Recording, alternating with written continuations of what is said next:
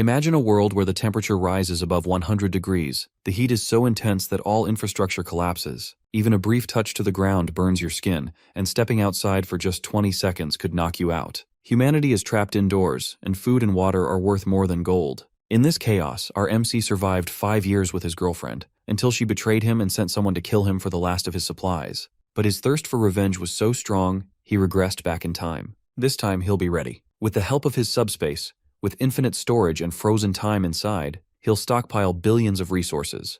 And he won't hesitate to use his powers and supplies to take what he wants and get revenge on those who ruined his past life. He's coming for a life of comfort, with food, girls, and a pool of cold water, in the middle of a burning apocalypse. Through the streets of the city, a bus speeds towards the evacuation location. Inside the bus, a woman realizes that she was in such a rush to enter the bus that she didn't bring any evacuation supplies. Because of that, she will have to buy new things in Jiangnan City. The man beside her asks if she has seen the news. The goods in the Walmart and alley warehouses in Jiangnan City have all been moved. In fact, that's old news because today, Dongming Lake in Shancheng dried up, and the Darundong warehouse has been emptied too. The woman speculates that the total value of all these supplies could be in the hundreds of billions, but it is in fact in the trillions. Another man behind her confirms that the loss of supplies and various natural disasters are just the surface of everything that's happening. The truth is that the world is coming to an end. The people on the bus are frightened by the sudden thought, but they don't seem to believe the strange guy. One of them even says that he's actually looking forward to the end of the world. In that scenario, all living beings will become equal. However, that's not true. The strange guy knows that even at the end of the world, there is no day when all living beings become equal. That's because he has personally experienced the end of the world himself in a previous life. Buildings were destroyed, and everything that humanity built was erased. On top of that, giant monsters roamed the land, and everything was completely hopeless. In his last life, he was just an ordinary delivery man who was as surprised about the apocalypse happening as anyone else. When the world began to end, there was an abnormal release of solar energy, and it changed multiple things. The atmospheric temperature rose sharply, crustal movements occurred frequently, and monsters hidden underground also came to the surface. Thanks to that, the whole world changed. And in a new world, there is a new order. The extreme scarcity of supplies, even if it's just for a packet of instant noodles, ham sausage, or a block of ice, caused people to give up everything they had. This guy is different from everyone else, because he has seen everything for himself. His name is Su Chen, and he was reborn 1 month before the start of the apocalypse after dying in his previous life. Thanks to that, he has all the experience, and now he can plan ahead of time to live the best life he can. While he's thinking, the woman from earlier walks up to him to talk. What he said scared her a bit, and she's now looking for someone to be with her during this entire thing. Unfortunately for her, that person isn't going to be him, because he has more important things to do. He leaves her alone and steps off the bus once it gets to his destination. He doesn't need people holding him back when he knows that what's most important in the apocalypse is an abundance of supplies. In his last life, he wasted a lot of time searching for supplies, so this time, he needs to be prepared in advance. He has his eyes set on the warehouse he works in as a delivery man. He grabs his work jacket from a hanger by the door and heads into the storage room. A coworker by the door informs him that being 21 seconds late means that he will have half a day's salary deducted from his salary. The guy apologizes and heads into the warehouse to clear it out for himself. In his last life, when the apocalypse came, the boss of this warehouse ran away in advance, and his annual salary went down the drain. So these supplies are going to be his compensation. To take them all for himself, he activates a power of his called space. This spatial ability allows him to put everything around him into a super large cubic space with dimensions of tens of thousands of meters in length, width, and height according to his will. The space unfolds in the warehouse, and he's able to grab lots of supplies, including rice, cooking oil, meat, and other foodstuffs. Everything, including the shelving itself, gets stored in his space. Thanks to this, he manages to purchase a large number of supplies for $0.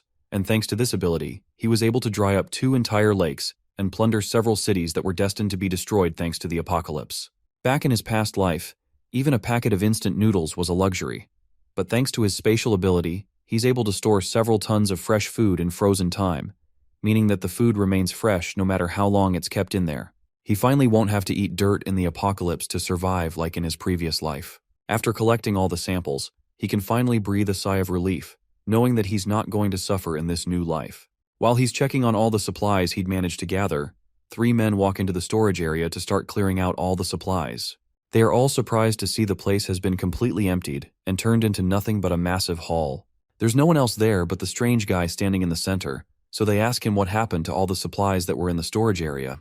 He immediately tells them that he has taken everything for himself. The men are surprised by his nonchalant admission, and they rush to catch him, but he easily uses his powers to dodge out of the building and remarks that he won't be late anymore since he's quitting. Then he just barely teleports away before one of the men can grab him. The three men are left desperately searching the area for him, but he has completely disappeared. Outside the warehouse, a portal opens up close to the ground, and the man backflips out of it and lands safely in an alleyway between the buildings. This second ability is called Space Jump, and it allows him to move within a 3-meter space whenever he wants. In the apocalypse, this ability allowed him to enter abandoned buildings to find supplies and safely escape from dangerous situations. Even in the face of mutant beasts, his space jump ability saved his life in crucial moments. With that out of the way, his zero-cost shopping mission is now complete. He throws his work jacket into the air and starts walking away from the warehouse. Suddenly, his phone vibrates, and he pulls it out of his pocket to see an emergency broadcast message. It informs him that the Earth is currently experiencing intense movement, causing localized natural disasters to appear all around the area. The message warns him to be careful, but tells him that the disasters will not affect his daily life. The official statement from the government is to not panic in hopes that the general public will remain calm. Do they even know that the world is coming to an end? While he's looking at his phone, it rings with a call from someone that makes his face twist in disgust. It's a woman named Zhang Xiaoqian, and just the sight of her name on his phone makes his hands tremble in anger. Su Chen takes a deep breath, then picks up the call. As soon as he puts the phone to his ear, her voice comes from the other end, screaming at him in anger. He has not talked to her for a long time, and she is angry that he disappeared without letting her know. He even put his house on sale with his real estate agent. She asks our protagonist if he really thinks that he will find a woman willing to be with him after selling his house. The woman on the other end is his fiancée, Xiao Qian, and she isn't someone he's very interested in talking to. On her side of the line, she's applying lipstick after just being done cheating on him with another man. While another man named Xiaoyu relaxes on the bed behind her, she continues insulting Su Chen through the phone, asking him if he remembers his responsibility as a man. He may not care about the house, but she's still a woman, and she wants him to give her the house as a gift so she can feel more secure with him. After she's done talking, he asks if she's done with her rant and if there's anything else she wants to say. His attitude towards her makes her even more annoyed, and she decides to give him one more chance to come back and transfer the ownership of the house to her. If he doesn't do that, then she will refuse to marry him. She tells him that she's on her way back to Shangdu, and that she hopes they will talk more when she gets there, but he ends the call without answering her. Xiao Qian spent 5 years with him in the apocalypse in his past life. He searched everywhere for supplies to feed her and brought her to a safe house, where he continued to take care of her. If it wasn't for him, she would have starved to death and died in the middle of the end of the world. Yet, even with that, she cheated on him multiple times with a violent man that beat Su Chen on multiple occasions anytime he came back empty-handed. Xiaoyu also accused him of hiding all the good things from them and keeping it to himself. One day, Xiaoyu killed Su Chen in the very safe house where he took care of Xiao Qian right in front of her, then fooled around with her right in front of his dead body, all while calling him useless. She didn't seem to care, and told Xiaoyu that Su Chen died because he was incompetent, all while he slowly died in the corner and watched it happen with his last breath. He was wronged by her in his last life, and he made the mistake of entrusting her with his life once before. But this time, both Zhang Xiaoqian and the man she cheated on him with, Xiaoyu, are going to pay the price for everything they did to him. Our protagonist will make sure that they won't die easily, and that they'll experience the pain they put him through 100 times over. His hand shakes in anger at the thought of what they did to him, but he takes a deep breath and calms himself down. For now, he needs to continue his quest of finding enough supplies to survive through the apocalypse. The rest of the things he needs can only be bought with money, and because of that, he first has to figure out how to get the money in the first place. He calls his real estate agent named Manager Liu and decides to offer up his house for half the market price. His only condition is that he wants the money in cash, and he wants it right now. With the deal set up, he makes his way to Dream Real Estate to finalize the deal on his house. But when he gets there, he sees Zhao Qian waiting for him with Xiaoyu, who has a baseball bat. Su Chen isn't bothered at all and walks past them into the real estate building, but he's blocked by Xiaoyu, who angrily asks him why he dares to sell their house. Because of that, he'll make sure that Su Chen won't see the sun tomorrow. While the thug is talking, Su Chen reaches out and grabs him by the neck. Then he lifts the angry man off the ground before slamming him back on the floor. Xiao Qian jumps to try and protect her lover from her fiancé.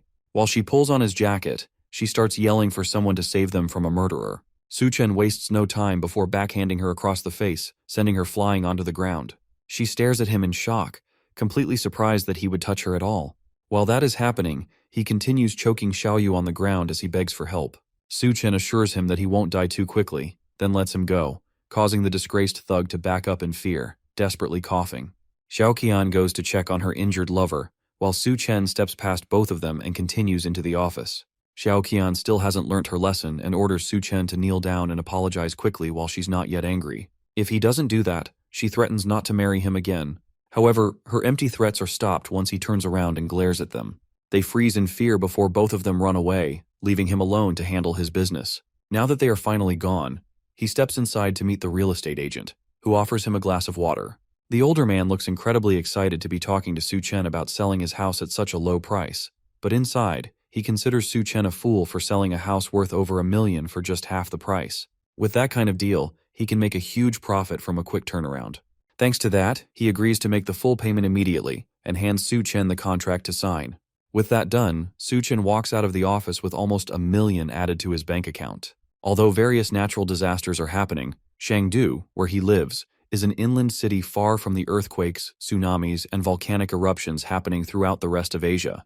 Adding to that, the government is officially trying to keep the public calm, so there is still a sense of normalcy in the area, and society is still functioning well. As he thinks about his next step, he passes a flyer advertising fast and high-interest loans.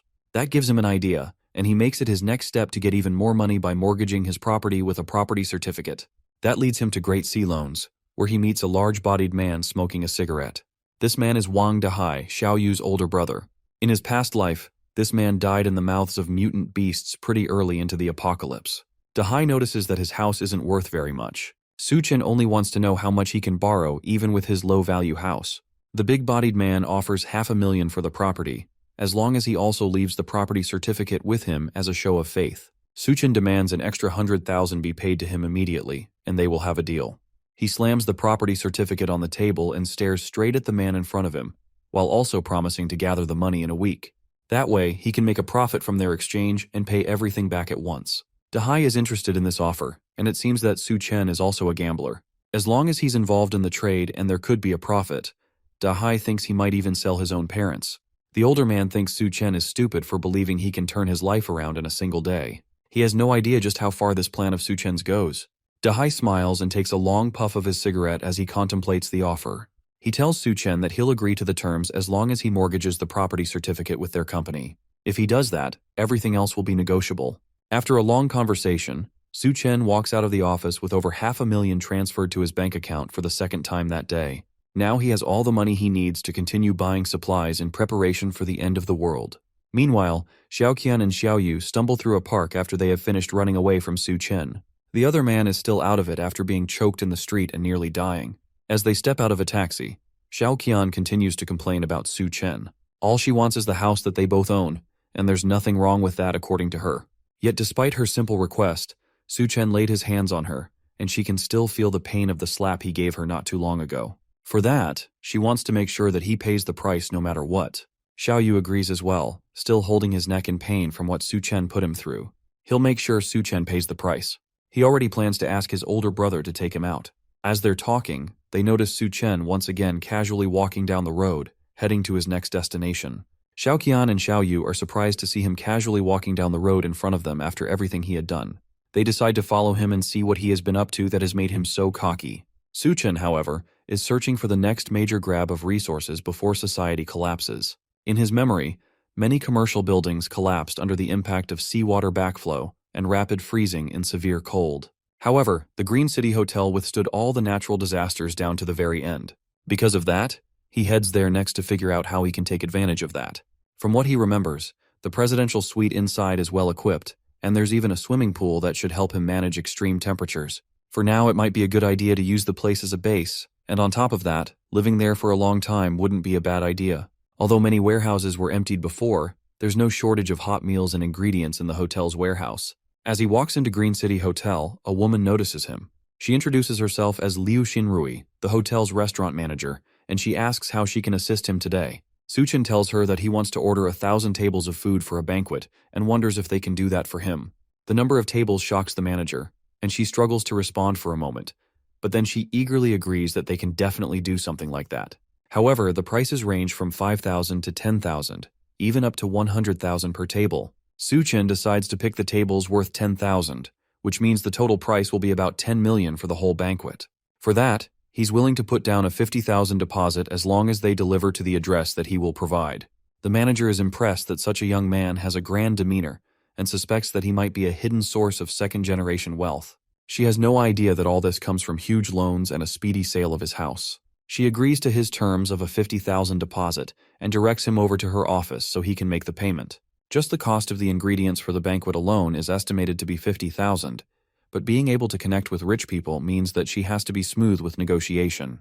As they walk to her office, she asks Su Chen if he's getting married anytime soon. Since he has no other excuse for why he would need a huge banquet, he decides to go along with the story that he's getting married, and that's why he needs everything. In the meantime, he also asks her to book a presidential suite for him to stay in. With negotiations done, Su Chen walks out of the hotel, happy that he managed to get 10 million worth of dishes settled for a 50,000 deposit. As for the final payment, by the time the scorching post-apocalyptic world hits, even a single block of ice will be worth billions. The woman inside is also happy with the deal and the fact that he booked the presidential suite. She thinks that he's doing all of this for his honeymoon, and that whoever marries him must be truly fortunate. While she sits and thinks to herself, Xiao Qian walks into the hotel and asks the manager about Su Chen. Manager Liu doesn't immediately answer her and first asks who exactly this newcomer is. Xiao Qian answers that she's Su Chen's girlfriend and wants to know what he was doing there. Now that the manager has verified her identity, she informs Xiao Qian that her boyfriend ordered a banquet of 1,000 tables from the hotel. She even tells her that having a boyfriend like him must be amazing. Meanwhile, in her mind, Manager Liu thinks this girl is only a 7 at best, and it seems like her temperament is way too high. Rich people always seem to like these types of girls. The two are shocked that Su Chen could order a 10 million budget banquet, and they don't believe him at first. But then Manager Liu explains that wealthy people love to play the game of hiding their identity. They fear their partners might be after their money, so they only reveal their wealth on the day of the wedding. They still don't believe that someone like Su Chen could be wealthy, and Xiao Qian remembers that for the past few days, he has done nothing but try to disappear from their lives, and even resorted to cold violence. But Manager Liu proves her point by showing that Su Chen transferred 50,000 yuan as a deposit for the banquet. The two leave the hotel to think about the new information they've found. Why would Su Chen order so many tables from a fancy 5-star hotel? Who is he planning to invite? Xiao Qian believes he wants to introduce her to his wealthy circle and then bring her into his life of riches. Xiao Yu asks what they should do now that they know this while he reaches for her chest with his hand. She slaps his hand away and realizes that she needs to create opportunities for Su Chen to get back with her as soon as possible. In her mind, she starts imagining a life of wealth and luxury, where she's dressed in fancy clothes, living in a luxurious house, surrounded by maids and butlers catering to her needs. Just the thought of that alone makes her drool, and she can't believe that she would see this kind of opportunity with someone like Su Chen. Su Chen returns to his old home to continue planning his zero-cost purchase, which at this point was pretty much just stealing since he didn't plan to return anything that he had taken so far, or to pay for any of it either. During his raid, a lot of essential items hadn't been bought yet, and the remaining money was just not enough to cover the costs. So he resorts to another devious method to get money. He can use online loan apps to gain a ton of money quickly and use it to fund the rest of his raid. So for the whole afternoon, Su Chen downloaded more than 80 apps at once, and spent a long amount of time taking selfies and gaining loan amounts that ranged from 30,000 wen and above.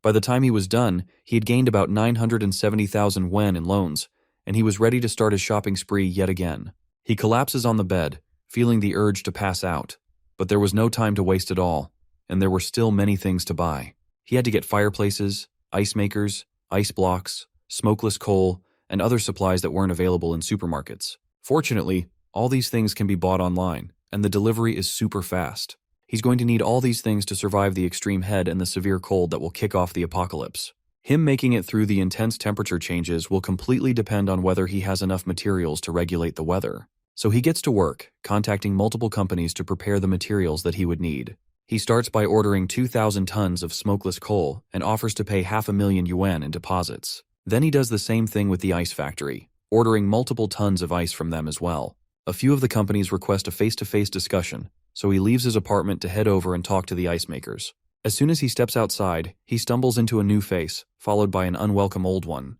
Her name is Lina, and she is a close friend of Xiao Qian. In fact, she was the one that introduced them to each other and trapped him in that awful relationship. She walks up to him with a smile while her friend follows closely behind. She then tells him that his girlfriend has been missing him very much. He asks them if she has been missing him, or if she has been missing his house. Lina tries to cover for her friend and tells Su-chen that his girlfriend was only testing him before. She accuses him of being clueless and ignoring how sad Xiao Qian has been without him. The gold digger of a girlfriend takes the opportunity to latch onto Su-chen's arm and plead with him. She asks him to accompany her for a walk and apologizes for scolding him yesterday in hopes that he won't be mad at her. The act doesn't impress him at all, and he pulls his arm away, telling her that he's busy and she should go and take a stroll by herself. Xiao Qian is surprised that Su-chen is acting so arrogantly, but Li Na snaps her out of it and points out that he's taking a taxi somewhere. This might be her final test, so she encourages Xiao Qian to follow him in a different taxi and see where he goes. Su-chen makes his way to the ice factory to meet with the manager and place his order. The older gentleman greets him and seems surprised that Su-chen is so young despite all the things that he's buying. The two shake hands, then the younger man follows up the discussion by asking how long it'll take to produce and ship the 2,000 tons of ice that he had ordered. The manager assures Su-chen that their ice factory is very efficient and one of the best in the state. He promises to deliver the edible ice in 3 days, and the total price of it all would be 800,000 wen. Su-chen agrees and hands over a 100,000 wen deposit. Then he gives the man an address to deliver the ice to in 3 days. Now that the transaction has been confirmed, the man decides to ask him why he needs so much ice. Was there some sort of large-scale event happening somewhere? If he is a regular organizer, then they could partner more in the future. He was somewhat correct, since there is definitely a large-scale event happening soon. But Su-chen can't just casually tell him that. So instead, he lies that he plans to donate all the ice to the Alashan for charity. The manager is surprised, but at the end of the day, an 800,000 yuan deal has been settled immediately at the entrance. That young man must really be something. As he watches Su-chen's taxi drive away, another taxi pulls up, and he wonders if this is someone else here for business without an appointment. Xiao Qian and Li Na step out of the taxi and walk over to talk to the manager. Xiao Qian tells the boss that Su-chen is her fiancé, and she wants to know what they were talking about. He doubts her a little and wonders if this is some sort of detective play, but he still tells her that Su-chen had ordered 800,000 yuan worth of ice from his company. Xiao Qian and Li Na nearly scream at the mention of that, since this pretty much confirms that Su-chen must be some sort of second-generation super-rich personality. No one in their right minds would spend that much money on just ice. Li Na desperately asks what Su-chen wants to do with so much ice, and he tells them that Su-chen plans to donate it for charity. Of all the responses they expected, they definitely were not expecting that. Back with our protagonist, Su-chen has now purchased all the items he would need to survive in the apocalypse, and now he decides to enjoy the little time he has left before the world descends into chaos. In his last life, he was too busy working to ever think of doing anything in luxury. Even going to a small cafe was out of the question for him since he was so preoccupied. So he decides to go to a fancy restaurant to relax and enjoy himself. A waitress welcomes him and hands him a menu to look through.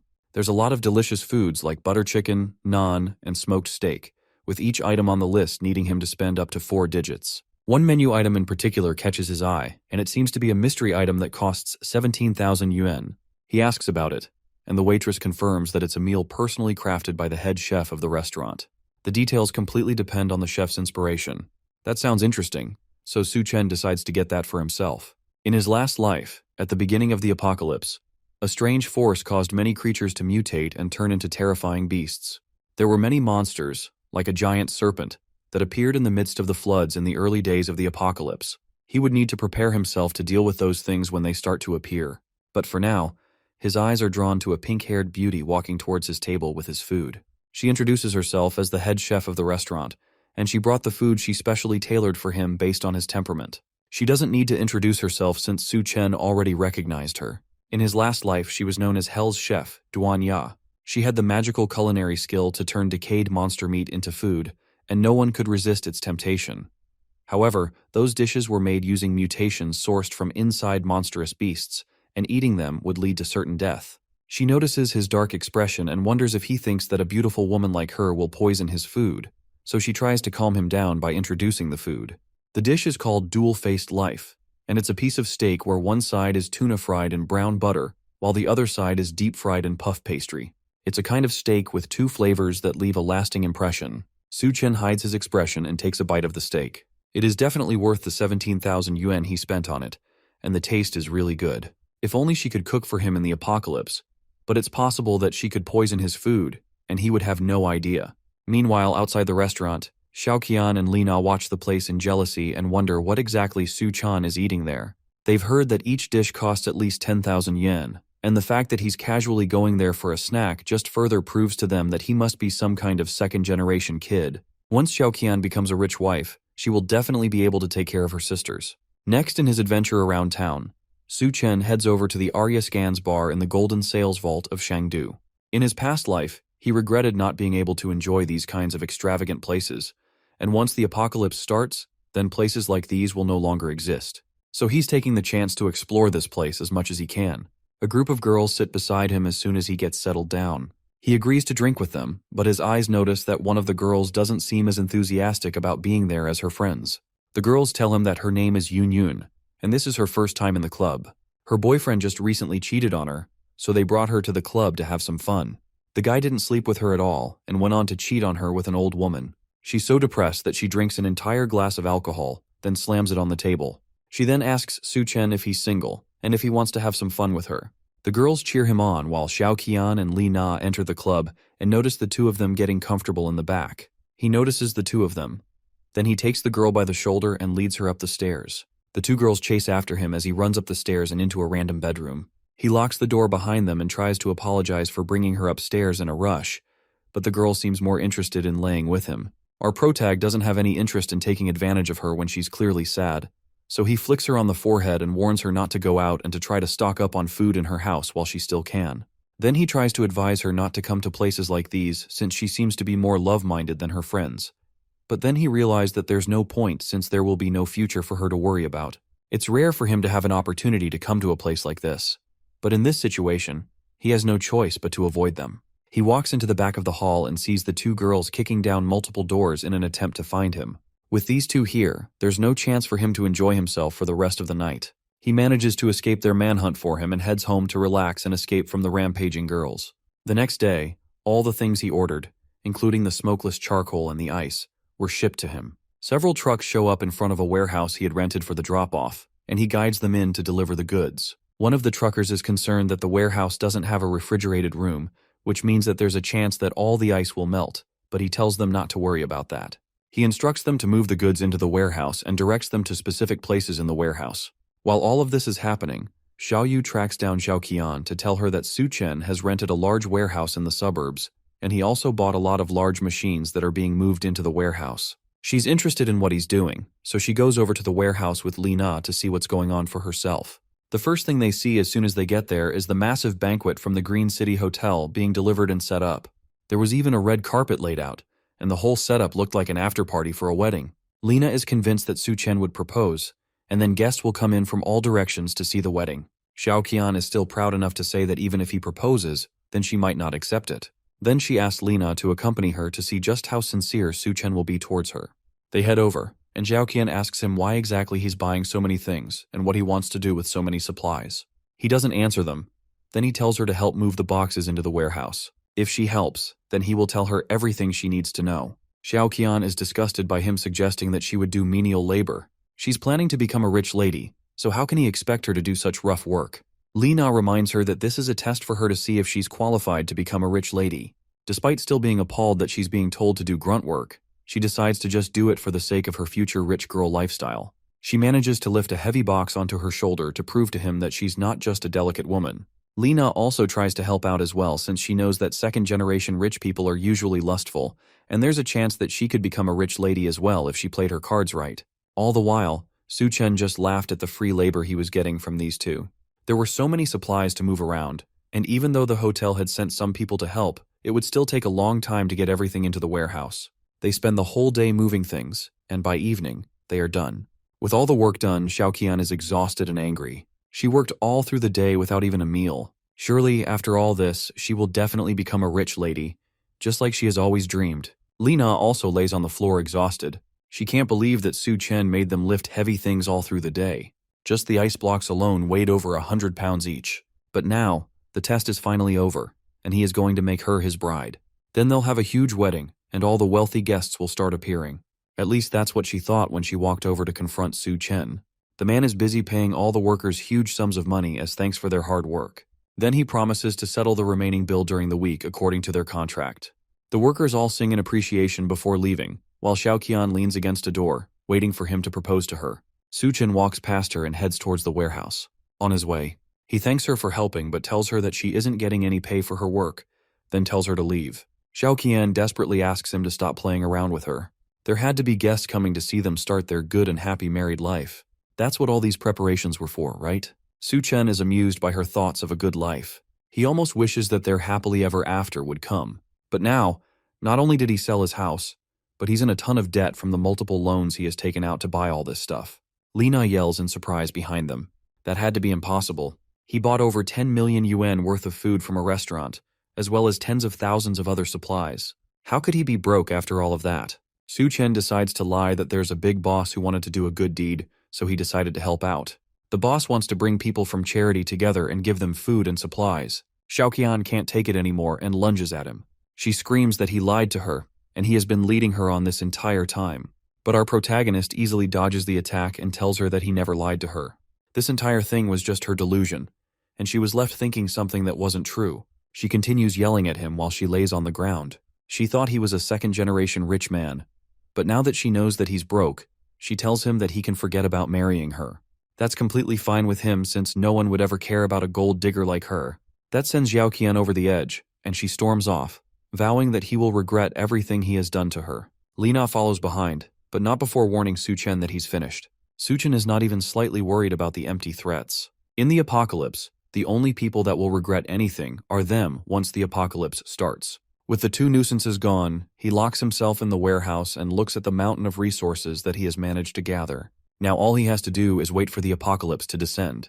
He opens up his infinite storage and stows them away for later. Now, with all of that done, he goes back to the Green City Hotel to enjoy another relaxing meal while waiting for civilization to collapse. As he's relaxing in the hotel lobby with a nice meal, a loud group of people walk in, and they're all people that he recognizes. Dahai tells Xiao Qian that all she has to do is follow Xiao Yu to find the good life that she has been looking for. In Chengdu, his words still carry a lot of weight, and he will be able to take care of her.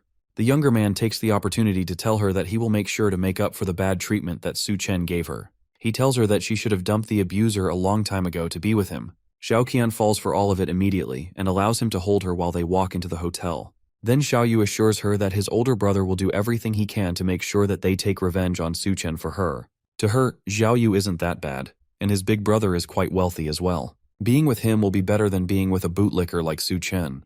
The noise finally causes Su Chen to speak up and points out that Xiao Qian really isn't picky with who she decides to stick with.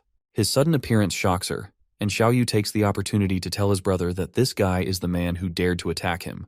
Dahai recognizes him as the guy that he gave a huge loan to recently. The bigger man has been planning to find him for a while now, but now that he knows that his benefactor is the same person that harassed his brother, he now has more plans for the foolish younger man. Xiao Yu is surprised that his brother knows Su Chen, and the large man tells him that this guy is the same person that mortgaged his house and borrowed over 500,000 yuan from him. And on top of that, it just so happens that tomorrow is the repayment day. It seems like they both have scores to settle with him. Xiao Qian is grossed out by the fact that he even had the audacity to borrow money from Dahai. Because of that, he definitely won't be able to clear the debt in this lifetime. Luckily for her, she didn't get involved with him. Su Chen isn't worried by the noisy guests and calmly wipes his mouth after his meal. Dahai leans down and threatens Su Chen with his pending repayment. He can't be here enjoying himself in a hotel when the man he owes so much money to is standing right in front of him. Xiao Yu yells that he won't be able to pay back the money no matter what. It's best that they just finish him now that they have the chance. The group of thugs behind him smile menacingly, and they also look eager to go after Su Chen. While all of this is happening, Manager Louis comes in to try and pacify the situation. Dahai agrees to talk it out if our protagonist kneels down and apologizes to him and his brother. If he does that, then they will consider peacefully settling the matter. Manager Louis asks Su Chen what exactly is going on, but he dismisses it, calling them nothing but simple pests. That doesn't sit right with Dahai, and the bigger man slams a large hand on the table. He had been giving our protag basic respect since, but today, he's definitely finished. Nothing he does today will be able to save him from what's about to happen. That's what he thinks. At least until some newcomers walk into the hotel restaurant and the man in front demands to know what's going on. Both Dahai and Su Chen recognize this scary-looking man. His name is Gao Qiang, and in Su Chen's last life, he was known as the Skull Crusher. He and Hell's Chef were a major force in the post-apocalyptic world of Chengdu, and he even heard that after the apocalypse, the Green City Hotel became the first place of the mutations. In fact, it's very likely that Gao Qiang's skull-crushing abilities grew in him because he was in the hotel when the mutation started. For now, though, Gao Qiang is just a well-known entrepreneur in Chengdu with a wide network of people in the underground, and many people under his command. The man notices that Su Chen has an interesting glare. Now that the chaos has settled down and they weren't making a mess of his hotel, Gao Qiang continues on with the business he had in the hotel. He brings Duanya to an office in the hotel, where Mr. Sun waits for them, pouring a glass of wine as they enter. This man is named Mr. Sun, and the chef wonders what exactly he wants to discuss with her. The man tells Duanya that he has heard about her being a great beauty, and today he finally gets to meet her in person. He offers her a drink, but the chef can clearly see that some sort of drug has been dissolved in it.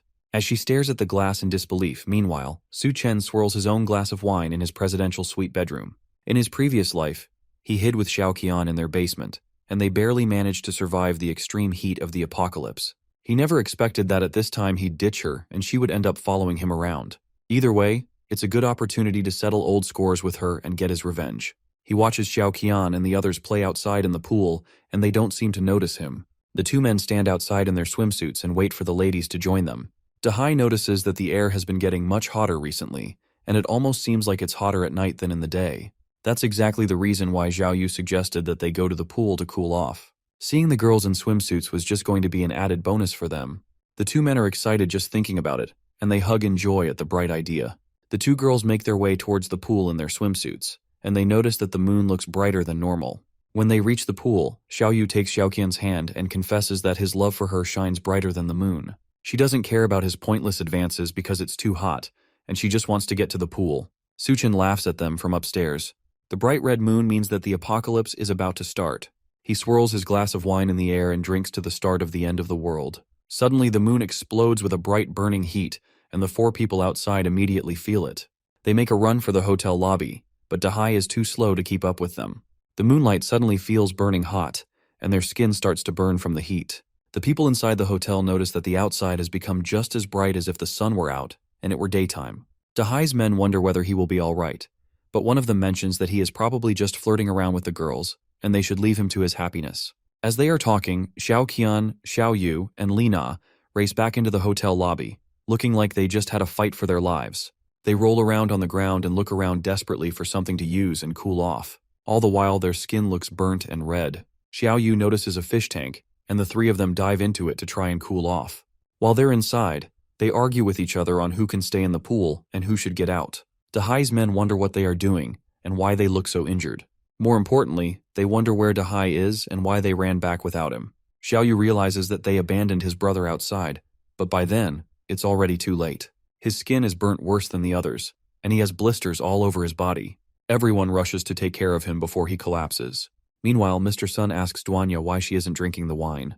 Before she can answer, Gao Qiang cuts in and tells him that a banquet has already been prepared for him. Mr. Sun doesn't care though. He's only concerned by the fact that Duanya didn't drink what she was offered. Nobody in Chengdu dares not to drink the wine he pours. He tells Gao Qiang to back off since this is none of his business. At that moment, Duanya realizes that Gao Qiang had set her up. He must have done it to try and climb up the ladder and win Mr. Sun's favor. The large man thinks he's invincible in Chengdu and that he can go around harming many women, and today it seems like he targeted her. She's completely certain that there is something wrong with the drink, and she must not take it. However, there's nothing she can do to escape this situation. At that moment, the moon shone with a bright red, burning light. The light blinds both Gao Qiang and Mr. Sun for a moment, before they both rush to close the curtains because of the heat. The two men are sure that something horrible is going on, and they decide to go downstairs and find out more information, while Dawn sighs in relief that a distraction like that had saved her from something terrible. Downstairs, everyone in the hotel had gathered in the lobby to try and escape.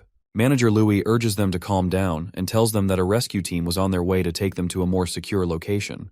The people don't seem convinced, and chaos starts to burst out in the lobby. Meanwhile, Gao Qiang makes his way downstairs and asks someone what's going on. He explains that there was a sudden temperature rise, and the news had reported that hundreds of people had already been injured. Mr. Sun tries to call up one of his friends to send someone to pick him up from the hotel, but they tell him that right now they're working to make sure that there aren't any power issues, and because of that, nobody is available to come over and pick him up. Dahai is still burning in the corner from his direct exposure to the sunlight. His men tell him that he needs to go to the hospital while he screams in pain every time someone touches him. But with it being so hot outside, there's no way they will be able to get to the hospital. He tries to call one of his other men, Xiao Dao, to drive over there and pick him up. Xiao Dao is already in the underground garage of their real estate headquarters, and he starts driving out to go and pick them up at the hotel. Because he's underground, he can't feel the heat as much as others can, until he drives into the street and notices that everywhere is bright as if it were still daytime.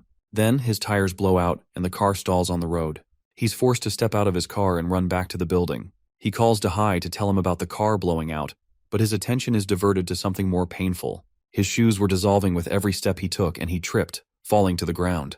He opens his eyes and sees that there is a completely melted and dissolved body lying beside him. He screams and tries to get up, but his skin sticks to the floor as he does. The heat had already melted most of his face and stuck him to the ground. Back at the hotel, all that Dahai and his crew can hear are loud screams coming from the phone as the heat roasts Xiao Dao on the ground. While all of this chaos goes on downstairs, Su Chen sleeps comfortably in a nice, well-air-conditioned room, without a care in the world. Almost immediately, breaking news reports circulated on the TV, warning people that the weird temperature anomaly had already taken nearly 100 lives.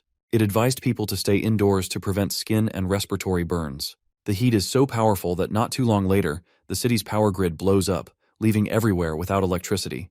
Dahai continues trying to call back the driver, but the line never connects. It seems like Dahai is no more, and on top of that, all the other rooms in the hotel have been fully booked. Dahai and his group had to resort to taking the last room available, which they will have to share with Xiaoqian and Li Na. The two girls are not pleased about this at all, and they complain that they will need a separate room. While they're arguing, the power goes out, which means that the air conditioning also stopped in the hotel, causing the building's temperature to rise rapidly. If they don't leave the room, they'll suffocate from the high temperature. While the men struggle to take off their clothes and try to find a way to cool down, Xiaoqian remembers that Su Chen had booked the presidential suite, and it even had a pool. If they kicked him out, they could take over the place for themselves. Su Chen himself enjoyed the night by swimming in his room's personal pool. In his last life, the city's electricity had hidden dangers due to improper maintenance. No matter how much manpower was invested, the city's electricity still exploded despite everything they tried to do. Because of that, all the users connected to the city's electricity were affected. That's why he specifically chose a room with a pool, and he also prepared multiple vertical air conditioners with large backup batteries to ensure that the room stayed at a reasonable temperature. He uses his spatial abilities to summon some of his stored ice, as well as a large table of food to enjoy himself with. It's only the first day of the apocalypse, so he's planning to start it with a simple breakfast. As he's about to start eating, a loud knock comes from his door. He opens it up, and the men and girls outside immediately notice that inside the room is so cool. As soon as he opens the door, they notice the lineup of air conditioners and the multiple blocks of ice that are keeping the room cool. The women shout at him for being selfish and enjoying all this luxury while they roast outside. They try to force him to leave the room for them, while Dahai reminds him that he owes a lot of money to his business. In order to pay back the interest of the past few days, all he has to do is give up the room to the older man. Otherwise, he will throw our protag out by himself. Su Chen is having none of that and pulls out a gun as self-defense before firing a shot right at Dahai's stomach. He warns them that if they take one more step forward, then he will take another shot. The sight of a gun causes them all to freeze while Dahai stares down in shock at the bullet wound in his stomach. Since they haven't left his doorway yet, he takes another shot, this time at Dahai's leg. Then he tells them that he'll count to 3, and if they haven't disappeared from his sight, then he'll unload more bullets at them. The group doesn't need any more info, and they escape while they can. Back in the hotel's lobby, Gao Qiang demands to know why there's no food in the whole hotel. Manager Louis apologizes and tells them that a few days ago, someone booked 1,000 tables for a banquet, and because of that, they almost ran out of ingredients to cook. They were supposed to get another delivery today, but the heat wave is clearly stopping that from happening. Since there isn't enough left, Mr. Sun demands that all the water and food get brought to him instead. The people in the lobby protest at that, and they try to attack him, but his thugs just barely protect him from the crowd. All the while he sits back, not even bothered that there's an entire crowd of angry people trying to attack him. Then suddenly a group of people ran into the lobby, shouting that Su Chen tried to kill someone. Gao Qiang notices that Dahai has gunshot wounds, but he knows that there aren't many people who can get their hands on a gun. It seems like there's a tough character living upstairs. Xiaoqian announces to everyone that Su Chen's room has electricity, air conditioning, and even a swimming pool. That catches everyone's attention, and she verifies that she saw it with her own eyes. There was even lots of food and ice cubes, which made the room seem like heaven compared to the sauna that was in the hotel lobby. The crowd rallies together and makes their way upstairs to confront Su Chen, and Dahai orders his men to follow them and make sure that Su Chen gives up his room no matter what. The crowd reaches the door to the residential room, and when Su Chen opens the door, they get a taste of the cool air in the room. They all beg him to allow them to stay in his room, while a kid peeks his head into the room looking for the fried chicken that Xiao Qian had mentioned. Once he spots it, he runs into the room in a frenzy, desperate for a taste of the food, but a food to his stomach sends him flying back into the crowd. That causes the crowd to go into a frenzy since he kicked a child. They determine that someone like him doesn't deserve to stay in such a luxurious room. They try to rush at him, but he pulls out the gun and shoots blindly into the crowd, taking out one of the people standing at the back. As the man drops dead to the floor, he reminds them that he may be alone, but they only have one life. Downstairs, Xiao Yu screams out once he notices his brother is outside, lying down in the scorching sun. The rest of his brother's men hold Xiao Yu back from running outside, as his brother is already long dead. His wound was already infected and rotting, and because of the high temperature and there was no medicine to treat the wound, the man passed on. Xiao Yu knows exactly who to blame for this, and it's the man that shot his brother in the first place.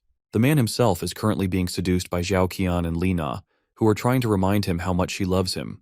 They tell him that he couldn't shoot them, and he was just trying to scare Dahai and his crew. They beg him to let them in, and if he does, they will do whatever he wants. He sees how desperate they are to be with him, and finally decides to let them in. Before they can do so, Xiao Yu charges through them, aiming to kill Su Chen and take revenge for his brother. That causes Su Chen to declare that anyone who crosses his door will die, before he brings out a baseball bat and sends Xiao Yu flying with one hit. He flies back, knocking into the two women behind him and sending them all down to the ground. Now that they've seen his violence for himself, the two girls don't want to go anywhere near him, so he tells them to get lost in his sight.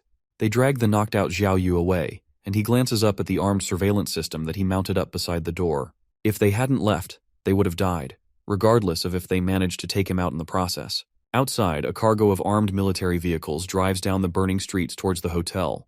The tires have been modified into treads, and the windows have been insulated to make sure that the rescue team can survive the journey to the hotel and back. One of the vehicles parks in front of the hotel, and some armed men in insulated suits step out and enter the hotel lobby. They ask if Liu Zhengguo from the academy is in the building, and he steps out from the crowd towards them. The rescue team is there for him, and only him, and they give him the insulated suits to put on so he can leave with them. Professor Liu is a geological expert, and he will be able to play an important role in stopping the disaster. The rest of the people in the lobby yell out in protest because they are trying to rescue only one person instead of the crowd of people that were also trapped in the hotel. One of the men announces that the authorities have already launched a separate rescue operation that will take place at midnight, which is the coldest time of the day. Once nighttime falls, they can all make their way to Silicon Valley Plaza, where they will find the rescue point. The others in the lobby celebrate that they will soon be rescued, but not everyone is satisfied. Mr. Sun rushes towards one of the insulated guards and demands that they give him an insulated suit so he can leave with them, but the guard is easily able to restrain him.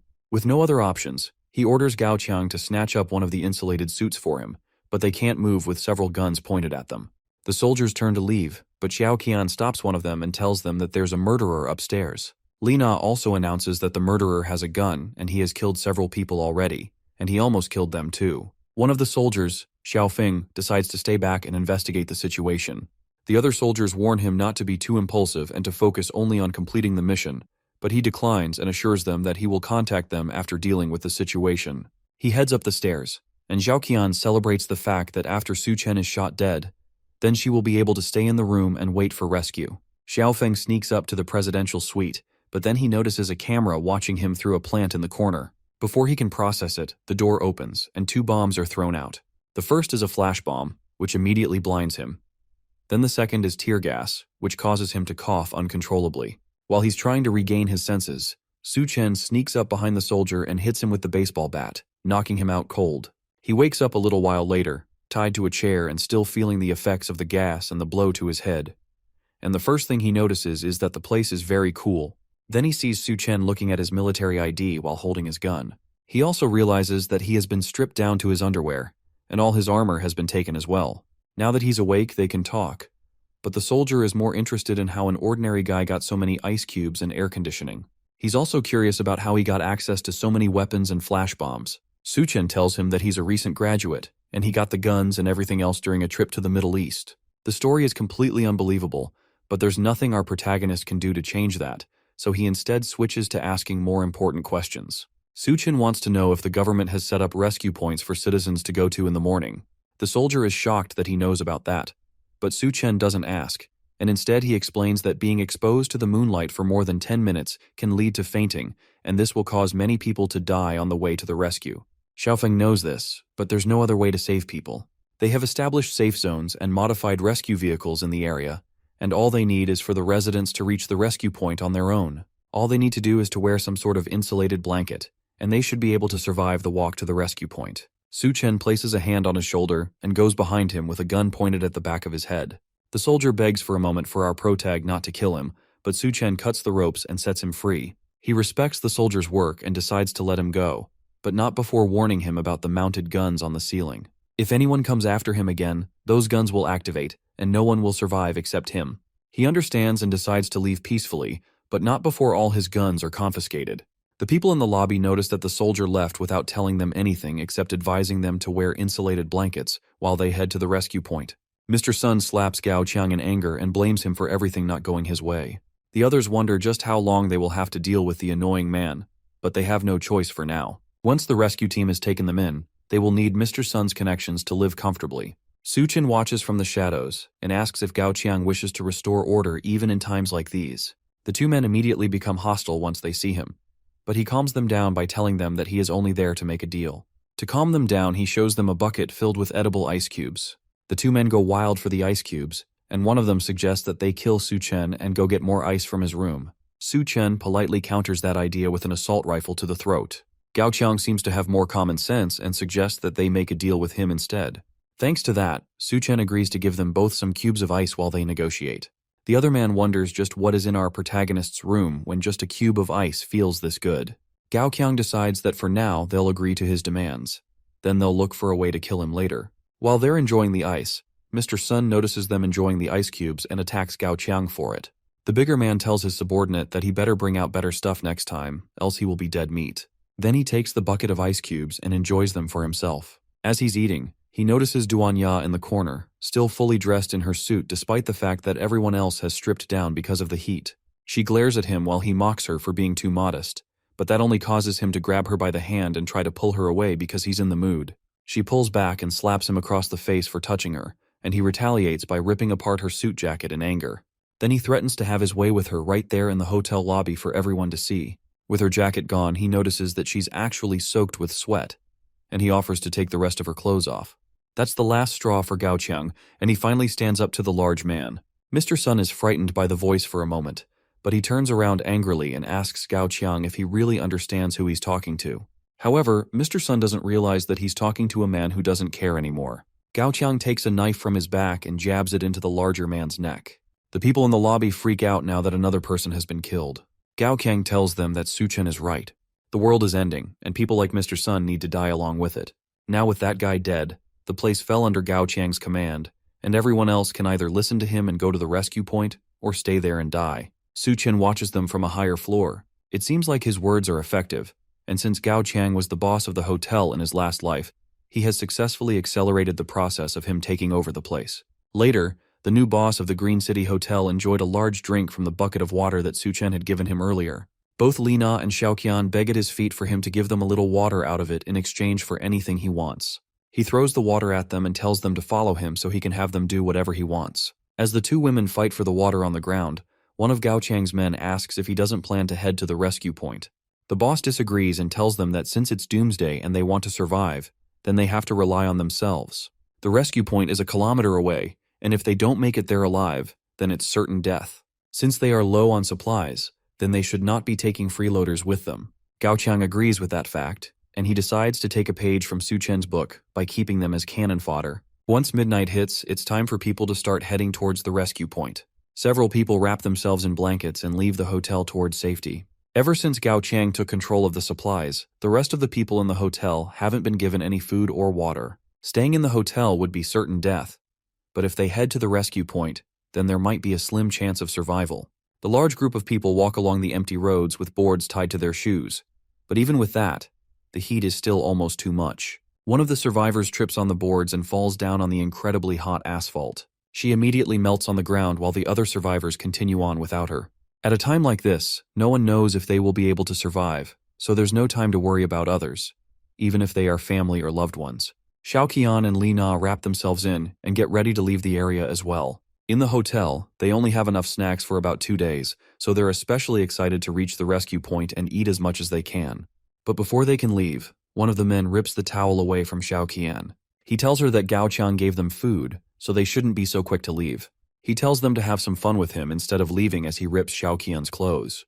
The two of them beg him to take them to a room first before they start having fun, all while Su Chen watches everything from the top floor. In his last life, he went to the rescue point with the others, but no one told him to bring a blanket. So even though it was only a short kilometer, many people died on the way there. At least with his advice from earlier, more people should be able to survive the trip and make it to safety.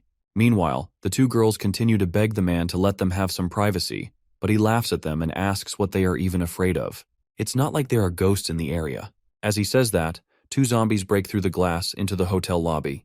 Gao Qiang and the others in the lobby scream as they walk slowly towards them, and Xiao Yu wonders if they will also get turned into zombies if they get bitten.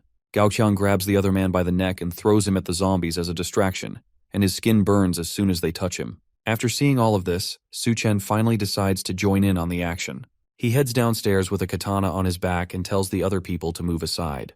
They're surprised that he wants to deal with those things by himself, but Gao Qiang tells them to watch and let him do what he wants, and once he kills them, they will kill him. Meanwhile, Su Chen watches the zombies as they growl at him. In his last life, corpses that get exposed to sunlight will mutate, but they aren't actually zombies, which means that they won't spread the virus.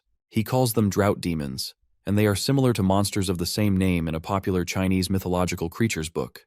These drought demons actually retain some memories and attachments from when they are alive, and in Mr. Sun's previous life, he was killed by Gao Qiang, which should make him hold on to the desire for revenge, which in turn made him into a drought demon. So because of that, the zombified Mr. Sun completely ignores Su Chen and runs over to kill his murderer instead. As for Dahai, he died from the bullet wounds that Su Chen gave him, so he rushes towards our protagonist instead. The large drought demon lunges a clawed hand at the smaller man, and he's easily able to dodge. Then he rushes towards the other drought demon and brings his katana down, straight through Mr. Sun's head, slicing the drought demon completely in half. As he dies, a small purple crystal comes out of his body and floats in front of Su Chen. In the last apocalypse, where Gao Qiang was the leader of the Green City Hotel, he must have gotten his powers after killing Mr. Sun in his last life as well. That means that the crystal will always appear inside Mr. Sun. This is the crystal nucleus that can give normal people superhuman strength. Now it belongs to him, and he can use it to greatly improve his abilities. He barely even has a second to grab it before Dahai rushes towards him in blind rage. Instead of fighting him, Su Chen leaps over the rampaging drought demon and lands safely on the stairs. Now that he has what he came down for, the rest is up to Gao Qiang and the others downstairs. With no other choice, the boss grabs Xiao Yu by the neck and throws him towards Dahai. That manages to knock the man and his zombie brother into their supply of water. Then he yells for the others to find weapons and attack. Meanwhile, Su Chen pours himself a drink and dissolves the crystal in it. In his last life, these crystal nuclei occasionally appear in the skills of drought demons and other mutant beasts. They are extremely rare, and it only appears inside every 1 in 100. To get the power from them, one has to clean the crystal nucleus thoroughly, then swallow it directly. Once the crystal is fully submerged in the drink, he downs the entire thing in one gulp. The effects show immediately, and his body bursts with so much power that his clothes immediately explode. He screams out in pain as his eyes grow red before finally collapsing naked on the floor. Downstairs, it seems like the zombified Dahai is dead. Gao Qiang stomps on his head in anger and yells for it to move, but it lays motionless on the floor. Killing it also took out their last source of water. Without any water, Lina decides to try and escape to the rescue point, but one of the men grabs her and says that he will cut off her legs if she tries to run again. She begs him to let her go since, without water, everyone there will die of thirst anyway. Then she tells them that if they let her go, she will tell them a way to deal with Su Chen. That interests them, and they urge her to speak before they kill her. She tells them that Xiao Qian is Su Chen's finance, and if they attack her at Su Chen's doorstep, then he will definitely open the door so they can ambush him. The men agree with her, and Xiao Qian is shocked that her own sister would suggest using her as bait. They turn to grab the ex-fiancé, and she tells them that she will cooperate with their plan. But first, they need to find her some food.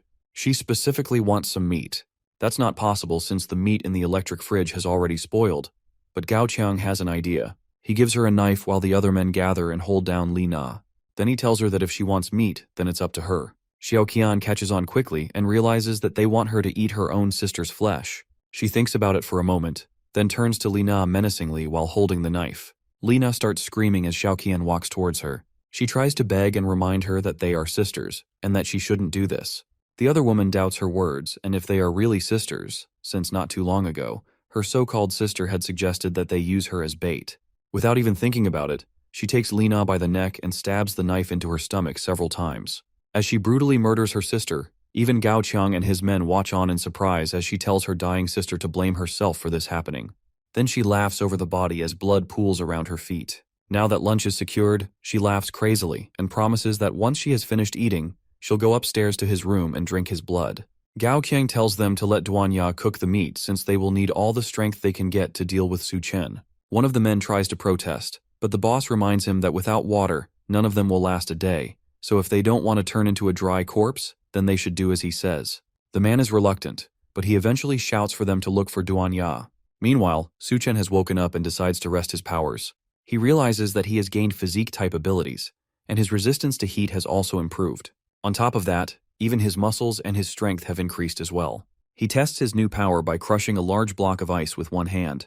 As he stands and admires his new abilities, a knock comes from his suite door. It seems like someone else has come to his door to bother him. He looks through the security camera and notices that it's Hell's chef Duanya waiting for him. Outside his door, she waits anxiously for him to open up and let her in. Everybody downstairs has gone crazy like Gao Qiang, and the down floor is no longer safe. Her only hope right now is to partner with Su Chen, and thankfully, she has some leverage to get her way. When he finally opens his door, he's still completely naked as he asks her if everything is okay and if she needs some help. She notices his undressed body and screams, while he hurriedly apologizes and realizes that he forgot to get dressed before coming out to meet her. He invites her inside his apartment, and although he considered subduing her, the atmosphere is a bit awkward now for both of them. But based on his previous life, he knows that Duanya is a very strong-willed woman, and she had a cooperative relationship with Gao Qiang. So if he finds a way to bring her to his side, then he will benefit greatly. He starts by telling her that his resources are limited, and on top of that, they had only just met. He can't just be expected to take her in just because she's pretty. Duanya realizes that the room is well equipped with ice and electricity, and because of that, she will have to show her worth if she wants to stay there. She tells him that she's not just a chef, she's also a graduate from Southwest Medical University, which means that she has a medical qualification certificate and 3 years of experience as a surgeon. The fact that she's a doctor is exciting to him, but that doesn't change the fact that his resources are limited and he's uncertain if they can survive till tomorrow. She gets desperate and tells him that as long as he doesn't kick her out of the building, then she'll do anything he wants her to. He accepts her offer and tells her to consider his room her own home. By the time she realizes what she said, it's already too late for her to take it back. He then warns her that her only choice when she's with him is to behave himself and to make sure that she doesn't have any ulterior notices, or else he will take her out. She, however, has no plans of going against him and has never doubted his methods and determination. Now that everything has been decided, he tells her to take off her clothes since now it's time to start repaying him. She goes to take a shower now that Su Chen has allowed her to stay in his room. There's water, electricity, and everything someone would need to survive the apocalypse and never worry about the outside. There's no need to think about the scorching weather or being eaten by the others. For anyone on the outside, this place would be heaven. That doesn't mean Su Chen is any kind of angel, though. His intentions are pretty obvious, especially when he told her that he would give her something different to eat. But she doesn't have a choice. It's either this or the scorching and unforgiving apocalypse. Thankfully, she already considered that he would act like this before she came up to his room, so there's nothing she can do about it. Meanwhile, in the living room, Su Chen watches her shower. He's not doing this to peek, of course. He just wants to prevent her from doing anything improper. That's what he tells himself anyway. After her shower, she comes out in a nurse cosplay outfit that he specifically chose for her. The clothes are a bit too small, and obviously not enough to cover the essentials. He tells her that she looks absolutely perfect in the outfit, which makes Duanya blush and look unsure. Suddenly, there's a heavy pounding on his door. Someone is shouting for him to come out and save them. Meanwhile, another voice yells that if he doesn't come out, then he'll break the door down. Outside the door, someone lurks menacingly with razor-sharp teeth and claws. Whoever is out there doesn't look quite human anymore. Su Chen is more annoyed that he has to deal with these jokers again than terrified for his life, but Duanya warns him not to go outside. These people have already eaten Lina, and if they open the door, then they might also get eaten. The fact that they ate someone catches Su Chen's attention, and from his expression, it means that this is very bad news. He leaves the suite and steps out to meet the people waiting for him at his door. He tells them not to be so quick to break down the door since it'll be troublesome if it's damaged. The men in front of the door look deranged, with veins bulging all over their skin as well as red, crazed eyes. In the middle of them, Xiaoqian begs for Su Chen to save her while one of the men grips her head. As soon as he comes out, They turn to him with their sharp teeth and chuckle maniacally. It looks like this is going to come down to a fight no matter how he handles it. However, Suchen doesn't seem bothered at all. He steps out into the hallway, and immediately, another one of the men who was hiding behind the wall tries to ambush him with a knife. The power boost our protagonist got earlier from the Drought Demon Crystal gives him sharp enough reflexes to stop the attack and immediately break the man's arm, stabbing his own knife back into his neck. That shocks the men, and they back off now that they've seen his power. But Xiaoqian takes the opportunity to break off from them, running towards Su Chen while still begging for him to save her. The damsel in distress act doesn't fool him at all, and he stops her by the neck, revealing her own set of sharp teeth and red eyes. Once someone eats human flesh, their body will mutate, and then fangs will grow in their mouth. Right now, Xiaoqian and the other men are no longer humans. He grips the woman by her face, causing her to cough and lose her breath. The men aren't concerned by it, however. It's the end of the world after all, and what does it matter if they eat people as long as they can survive? Even if they turn into bloodthirsty monsters by the end of it, at least they will be alive. Xiaoqian says that the meat was delicious, and after eating it, her body felt full of energy. Now all she needs is to take out Su Chen and take over his room. She twists her body and tries to swipe at him with her claws, but a hard kick from our protagonist sends her flying through the hall and crashing out of a window. She almost falls down onto the streets below, but she barely manages to catch herself at the last moment. She definitely won't be letting Su Chen off so easily. However, outside the hotel is still scorchingly hot, and she screams in pain while the sun burns her body up. Meanwhile, inside, the men decide to rush at him together before he has a chance to draw his gun. Su Chen calmly wonders if he even needs to waste bullets on these guys, and one of them warns him not to underestimate them too much. He jumps into the air and prepares to come down on Su Chen and take him out. Unfortunately for him, he doesn't mind wasting, and he raises a gun, putting a bullet through the first attacker's head. The rest spread out, hoping to avoid the gun entirely, and hit him while his guard was down. Thanks to their new forms, not only are they stronger now, but even their reaction speed has greatly improved. Meanwhile, Su Chen continues to fire bullets into them as they try to rush at him, but they easily dodge everything. In this situation, simple bullets won't be enough to bring them down. One of them latches onto the ceiling before bringing himself down towards Su Chen, but that kind of weak attack isn't enough to surprise our boy. He grabs the man by the head and slams him into the ground, killing him instantly. Then he catches the hand of another man and takes the knife from his hand before using it to slice the necks of 2 other attackers, taking them all down. The only person left is the enhanced Gao Qiang, who rushes at him with his fist drawn back for a final attack. However, just like all the others, Su Chen calmly grabs him before he can attack and pins him to the wall by his neck. As he holds Gao Qiang against the wall, a figure leaps through the window and lands at the end of the hallway. It's Zhao Qian, and it seems like the sun has mutated her, giving her sharp spikes on her back and a long tail while also making her look even more deranged. It seems like she mutated quickly into the monstrous state because of her strong attachment towards him. He snaps Gao Qiang's neck, killing him instantly, then turns to face Xiaoqian for a final battle. Since she doesn't want to disappear, he's just going to have to keep killing her until she finally leaves. Xiaoqian roars in anger as the two stare each other down. Meanwhile, Nurse Duanya watches from inside the safety of the room. She's amazed by the fact that Su Chen managed to single-handedly take down Gao Qiang's entire gang. The new monster girl that just appeared, though, gives off a very different and dangerous vibe. She tries to think of a way to help him so she can stay by his side. She doesn't want to be a burden to him, even if his way of taking care of her is a tad bit questionable. As she's wondering what she's going to do, she notices something in the room that might be able to let her stand next to him. The nurse heads back into the room and comes out with a whip, ready to fight against the monster. She tells Su Chen to let her help, but he's not very impressed. Not being scared and refusing to hide is a good trait, but with the way she's dressed, she's only going to end up distracting him.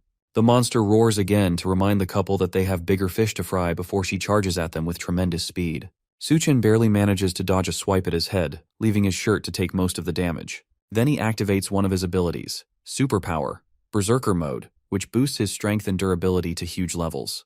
The monster rushes behind Su Chen and tries to bite into his neck, but even with her razor-sharp teeth, it doesn't leave a dent. Now that she's taken her swing, it's his turn, and he starts by grabbing both of her arms, then backflipping behind her, landing on her back while holding her arms above her head.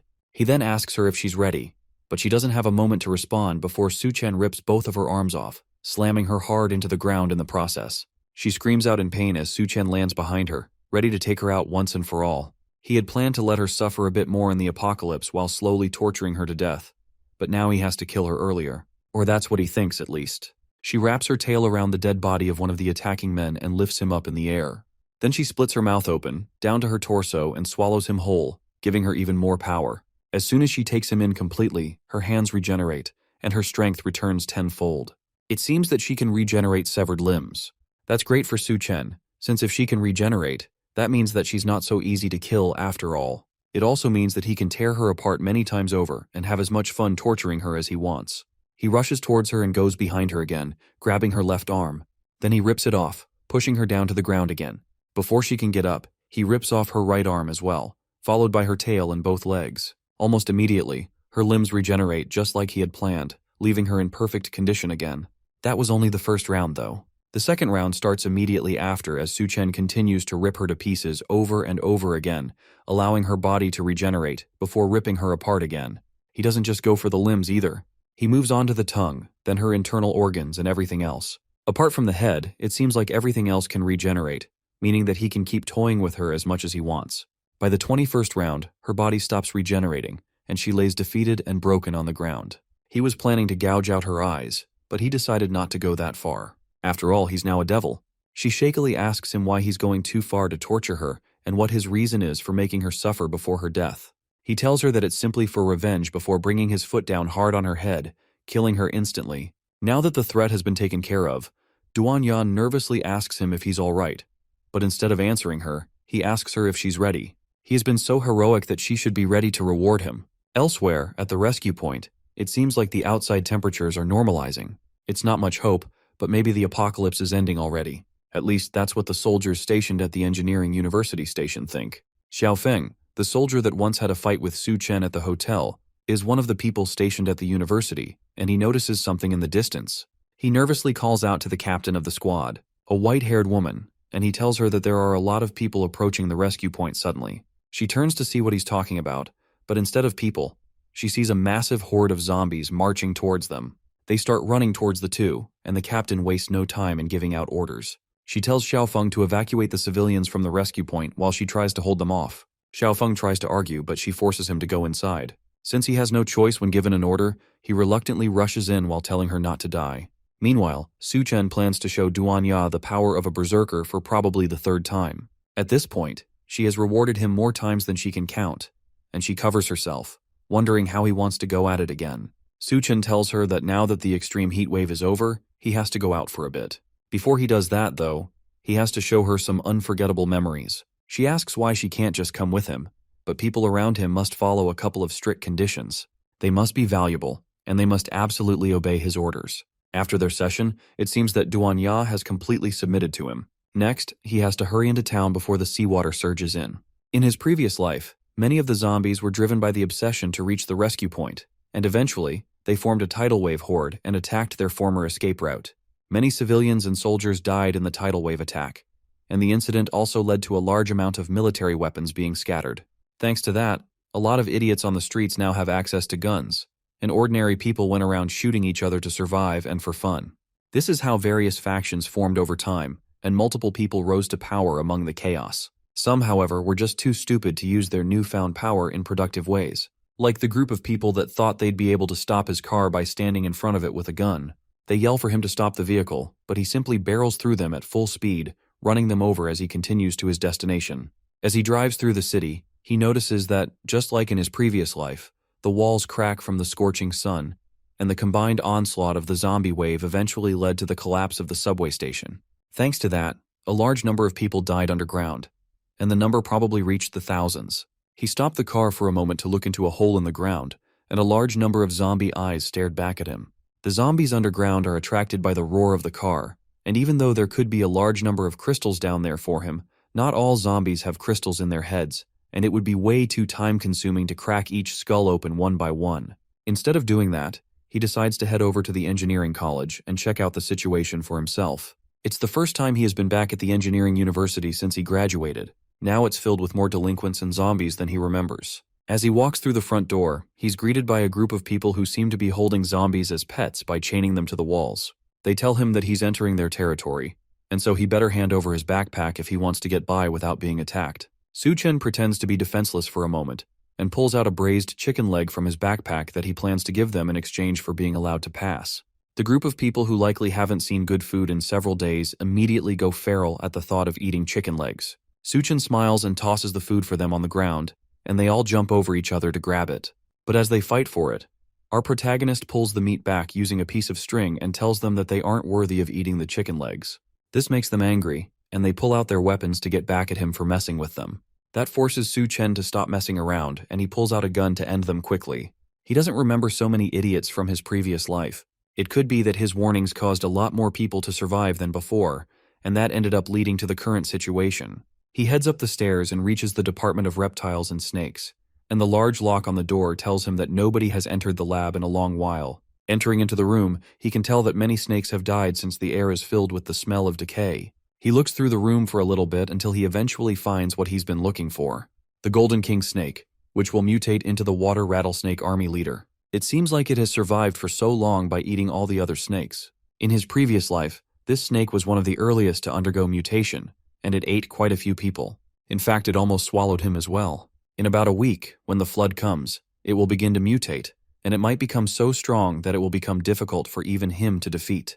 Even now, it feels like the snake has already started forming a hint of intelligence. He will need to be cautious around it from now on. As he's looking at the snake, he senses something from outside the room. It seems like some people are here to greet him. The thugs outside the door yell for him to come out. It's useless to hide since they already know that he's hiding in there. Suchen doesn't hide, of course, and comes out with a hand in his pocket and without a care in the world. It's a critical time for him after all. He can't afford to be disturbed by these guys, so it'd be better for him to take care of them quickly. Before he can make the first move, though, a woman swoops in from the shadows and surprises the thugs. She clamps her thighs around the first thug, while catching another under her arm and snapping his neck. In an instant, 2 of them are dead, and she immediately jumps on the third one and grips him by his face. Then she snaps his neck immediately as well before he has a chance to react. With everyone else dead, Suchen decides to join in on the party and points a gun at the back of her head, complimenting her moves as he threatens her life. She doesn't wait for him to shoot and instead goes on a counterattack, hitting his hand with her elbow to shift the gun away. Then she jumps on her hands and leaps onto his neck, trying to twist it, but she finds out way too late that his neck is a bit too hard for her to crack like the others. Instead, she's left sitting on his shoulders with her crotch embarrassingly pressing against his face. He takes a moment to breathe in before asking her what exactly she thinks she's doing. After a little bit of struggle, he has her tied up in a questionable position with red ropes, and the gun is once again pointed to her head. With no other option, she finally introduces herself as Bai Kang, the captain of the Azure Tiger Special Operations Team. Despite her current predicament, she advises him to behave himself and let her go. Suchen ignores her words and asks if she knows someone named Xiao Feng from the Special Forces team. She's surprised that he knows Xiao Feng, and he tells her that he once saved the soldier's life. Not a complete lie, but not the truth either. With that information out in the open, she decides to tell Suchen everything that she knows so far. A group of fugitives took over the school and used students as hostages while they stole weapons. When the zombie horde attacked the rescue point, Xiao Feng led the civilians to leave first, but he didn't expect that some of the prisoners had escaped and infiltrated among the normal civilians. Considering the circumstances, Suchen doesn't think it's her fault that the prisoners escaped. Beikang agrees and says that as long as they have the proper weapons, then the people have nothing to fear. As she talks, Suchen spawns a grill and uses it to prepare some meat that he eats right in front of her. That makes her uncomfortable enough to ask how long Suchen plans to keep her tied up like this. He agrees to let her go, as long as she promises not to clamp his head down with her legs like she did before. She agrees to that, but only if he lets her have some steak too. After he unties her ropes and she gets her hands on her guns again, she tells him that she has her own things to deal with, meaning that she can't help him too much. For now, all she can do is provide some power support. That won't be necessary, and he tells her to hurry up and leave before she ends up bothering him. She reminds him that she actually plans to sneak attack their stronghold and retrieve the looted goods so the people trapped in the college can survive. Because of that, this might be the only time they meet. She turns to leave, but the promise of more supplies causes him to call her back. He lies that Xiao Feng is his brother, and because of that, he plans to help her out. But his true motivation is clearly the supplies that she's after. The supplies are located in a room in the administrative block, and inside there, a group of thugs with guns hold multiple students hostage while guarding the looted supplies. The boss of the gang asks his subordinate how things are going, and the low-level thug replies that most of the guys are waiting outside, and they are ready to storm the students in the dorm. The boss smiles as all his plans start coming together, and he says that those who weren't cooperative in the beginning should be at the front, while the less cooperative guard the back. As they're talking, someone breaks down the door to their hideout and interrupts the meeting. It's Suchen, and he calmly apologizes for disrupting their gathering. The thugs freak out and ask who he is and how he managed to break in when there are more than 20 people guarding the room from outside. He tells them he got in really easily and shows them a demonstration by lifting his finger and pointing it at the man that asked him the question. Then he goes bang, and the man's head explodes in an instant as he falls to the ground dead. As the other thugs scream in horror, Su-chen tells them that if they move, then they will die. Meanwhile, Bei-chang looks through a sniper scope from the roof of the building opposite the administrative block. She's the one that has been taking out the thugs as well as providing sniper support to Su-chen the entire time. Even with that, however, there are still many thugs in the room, which makes this a very dangerous situation. Su-chen's plan to lure the enemy in alone is way too risky, in her opinion, but the man insisted that he get it done solo. He was the one that gave her the sniper rifle and told her to take an outpost on the roof of the opposite building. The plan is to shoot wherever he points and use that to scare the thugs. It's a really absurd plan, and she has no idea why she agreed to it in the first place, but there's no turning back now. Suddenly the curtains close and she calls Su-chen in a panic, asking how it's going on his end. Instead of his voice in response, she hears the other thugs laughing now that they have figured out that he set up a sniper outside. It seems like she has been spotted just like she knew she would be, and things have turned dire for our protagonist. With no other choice left, she rushes off the building and makes a mad dash toward the administrative block to save her temporary companion. Hopefully, Su-chen can find a way to stall for time while she rushes to rescue him.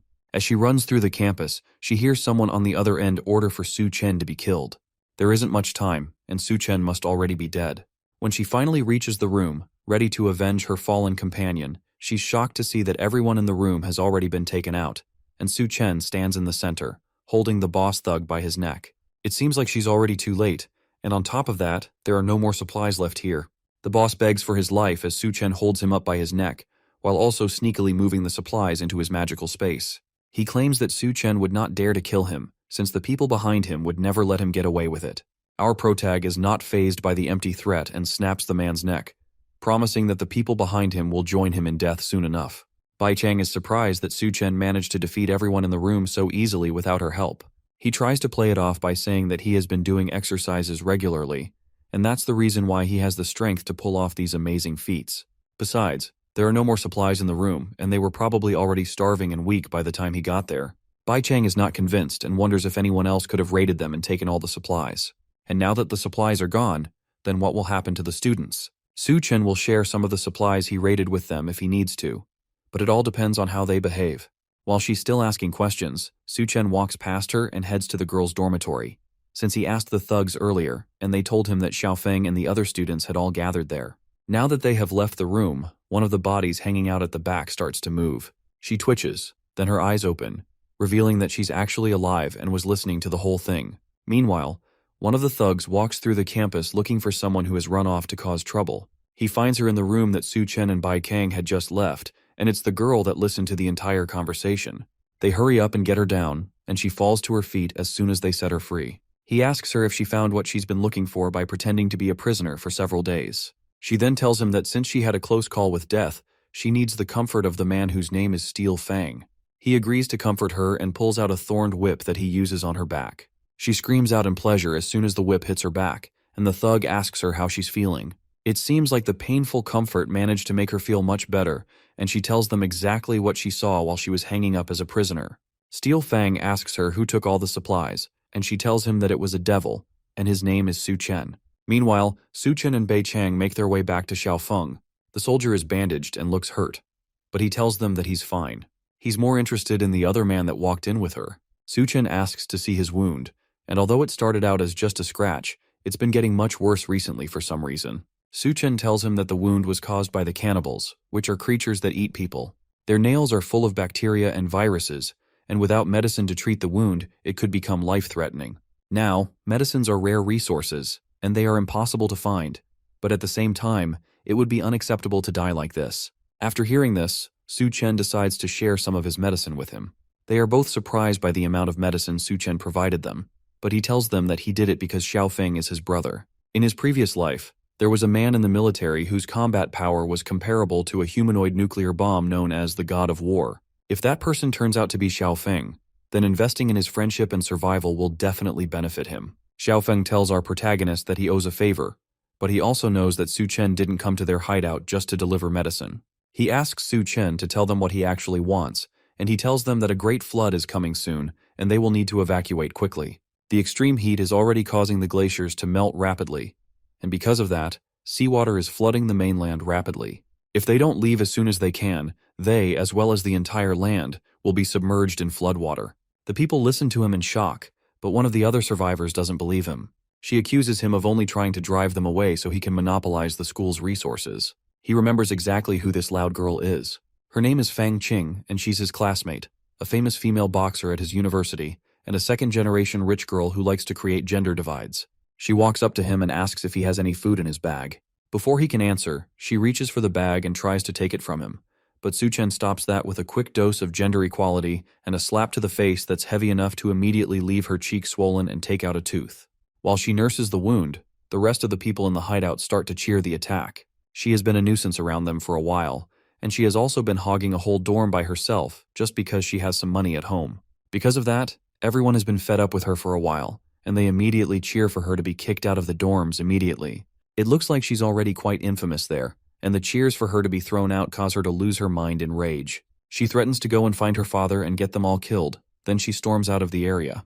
Bei Kong comes in to check if our protagonist is alright, but he warns her that the girl is heading off to find her father and someone should probably stop her. Though that running to daddy doesn't help much in the apocalypse. She walks out into the school grounds, ranting about how men in the country are all beneath her, especially Su-chen. None of them can hold a candle to any of the gentlemen abroad. The name Su-chen attracts unwanted attention from one of the men that she says is beneath her. It's the thug from earlier, and he grabs her from behind, then asks her where exactly Su-chen is. The man of the hour walks out of the dorms and towards the exit. Captain Bai can handle the evacuation while he goes on to find what really brought him to the campus in the first place. The most important thing is to wait for the Golden King snake to mutate so he can harvest the crystal from it. Maybe he'll even get its ability to manipulate water. As he walks through the courtyard, a girl's voice calls out to him, begging him to save her. He turns and sees Fang Qing tied up and hanging off the ground. Behind her, there's a man laughing while standing on the truck that's holding her off the ground. Su-chen jokingly asks her if she managed to find her dad, while she still begs for his help.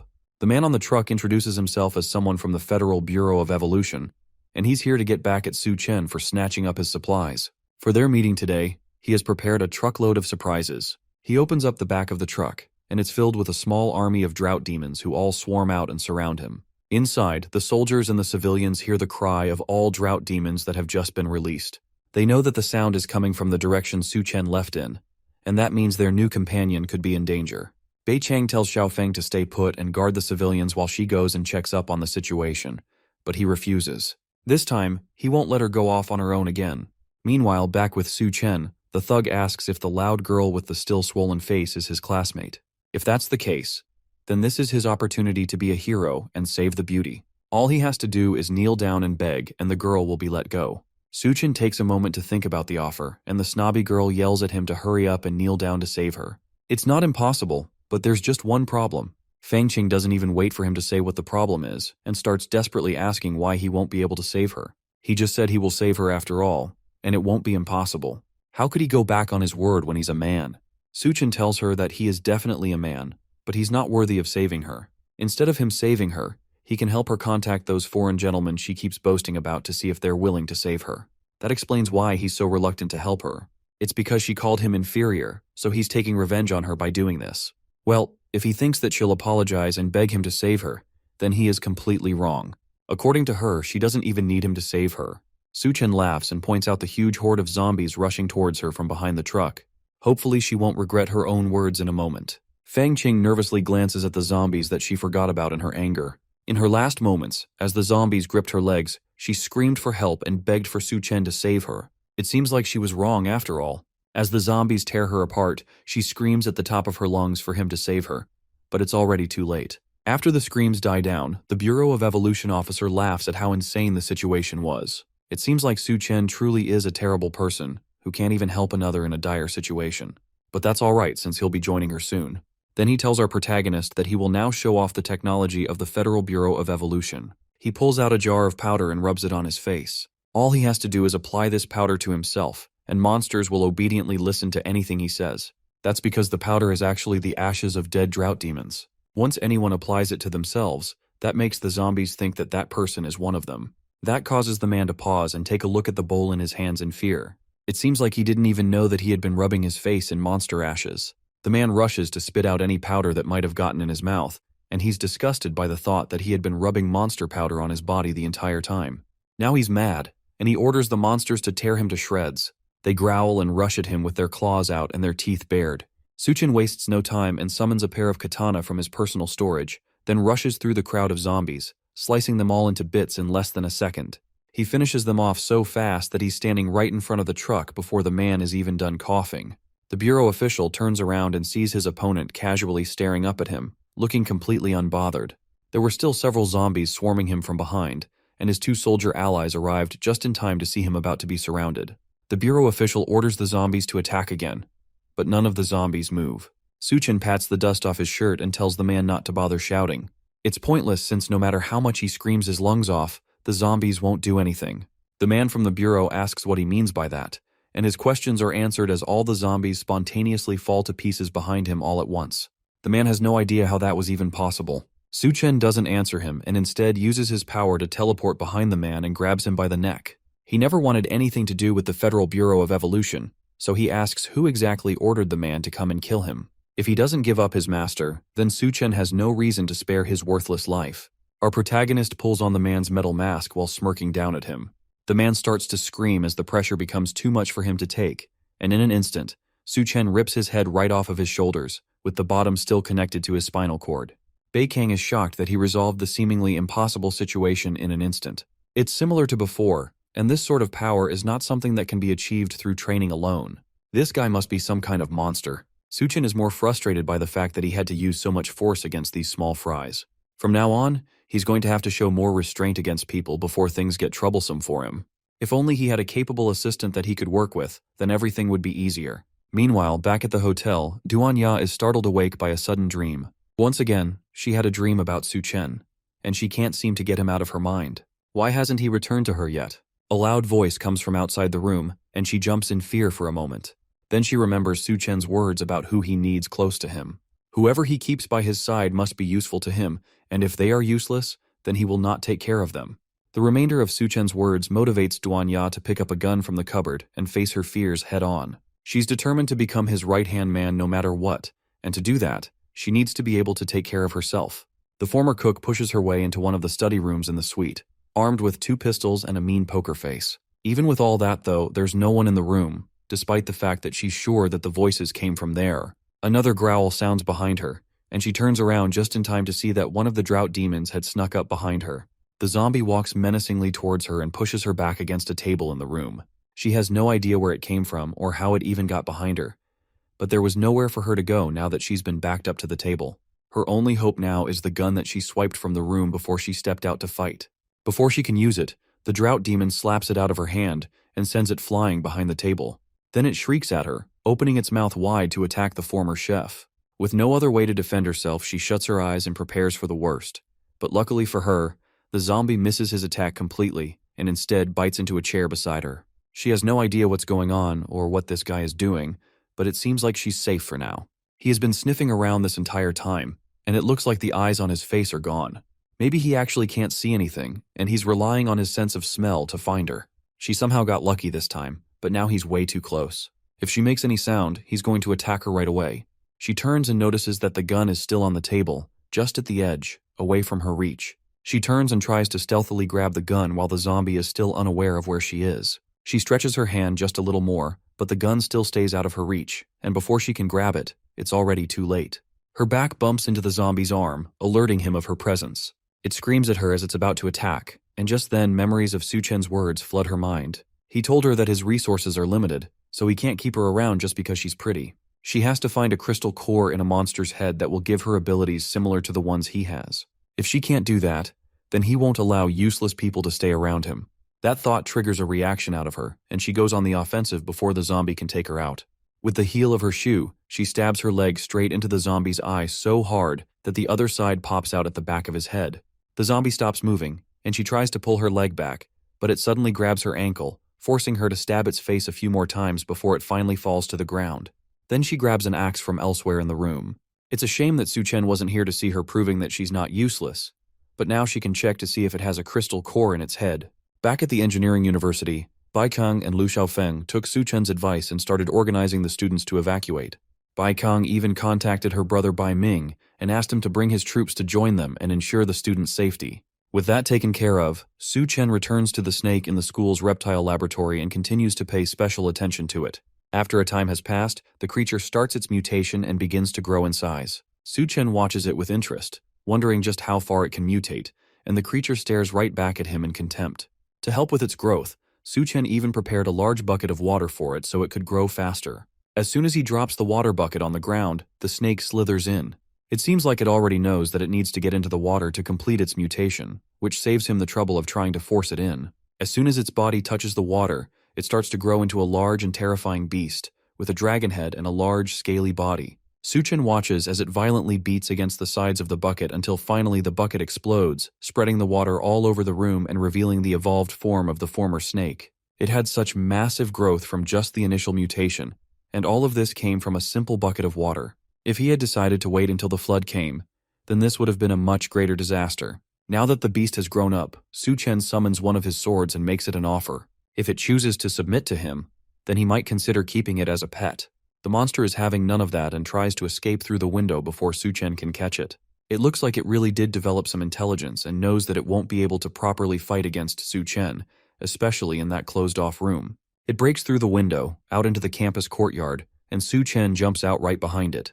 Then it tries to slither away and save itself, but it's not even close to fast enough to escape the sword of our protagonist. Su Chen drops from the sky and stabs the sword onto the creature's scaly skin, but to his surprise, the sword snaps in half. It looks like the scales are much harder than he thought. The snake turns and roars at Su Chen, and he realizes that if blades don't work on it, then he's just going to have to use his fists to smash it to death. He delivers the first punch to the beast's head, sending it crashing to the ground, but it retaliates by wrapping its body around him, trying to choke him out by entangling him. But Su Chen realizes that the attack is actually just a feint, and the creature's true goal is completely different. It opens its wide-fanged mouth and prepares to bite down on our protagonist. Meanwhile, back with the survivors, Bai Kong can't help but look towards the campus. Her brother notices her constantly staring back and teases her about not wanting to part with the handsome man named Su Chen. She tells him that if he doesn't speak, no one will treat him like a mute, and it's obvious that she wants him to stop talking. That catches Bai Ming's attention, and he realizes that his sister must really like this guy. But that doesn't change the fact that if he stays on campus, then he's doomed. Bai Kang is sure that he won't die. From the moment that she first saw Su Chen, she felt that he was very strong. He had a deep gaze and a mysterious aura about him, which made him look like a monster. Because of this, she's sure that he will survive, and they will definitely meet again. Meanwhile, Su Chen easily breaks out from the snake's strap and grips it by the throat. There's no way such an easy thing would be able to trap him when he has grown so strong. He uses his foot to push down on the snake's body and frees himself while the snake struggles to free itself from his grip. He has heard that snakes have highly developed nerves, so even if he chops its head off, it should still be able to bite. So instead of ripping its head off, he rips the entire snake in half along the middle, making sure that it will never be able to bite again. And in the remains, he picks up the crystal, and he's eager to see what kind of ability it will give him. Eventually, the heavy rains start, and just like Su Chen warned, the city begins to flood. If the extreme heat manages to destroy people's will, then the flood sweeping through the entire world will completely destroy human civilization. Even inland cities like Chengdu could not escape the massive, devastating flood, and everything ended up being swept underwater. The engineering university's low terrain left only tall buildings like the administrative building above water. Meanwhile, Su Chen is also not safe from the rising floodwaters and gets immersed in the water. Thankfully, after absorbing the Golden King Snake's core, it grants him the ability to move and breathe freely underwater. Because of that, his body has undergone even more changes and has become stronger. After coming in contact with the water, his body developed tiny scales, and his strength improved massive amounts. On top of that, his eyes have become more sensitive to light, and a protective membrane has formed in front of them. Even though he's not using his nose or mouth to breathe, he isn't suffocating underwater, and it feels like he's breathing through his skin. All of these are abilities that he borrowed from the Golden King Snake. Although it's not a water manipulation ability, being able to breathe underwater is still very beneficial for him. The floodwaters surged from the Green City Hotel area, so swimming upstream against the current is impossible. The current is fierce, and the debris in the water is like hidden debris. All of this is hindering him from making it back home to the hotel suite. On top of that, it seems like the volcanic eruption has reached its peak, but because Chengdu is far from the volcano, the sky looks relatively clear. When the massive amount of volcanic ash fills the air and blocks out the sun, the doomsday winter won't be far off. In the face of all these apocalyptic events, human civilization might as well no longer exist. To avoid becoming prey to the creatures evolving through the crisis, it's better to grow stronger and become more powerful so that you can better protect yourself. In his previous life, after the Great Flood, Shangdu saw several powerful factions grow over time. The low-level northern part of the city was occupied by the Golden King Snake and the female Corpse King. The southern part of the city became the gathering place for the cannibalistic tribe of the Devourer clan.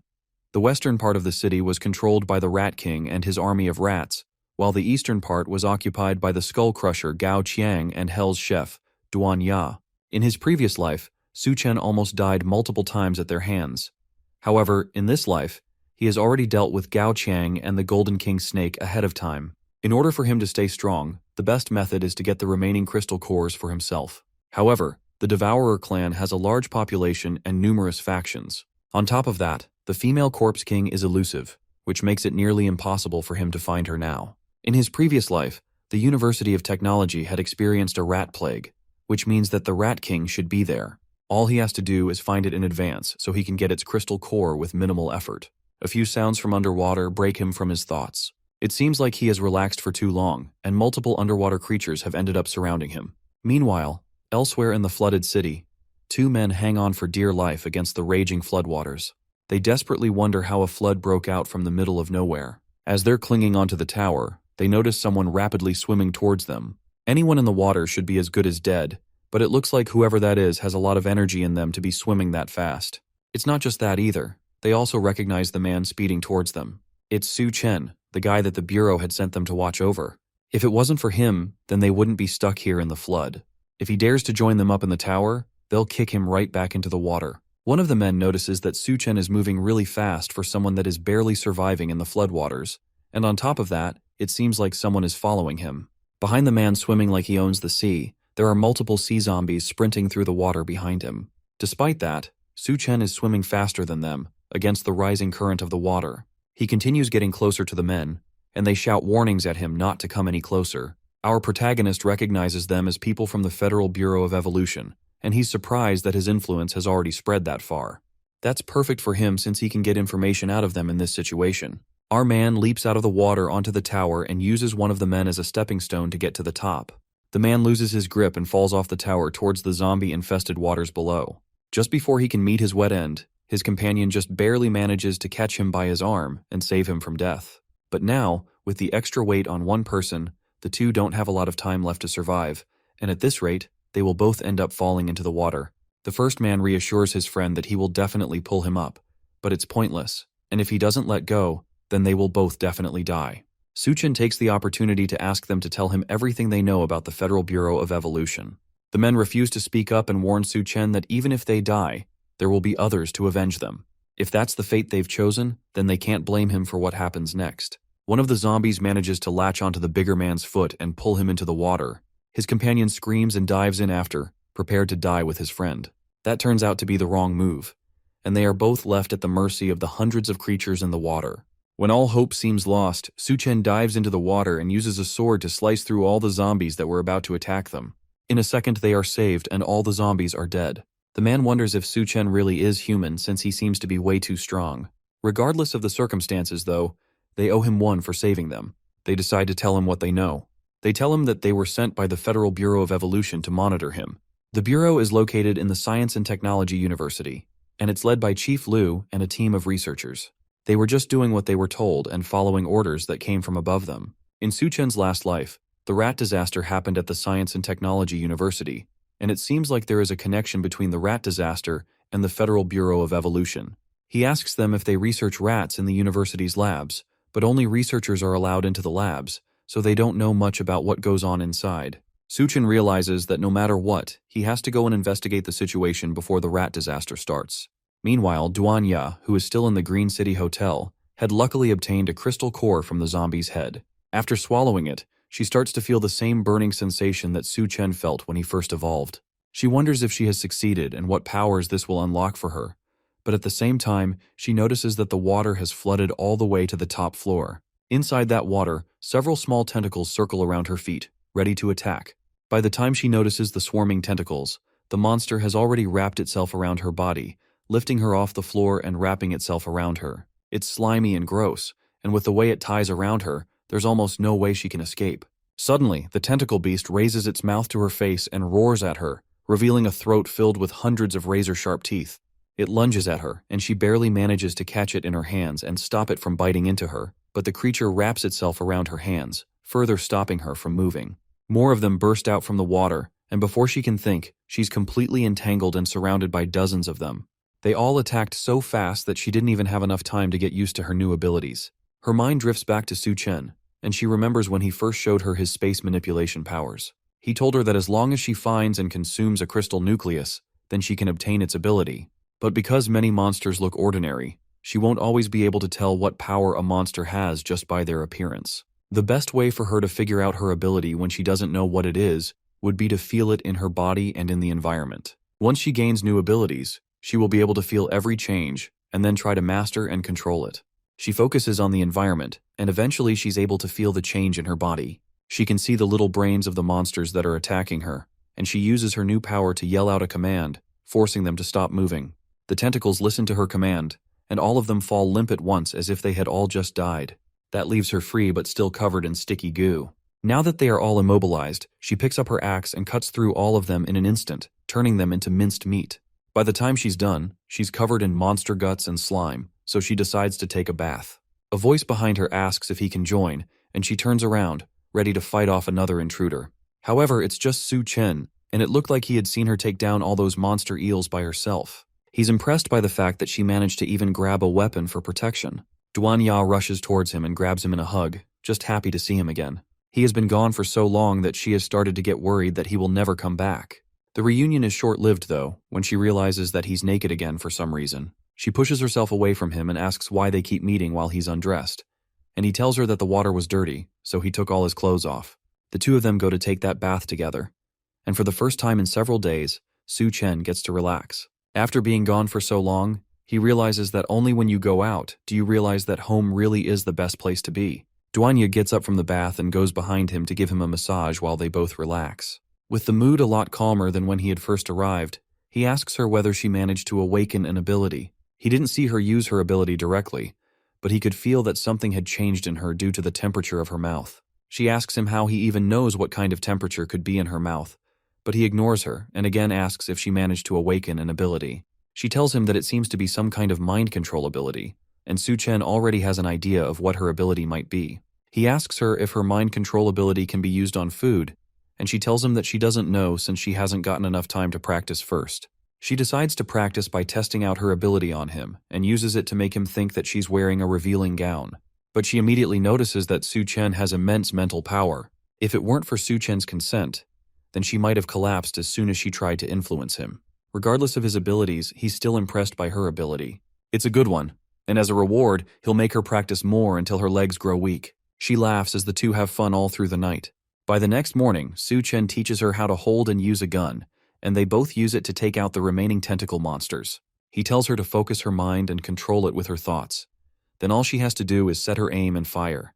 Duanya appreciates the lesson, but she also remembers that they plan to go to the University of Technology, so she's confused as to why he's suddenly teaching her how to shoot. He tells her that he's giving her half a day to familiarize herself with her abilities and her shooting skills. Since she's from the medical university, then for this next adventure, she will follow him and show her usefulness. The couple travel through the floodwaters in a speedboat. For some reason, Su Chen has asked Duanya to wear a bunny outfit while they travel. She asks if it's really alright for her to wear something like that outside, but he tells her that it's fine since in the apocalypse, even if she doesn't wear anything, no one can do anything about it. She asks him if he has ever been to the Science and Technology University before, and he has once. He came to see a friend and now wonders if he survived. Duanya assures him that good people usually have good fortune, and because of that, he shouldn't worry about it. After a little bit more traveling, they arrive at the university. It has completely been transformed to withstand the apocalypse. Suddenly, he notices something odd and grabs Duanya to protect her, right as someone rains down bullets on their boat. The man stops firing for a moment to ask what they are doing there and why they came. This is the Science and Technology University where the mutant Rat King rose last time. He can't tell them that he's here to investigate that, so instead, he lies that he came to join the Federal Bureau of Evolution. The man doesn't care, and he's more interested in the bunny girl with him. He offers to open the gate for her if she spends the night with him, and Su Chen goes home. So they pull out their trump card and offer up some braised pork in exchange for him opening the gate for them. The sight of the food changes his attitude immediately, and he orders the others to open the gate as fast as they can since he hasn't seen meat in ages. They park the boat by the side, and the guard orders that they give him the pork as soon as they get off. He orders his partner to take them inside while he takes the food for himself. While they argue, he doesn't notice the devious smirk on both Su Chen and Duan Ya's faces. He selfishly takes the pork for himself, not realizing that he's eating an entire monster's hand that has been charmed by Duan Ya's power. Thanks to the fake pork that they give him, he agrees to let them in and send Su Chen to the lab later. The other guard has a much friendlier attitude and leads them to the main base, where other people lay looking tired and hungry. The lower levels are for the elderly, the children, and some lowlifes, so he offers to take them upstairs to find a clean room. As they're talking, a kid walks up to them, and she seems to not be able to walk properly. She apologizes and tells them that she's just feeling a little bit dizzy. Duanya notices that she looks weak from hunger and asks her where her parents are. She tells the bunny girl that they went to find food and haven't been back since. So Duan Ya offers her a piece of bread to hold her off for now. The kid initially doesn't accept it because she's worried that her bunny sister will go hungry if she takes part of her food. Duan Ya tries to assure her that she won't be hungry if she accepts just a single piece of bread, but the kid still doesn't believe her. So Su Chen shows off one of the banquet tables of food and promises that as long as she's his woman, then she will never grow hungry. The kid is impressed and offers to be his woman as well, but Duan shoves a slice of bread in her mouth to keep her shut and stop her from saying unnecessary things. The smell of food attracts some thugs towards them, and they kick the lowlifes away to reach the banquet of food.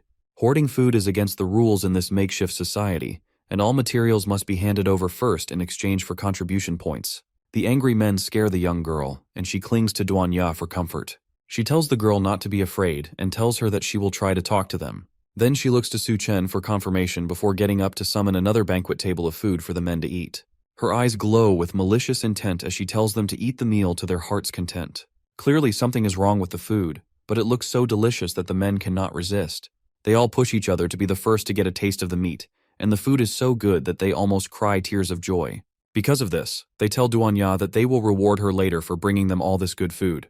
But they won't let Su Chen go off so easily. He is a newcomer who broke the rules, so they have to punish him, and they decide to do so by bringing out two people who look feral. The punishment is a life-or-death duel where he has to kill the two people or be killed by them. Su Chen recognizes them as the two brothers he met on the tower while swimming through the city. The girl also recognizes them as her brothers who went out looking for food and never came back. She starts crying and angrily yells for the men to let her go, but Duan Ya holds her back from charging at them recklessly. Because of Su Chen's intervention, the men failed their last mission and couldn't come up with enough contribution points to aid their society. So because of that, they've been sentenced to death. However, killing them just like that would be a waste, so they drugged them and kept them around for fun. Since both Su Chen and the girl know the brothers, the thugs come up with a new rule. If our protagonist loses, then they will throw the two brothers into the river along with their little sister. The two brothers seem to be in some sort of frenzied state, probably caused by some sort of drug. They've been bound by heavy chains and collars around their necks, and it looks like they don't even recognize him. The thugs yell for them to start fighting, and they release the brothers from their chains, sending them charging straight at Su Chen, ready to attack. The fight ends as soon as it starts, as Su Chen knocks them both out with a slap to the first man's face and a chop to the other man's neck. They drop to the floor immediately, and the little girl tries to rush to them thinking they're dead, but Duan Ya holds her back and reassures her that they are fine. The thugs, however, are not so pleased that the fight ended so quickly. They wanted more of a spectacle, especially after they had wasted 2 doses of their special medicine. He decides to forget about it and continues to threaten Su Chen, telling our protagonist that since they are in a good mood, if he drops all his supplies, then they'll pretend that this incident never happened. Su Chen asks why exactly he should give up his supplies, and they tell him that he must be new there. Anyone entering the Science and Technology University must follow the boss's rules to keep things in order and weed off any freeloaders. They don't support freeloaders in their camp, and if he wants to stay there, then he needs to earn contribution points by handing over resources or finding supplies. In this camp, contribution points must be similar to what money used to be, and just like in the real world, it only benefits those who make the rules. Su Chen agrees to their terms and tells them that their last bit of food has already been eaten by them, so they don't have anything left to give. Then a large man appears and offers Su Chen some contribution points in exchange for working for him. The larger man's presence immediately causes the thugs who are acting high and mighty to quiver in fear. They call him Captain Guo, and it looks like he's the leader of the camp. He rides in on a giant chair carried by multiple slaves while a scared-looking woman rests between his legs. He offers them free meals and accommodation along with high salary positions, and all they have to do is make sure to be loyal to him and work hard. As he's talking, one of the slaves trips and falls to the ground. Captain Guo wastes no time and stabs a knife-tipped spear through the fallen slave's chest, killing him immediately. He tells Su Chen that they are short on people, and he's just in time to replace the slave that's no longer useful. The bunny girl especially can be given unlimited meals and good living accommodations if she decides to work for him. As he talks, he grabs the woman laying against his lap and plays with her body. He reminds them that it's the apocalypse now, and industrial production has ceased. By giving them this offer, he's making a big sacrifice for them. On top of that, he's already bored of the people he's been using so far, and they are due for replacement. The other thugs yell at Su Chen to accept the offer immediately. When their great boss needs a new woman, he'll let the others have fun with the old ones. Their boss, however, has other concerns apart from the new workers he needs. He smells something among the thugs and asks them what they have been eating. In their rush to get the food that Duan Ya gave them earlier, they forgot that eating meat without the boss's permission is a death sentence. They immediately drop to their feet and beg their boss for forgiveness. In the future, they will definitely give him any food they find first. He tells them to stop their groveling and shut up. He's not interested in any food they've been eating, and just the smell of it is killing him. Did they eat poop or something? What in the world did they find that smells so bad? That catches Su Chen and Duan Ya off guard. Did he somehow see through Duan Ya's mental control? It looks like he wasn't even affected at all by it. The thugs tell him that they ate only the food that Su Chen gave them.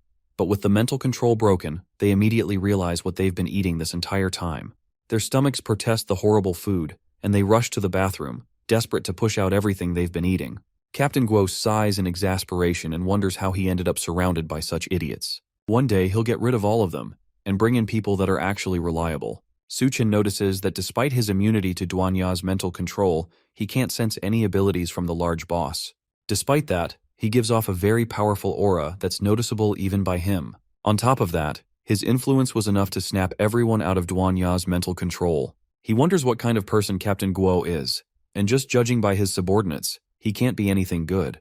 Our protagonist is more than strong enough to wipe out the entire camp immediately, but killing them now will only complicate his plans later. First, he needs to find the mutant rats first. Then he can take care of the rest. Captain Guo snaps him out of his thoughts and asks our protagonist what he thinks of the slavery offer. Su Chen blandly tells the other man that he's not interested, and Captain Guo laughs. He claims that one day Su Chen will come begging to him. Then he calls another one of the people in the camp and orders him to take over the front position so he can leave. As he leaves, Captain Guo tells one of the survivors to keep an eye on Duan Ya. After all, women as hot as her are rare to find. With the other man gone, Duan Ya apologizes for not having the strength to keep her mind control powers active. That man's mental strength was very strong, and it didn't have any effect on him at all. Su Chen assures her that it's not her fault. If those guys didn't die after eating the water ghoul's corpse, then there's definitely something strange going on in this camp. They need to be careful going forward, and avoid anything that will bring too much attention to them. One of the survivors approaches them as they're having their discussion. He tells them that they have angered the guards, and because of that, they should follow him if they want to be safe. It seems like this survivor knows Su Chen, and he introduces himself as Miao Pu Yuan, the roommate of one of Su Chen's former friends named Tian Yue. They met the last time he visited the school, before the apocalypse started. He takes them to another building within the university that hasn't yet been destroyed by the raging floodwaters. There, Duan Ya manages to use the limited supplies to treat the two brothers that were knocked out by Su Chen. Though their supplies of medicine weren't abundant, it'll be sufficient for now. Thanks to it, the two brothers are not in immediate danger, and Duan Ya managed to stabilize their conditions. The little girl thanks her for her help and stays beside her brothers to take care of them. Su Chen asks Xiao Miao if all the students are living here now, and he confirms that all the surviving students, regardless of their gender, are taking refuge in the building. Since Tian Yue often helps everyone in this place, it is considered the field team's territory. The field team is a strong faction that can even take on the Devourer clan that threatened Su Chen earlier. As they're talking, another man comes into the room and asks Su Chen if he wants to join their group. It's Tian Yue, and he doesn't recognize Su Chen at first, but Pu Yuan introduces him, and the field team leader is delighted to see his old friend again. The two men hug, and Tian Yue nearly cries as he holds on to Su Chen. He almost thought that they would never see each other again. Since it's rare for two brothers like them to meet again after such a long time, he suggests that both of them go and have a drink. Since he just came back from a mission not too long ago, he can afford to stay with Su Chen for at least a few days. As they're talking, he notices the beautiful Duan Ya staring at them, still wearing her bunny suit. Tianyue immediately recognizes her as the legendary beauty of their university. She was known back then as the cold goddess Duanya. She's still embarrassed about the whole thing and nervously tells them that those sorts of things were in the past, and they don't matter now. The faction leader asks Xiao Miao how exactly the legendary goddess made it to their settlement, and why in the world she's dressed as a bunny maid. Now that it's been pointed out, Xiao Miao also notices that the woman in front of him was Senior Duanya from the medical school. All their stares and comments cause Duanya to cling to Su Chen and ask for a change of clothes. It's way too embarrassing to be dressed like this in front of her juniors. Su Chen smiles and agrees to let her find a change of clothes, while the other two men seethe in jealousy that their friend is hugging the goddess Duanya.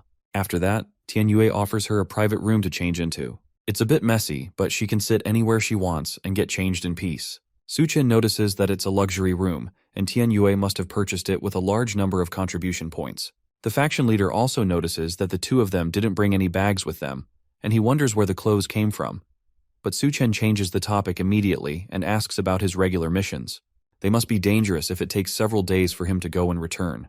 In truth, though, there's nowhere in the world that isn't dangerous. Since both Su Chen and Duanya still look clean, he thinks that they haven't experienced the apocalypse yet. So he offers them the opportunity to join the field team so he can take care of them. Someone as excellent as Duanya wouldn't even need to go out for food. She can just put her medical skills to use and take care of the wounded. However, before any of that, he has to warn them about something first. Su Chen has to stop showing off everywhere. And most of all, he has to stop making beautiful girls wear bunny outfits. What exactly was he thinking with that stunt? Su Chen tries to defend himself and says that he will protect her, and his brother hits him on the head in response. He reminds the now powerful man of a time when he didn't have as much power as he did now.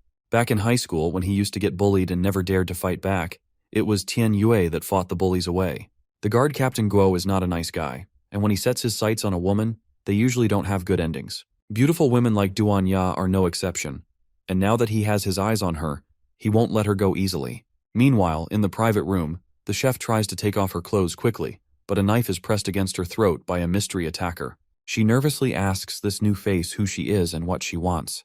The woman doesn't answer the question, and tells Duanya that she is someone sent by her boss to help her arrange her accommodations. She's a woman after all, and she shouldn't be sleeping close to those men.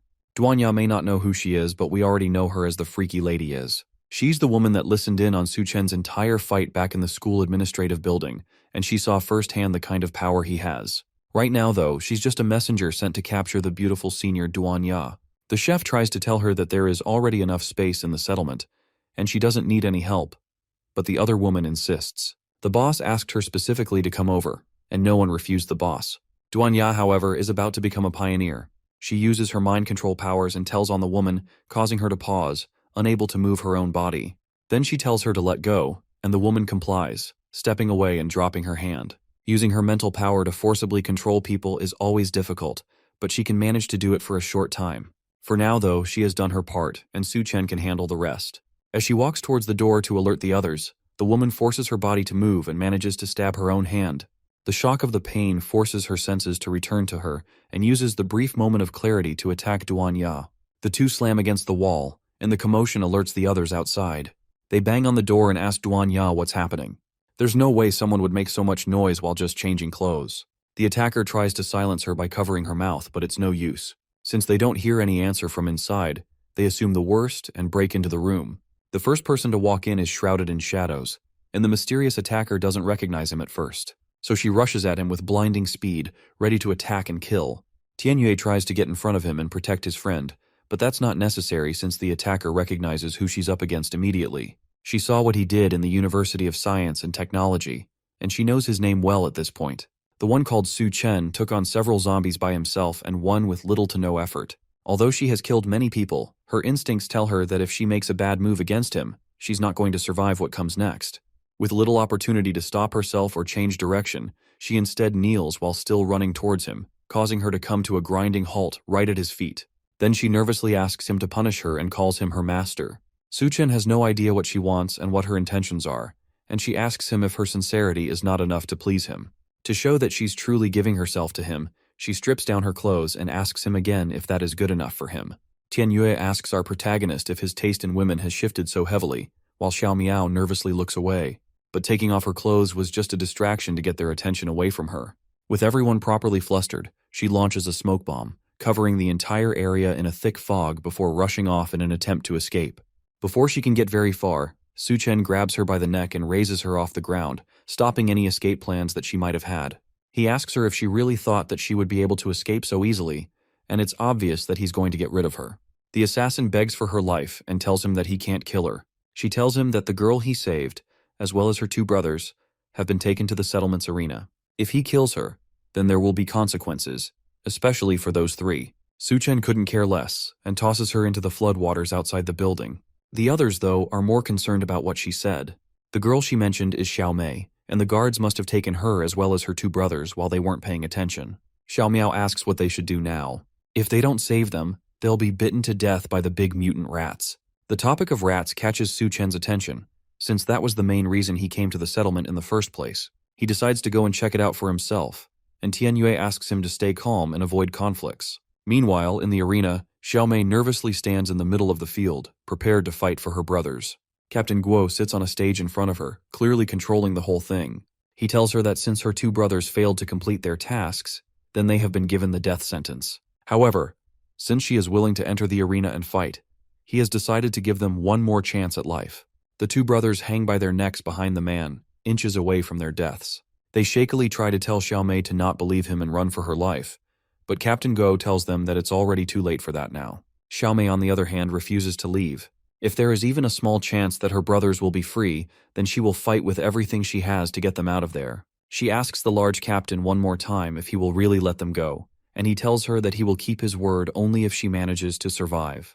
Behind her, a cage opens up and a large rat marches towards her. She only has a second to turn towards it before it bites down on her arm, causing her to scream in pain. Then it lifts her off the ground and tosses her around, preparing to eat her. As she fights for her life, memories of her and her brothers swarm through her mind. She remembers a time when they were starving, and one of them managed to find a pile of mushrooms for them to eat. She told them that mushrooms were dangerous, and her other brother decided to test the mushroom by eating it himself. After all, he doesn't want a young girl like Xiao Mei to eat something so uncertain. After eating 2 of them, he immediately passes out from the poison, and they barely manage to save him. That incident was what made the 2 brothers journey into the city to complete the task of tracking down Su-chen. If they succeed and come back, then they will earn contribution points, and they will no longer have to starve and eat uncertain foods. Those 2 men that risked their lives for their sister now shouted for her to run and not worry about them. She needs to survive and live well without them, and they can't bear to watch her being eaten alive by a rat. Captain Guo tells his guards to shut them up, and they kick the logs holding the men up, causing them to fall and choke on the ropes. Xiao Mei screams for her brothers and tries to fight back against the rat. She takes the large stick she's been holding and stabs it straight into the rat's eye, causing the creature to scream in pain and finally release her. Then she makes a mad dash to save her brothers and tells them to hang in there. That's a poor choice of words, but her heart is in it. The rat monster recovers and manages to rush after the girl before pinning her down under its paw. Captain Gu laughs at the whole spectacle of her trying to save her brothers as Xiao Mei cries for her brothers. There's no way for her to escape, and all seems lost already while the rat looms menacingly above her. In one last effort, she screams for someone to come and save them, and Su-chen immediately arrives, killing the rat with one quick slap to the face. The others are right behind in, and Tianyue screams at Su-chen for being too impulsive. To Su-chen, though, that was too easy of a kill, and these creatures were nothing but overgrown rats. Captain Guo stares at him in shock, but manages to quickly recover. He didn't expect someone to come into his arena willingly, but since it's death that our protagonist wants, then he will happily give it. As he talks, large gates open up around them, and the rats inside scurry over each other to escape. Su-chen stares them down and prepares to take on an army of giant rats with one hand in his pocket. While Su-chen faces off against the rats, Xiao Miao and Tianyue manage to free the 2 brothers from their death traps. They thank her for saving them, but the little girl reminds them that it's actually Su-chen that saved them. Meanwhile, in the higher floors overlooking the arena, a soaked assassin watches the match in contempt while standing behind a scientist. The man in the lab coat asks if Su-chen is the special research material that she mentioned before. She confirms that he is someone with superior genes that will definitely solve the instability of the Doomsday genes. If they can do that, then they will be able to make the rats that were created using the latest technology bigger and more ferocious than before. Su-chen stares those same rats down, and it seems like both of them are ready to attack in an instant. The scientist has high hopes for our protagonist, but if he dies here, then he doesn't deserve to be their experimental subject. Su-chen wastes no time unintentionally proving himself by easily killing several giant rats in less than a second. His companions gasp in shock, and Tian Yue wonders if this is the Su Chen he really knows. Unfortunately, despite all of his showing off, there were no crystal nuclei in any of the giant rats. That meant that his only hope of getting one would be from the Rat King. Just then, as if on cue, someone makes an announcement from the speakers set up around the camp. It's the scientist that has been overlooking the fight this entire time, and he tells everyone present that Su Chen is the experimental material he needs for his work. He orders Captain Guo and Tian Yue to bring him up, whether dead or alive. It looks like the two bosses of the settlement answer to him, and Captain Guo is more than happy to bring Su Chen over for experimentation. Xiao Miao quietly warns Duanya to run away with him quickly because the situation has become dire. If she doesn't leave now, then she won't be able to leave again in the future. She tells him that she's not leaving as long as Su Chen is there. Captain Guo mockingly tells Tian Yue that he knows the field team leader and Su Chen are brothers. So now that he has received a direct order from their boss, what's he going to do? Will he stick with his brother, or will he side with the man that helped him survive the apocalypse? Su Chen ignores the fat madman and asks Tian Yue what's going on and why things seem to be growing into chaos. The faction leader tells him that the man upstairs is Liu Heiyun. At the beginning of the apocalypse, the scientist developed a drug that makes people stronger, and thanks to that, he was able to control the university. But nothing is free in the apocalypse. The drug needs a user to trade their life force in exchange for strength. Once they stop taking the drug, they become weaker than anyone else.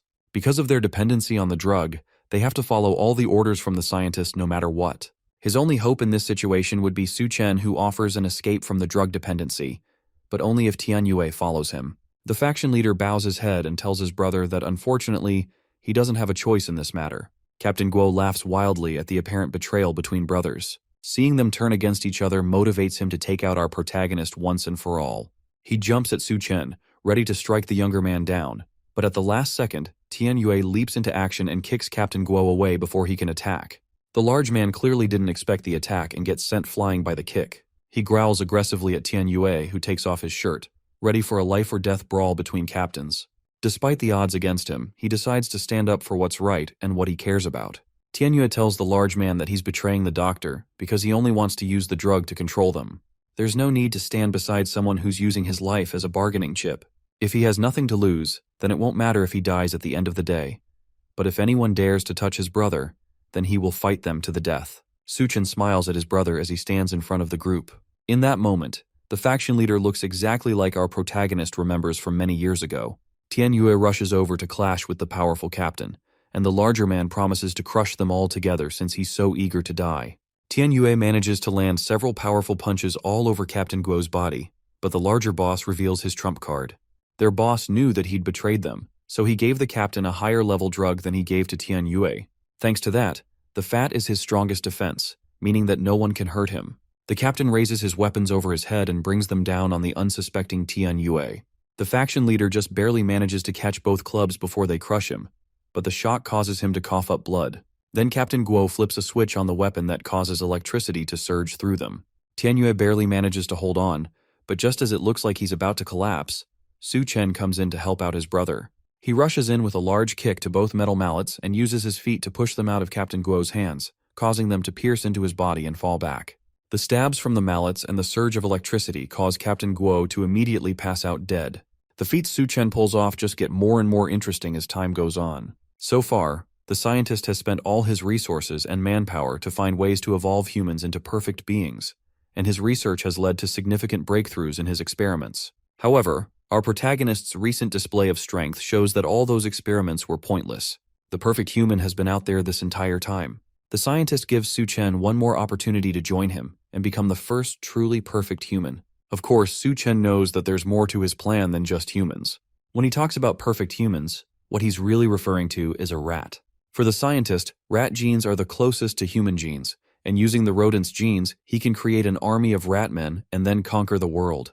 In that case, the apocalypse would become a heaven for him and his rat army. Su Chen thinks the plan sounds really stupid and blatantly refuses the offer on the spot. Liu Heiyun only thinks that this must mean that Su Chen hasn't understood just how great his evolution project can be. All he has to do to convince our protagonist is show him just how great of an idea it is. The attacker from earlier lines up a sniper shot from the window looking down on the arena and fires. Su Chen dodges something that looks like a tranquilizer dart, and it flies straight into Captain Guo's chest. The large man immediately starts to mutate into a terrifying new beast, and the electrified mallets also get absorbed into his body. The big guy used to be a sumo wrestler, and his fat made him resistant to most heavy attacks. Combining that with the level 3 drug that was just injected into him, his strength has been enhanced, and on top of that, any damage he gets is healed immediately. Suchen still couldn't care less and sends a flaming middle finger up at the deranged doctor. Nothing about this is great as far as he's concerned. This entire setup is just a huge excuse to turn people into monsters.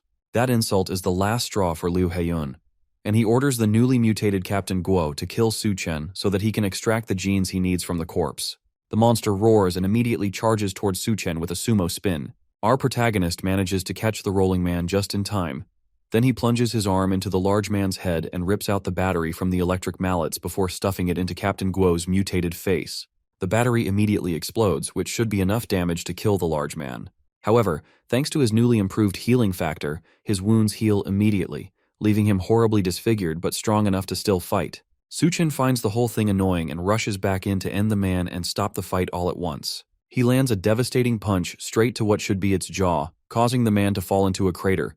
Then he increases his speed as he attacks, kicking up a thick layer of dust while also pummeling the mutated man. In the current world, very few people know about superpowers, so it would be best not to let others see how he uses them. Because of that, he uses the dust and dirt to his advantage, which allows him to do whatever he wants while camouflaged. His main issue is the fact that Captain Guo keeps recovering no matter how much damage he takes. Despite how much he has clowned on the whole thing, at the end of the day, Professor Liu Heiyun's research is really impressive. Thankfully, Suchen's space doesn't just contain supplies. It also contains something big enough to crush the man and make sure that he won't have anything to regenerate from. He opens up his space power and summons his secret weapon, which is several tons of concrete and steel. The large noise startles the onlookers outside, but the huge wall of dust stops them from seeing anything. Once it all clears, Suchen sits in the center, on top of the piles of cement with the fatty buried underneath all the debris. Liu Heiyun starts to panic after seeing all of that. At this point, he doesn't care who Suchen is or how special his genes are. All he cares about is the fact that our protagonist dared to provoke him, and now he will do everything to make sure our overpowered main character dies without a proper place for burial. All around him, the cages start to rise as thousands of rats prepare to swarm around them and attack. Suchen isn't worried at all, and he's in fact excited because he planned to make sure none of them survive either. The others turn and realize that they've been completely surrounded. The rat people who start coming out of the cages are all the people who were once sent to the lab. It looks like Liu Heiyun turned them all into rat men, and now they obey his orders brainlessly. Suchen can't deal with these small fry since his target is the deranged scientist watching over them. If he doesn't get up there and deal with Liu Heiyun, then the armies of mutant rats will never end. Because of that, he has to leave them temporarily so that he can take out the source. Duanya remembers he once told her that she needs to have value to stay by his side. If she doesn't prove that she can stand on her own here, then there is a chance that he will abandon her. With that, she understands her mission and assures him that she will keep them under control. Even with that, he tells her that if she needs him and can't handle it, then she should call out to him loudly. With Suchen gone, she immediately takes charge of the situation and steps up to lead the group. There's a lot of rats around them, and she has never controlled so many at once. But in this situation, she has no choice but to do it. With her mind controlling a large number of rats and stopping them, the rest of the group focuses on killing as many of them as possible. Meanwhile, Liu Heiyun continues to watch the carnage from the top floor of his tower. He considers the people fighting with Duanya to be traitors, but it doesn't matter to him since they will become food for the rat men soon enough. Suddenly, his assistants report that Suchen has taken down the security personnel in the building, and he has broken into the room of someone named Miss Yun. That catches Liu Heiyun's attention immediately, and it looks like that room is very important to him. He takes off his lab coat and orders his assistants to inject the Doomsday gene into him. They warn him that the gene is still unstable, and it's way too risky to take it, but the scientist doesn't care. Right now, he needs to personally deal with Suchen and make him pay for everything he has dared to do today. Our protagonist walks through Miss Yun's room and looks into several tanks filled with what looked like failed or still developing experiments. All of them have ghoulish dark skin, and they look completely disfigured, but one of the cases catches his eye. Inside it, there's a woman covered in nothing but bandages, floating in the green liquid of the tanks. Unlike the other experiments, it looks like she has not been mutated or tampered with at all. The woman is Yun Yun, the woman from the bar that Suchen went to before the apocalypse started. It seems like somehow she managed to survive for this long, probably thanks to his advice, but he never expected to meet her again in a place like this. He doesn't have time to think about it though, and right now, he needs to focus on saving her. He winds up his fist and punches the glass, shattering it in one hit. Then he pulls Yun Yun out and carries her against his chest. She starts to wake up and immediately recognizes him. He tells her not to worry and promises to get her out of there, but she's more concerned about the fact that she's hungry. Their reunion is cut short by a raspy voice screaming for him to let her go. Then in an instant, an ice arrow shoots out at him, aimed straight at his head. He manages to catch it in time while still holding onto Yun Yun. Liu Heiyun steps out of the shadows and yells again for him to get his hands off of Yun Yun. According to him, that's the woman he chose, and Su Chen touching her makes him extremely angry. It looks like he somehow gained ice abilities, but they're no match for our protagonist. He snaps the cheap arrow in his hands, causing it to fall apart. Then he asks Liu Heiyun if he chooses women as if he's shopping for merchandise. He can't just decide to own someone out of nowhere and then decide to keep them without consent. The scientist tells him that they are in the apocalypse, and in this new world, ordinary people are just ants. But someone like him, who holds the power of evolution, will be able to rule the world. As far as he's concerned, to be his woman is her honor. That little speech just convinces Su Chen that he's as much of a lunatic as the rumors say. Yun Yun desperately clings to our protagonist and begs him not to leave. She's scared of the situation she's been put in, and Su Chen has already come to save her.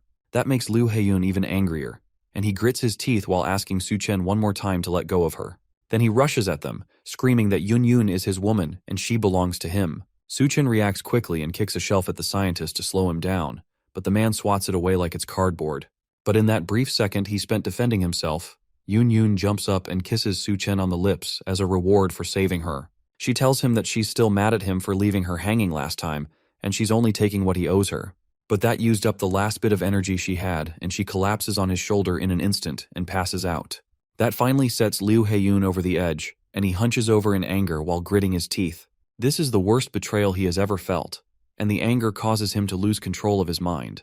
He decides at that moment that if she doesn't want to be with him, then she can just go to hell together with Su Chen. Then he starts his evolution process, causing his clothes to shred into pieces as his eyes glow white and veins pulse all throughout his body.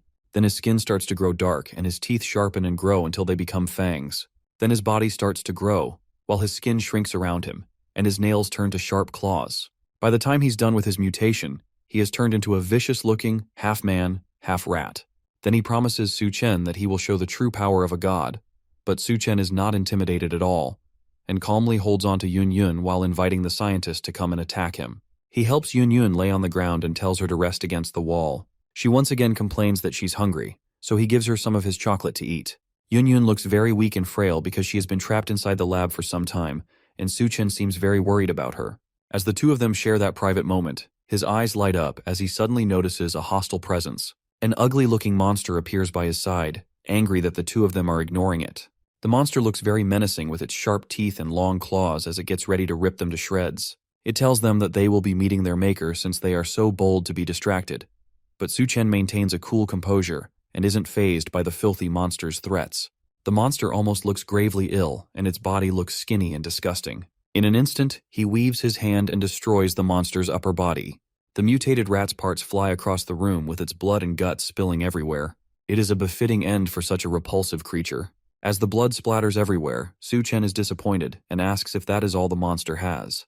The look on his face shows that he is expecting more of a challenge, but the monster clearly isn't ready for Su Chen's overwhelming strength. Meanwhile, Yun Yun finishes off the chocolate, and she asks him if the people downstairs are his friends as she looks through the window from the corner of her eye. Su Chen confirms that they are his friends. She grabs a chair and says that she is going to repay him for everything he has done. It is only fair, considering the fact that he also saved her life. Yun Yun throws the chair at the window and shatters it, then prepares to jump down to the bottom floor to save Su Chen's friends. She gives Su Chen one last good look and tells him that Liu Huyan isn't so easy to kill and that he needs to be careful. After that, she jumps out of the window, slowly increasing in size, and by the time she lands on the ground below, she is tall enough to tower over everyone around her. The crash scares Su Chen's friends, and it takes a moment for them to figure out what just happened. Duanya and the others turn in surprise to see the huge woman who cries about the fact that she landed right on her butt. The bunny girl barely believes what she is seeing, while Tian Yue just realizes that it's a giant woman who crashed the party. Somehow, despite her increase in size, she doesn't lose any of the bandages on her body. With the destroyed buildings and structures in front of them, they don't believe that they are looking at a giant woman. While they are still trying to comprehend what is going on, a lot of the rat army lays dead behind them. Yun Yun grits her teeth and is still trying to recover from the pain of the fall. She eventually gets up and starts walking through the plains of the battlefield. The other people are still asking how a giant woman suddenly appears out of nowhere. As Yun Yun moves around, Tian Yue begs not to be crushed, especially since he can see between her legs from where he's standing, and he even says that he can see the color. She manages to crush one of the rats under her feet, causing it to scream out in pain and wriggle around under her leg. As the rat tries to escape from the giant woman's foot, Yun Yun finally starts to realize just what exactly her new companions have been fighting against. She raises her foot to get a closer look, while the other rats gaze at her from below. The rats all look scared of the ominous aura that Yun Yun gives off. Before she fully realizes that they are rats, they all start spilling out from the buildings and sprinting toward her. All of them are eager to avenge their fallen comrade, and they race through the now empty battlefield, grabbing anyone they can get their hands on as they make their spring. Some people try to run away, but only a few can escape, while the others are caught in the creatures' paths before they get turned into rat food. As Yun Yun realizes that she's fighting against giant rats, she starts to panic. She cries and asks for help because she can't stand the monsters. Everyone else starts to run away from her because she begins stomping the ground, which means that she might accidentally kill both rats and humans in her panic. The shockwaves from her stomps make them all run for their lives. She keeps yelling at the creatures to get away from her, while the other humans try to calm her down before she stomps them to death. Most of them give up on calming her down and try to get away. Suchen watches the chaos as he marvels at Yun Yun's insanely powerful ability. Unknown to him, as he stares out the window, the rats in the room begin morphing and coming back to life. He quickly turns his head and sees the creatures rushing toward him, but he knows that he can take them out. Suchen doesn't resist as the rats swarm and climb all over his body. He acknowledges that Liu Huyan really isn't that easy to kill. Then he allows himself to get engulfed by the swarm while maintaining a calm demeanor. The rats merge together around him, forming a new body that looks like it belongs to the Rat King. A few seconds later, he is completely swallowed up by them, but not once does he try to save himself. From the depths of the horde, Liu Huyan's hand reaches out like an ominous being that has been brought back from the dead. The large rat emerges with his full body, now turned fully into the Rat King that Su Chen has been trying to find.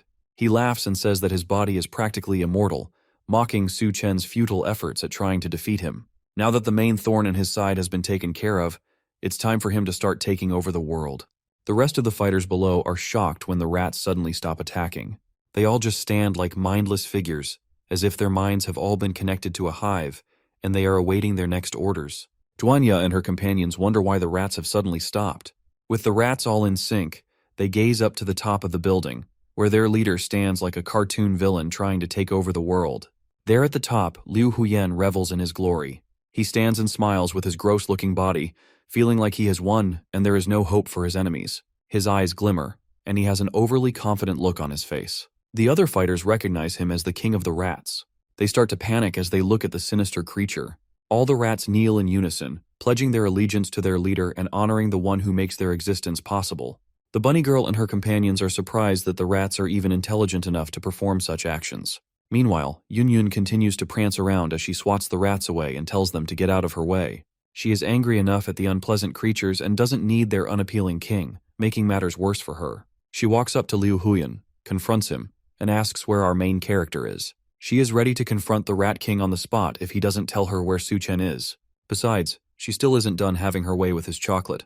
Liu Huyan isn't fazed by the confident woman who stands before him, and he tells Yun Yun that her precious man is gone. He feels disrespected that she speaks to him in such a dismissive tone, and he isn't going to take it. He tells her that she is asking for trouble, and the unsettling smile on his face shows that he is ready to deal with her. Yun Yun, not noticing early enough when the rats climb her body and start clawing at her skin, is frustrated and scolds them for distracting her from her goal of dealing with their king. It isn't just her who suffers at the hands of these relentless creatures. The bunny girl and the other unfortunate companions find it hard to keep up with the rats because they have suddenly gone berserk and are attacking them fiercely. While they try to stand their ground and hold their position, Yun Yun has been pushed down by the rats, who look ready to tear her apart. She tries to protect her face with her hands, leaving the rest of her body vulnerable. Li Huyan laughs at them and boasts about how he will use his rat army for his global plan, but he suddenly gets interrupted by Su Chen's voice. Our protagonist stretches out his hand from the depths of the swarm and apologizes for wasting time to find the crystal core. The mad scientist can't believe what is happening to him. He has a bewildered look on his face and says that Su Chen should have been completely devoured by him, but he underestimates just how strong our boy is. Su Chen rips open his chest with his two hands as he makes his way out of that chaos. He splits the Rat King in two and steps out with a fierce gaze and a red shine in his eyes. His body is marked with red streaks all over, and Li Huyen, despite being split, still can't believe it. Su Chen looks down at him. Please know that he has found what he has been looking for. In his hands, he holds the Rat King's crystal core. With the Rat King's crystal core gone, the mutated rats begin acting more vicious and crazy. Barricades can barely hold them back because they are able to squeeze through with their bodies. More of the creatures start to appear from tight spaces and corners, looking for the next target to consume. They pop out of the holes in the walls and in the ground. As they reveal themselves, they hold on to the dead bones of their pathetic victims. The guys who are caught up in the battle are irritated at the sight of the monsters. One of them complains that the rats are easily squeezing through even the tiniest of spaces. The man screams out with fear in his eyes as he runs for his life. He tells his companion to watch his step close to a ditch. The little girl's bald brother stops in his tracks immediately when he sees a rat emerging from the sewers. He grits his teeth and stands still as the monster sniffs around for the next person to attack. Sadly for the bald man, the rat grabs his leg as he moves and holds onto it firmly. He is confused and has no idea what to do as he screams out, while more of the rats emerge and begin to drag him down to the depths of their sewage. He struggles and yells at the rats to let him go, but there is no hope for him. He tries his best to escape and claws at the ground, but the monsters hold him firmly. The other brother watches and calls out to the man getting dragged down, while the little girl holds onto his shoulders. Tears run through their eyes as they watch him get dragged into who knows where.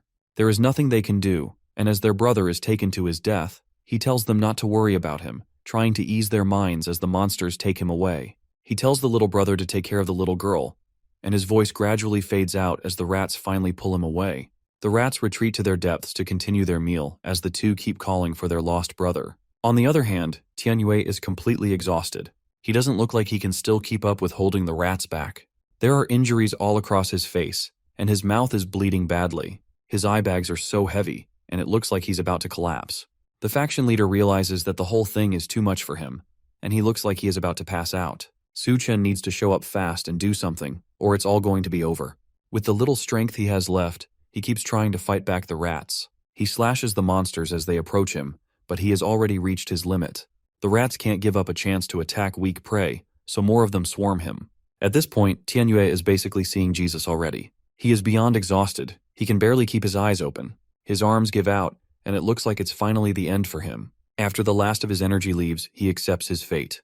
Yunyun as well is being overrun by the monsters. The monsters climb all over her and bite her body, causing her to wince and cry out in pain. The buildings all around her keep taking damage as she jumps around in pain. Duanya doesn't have it much easier either.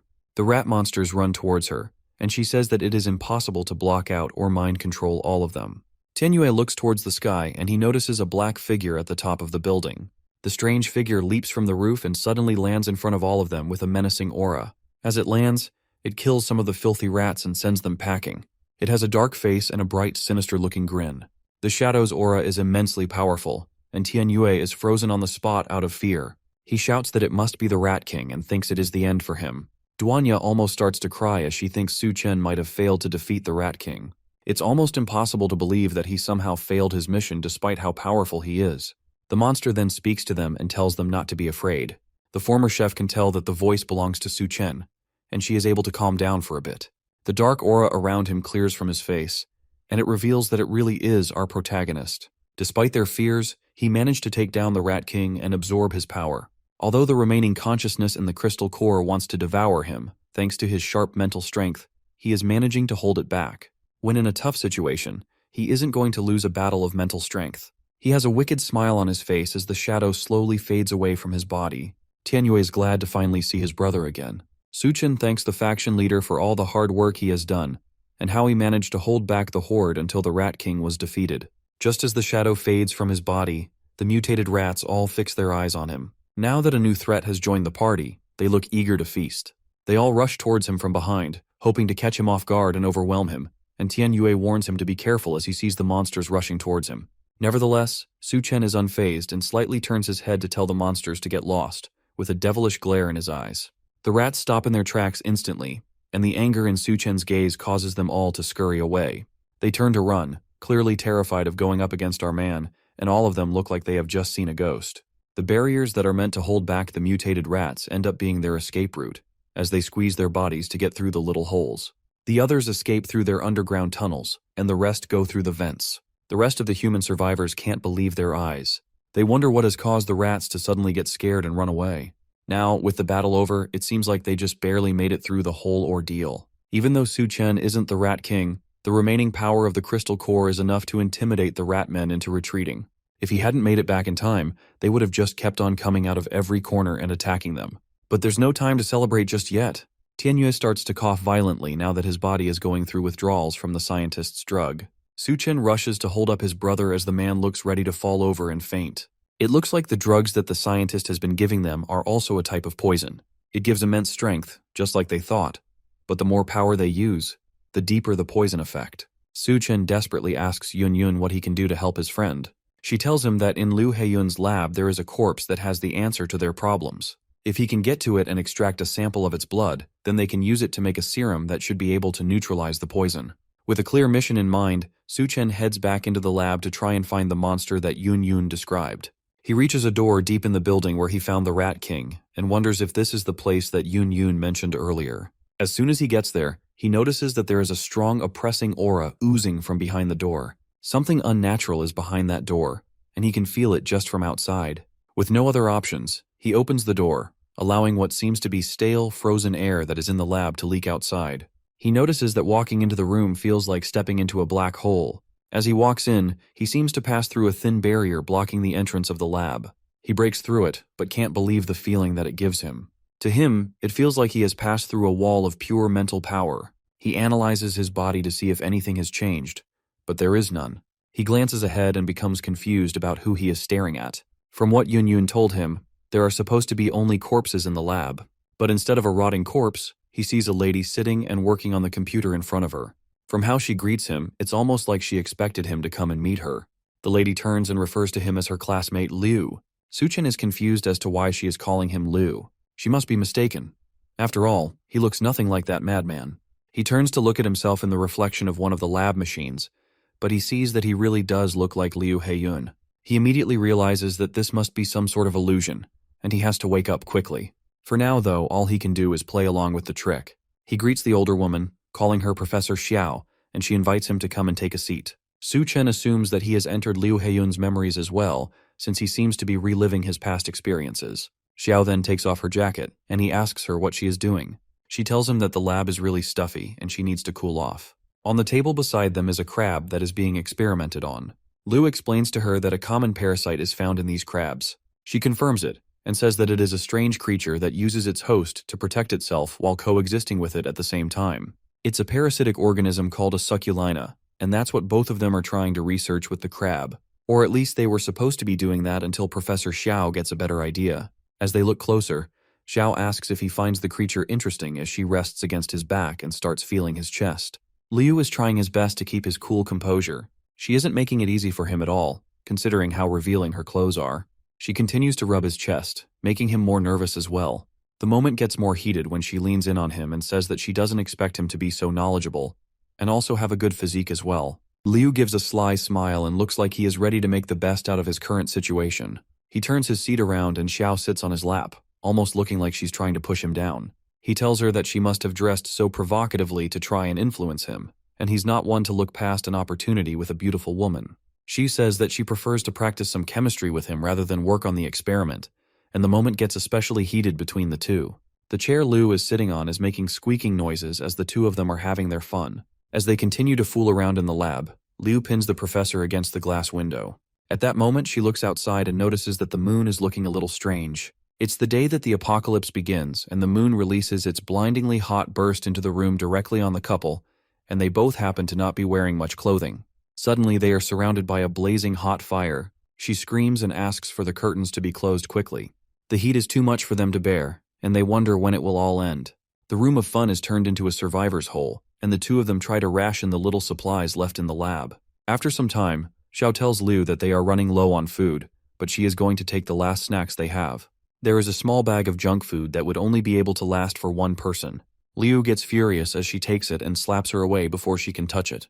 He stares down at her menacingly as he tells her that the supplies are more valuable than her life.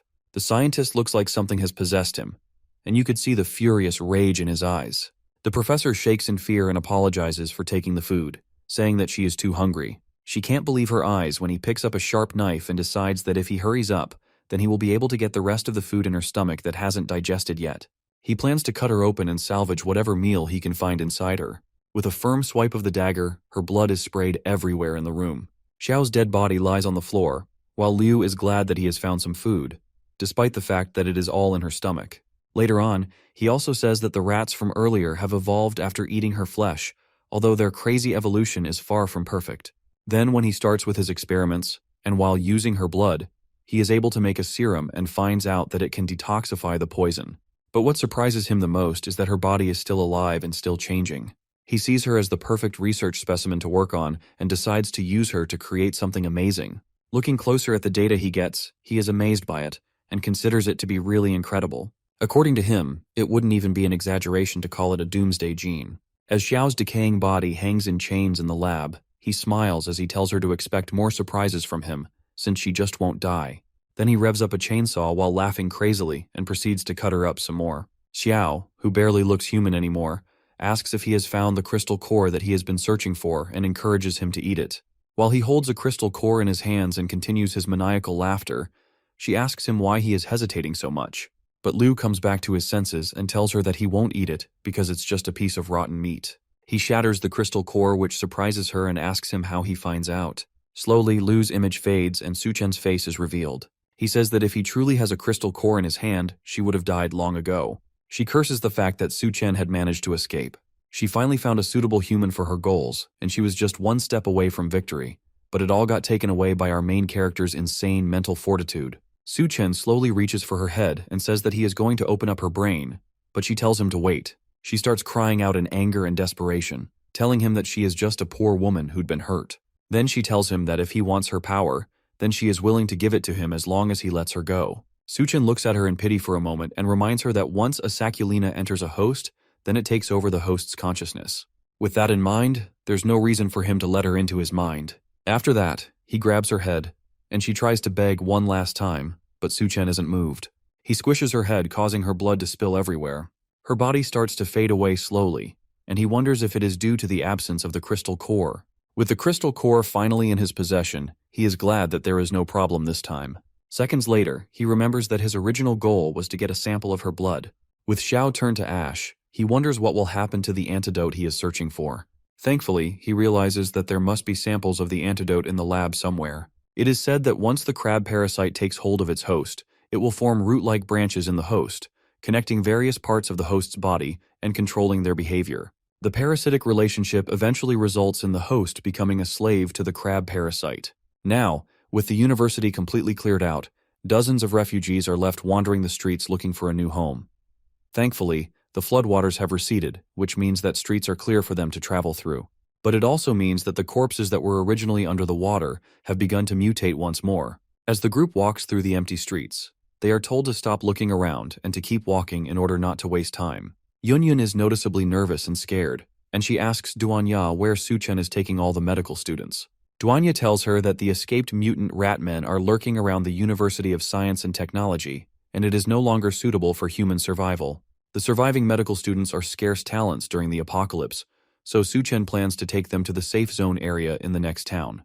Yunyun is upset because they still have a long way to walk, and she is already getting really hungry. She decides that she needs to go and find Suchen in hopes that he will give her something to eat, but Duanya holds her back and tells her that she isn't allowed to go. Yunyun wonders why Duanya is being so overprotective and holding her back from getting food, but for the former chef, it's more than that. Duanya then tells her that since she is following them, she has to be obedient and do whatever she is told.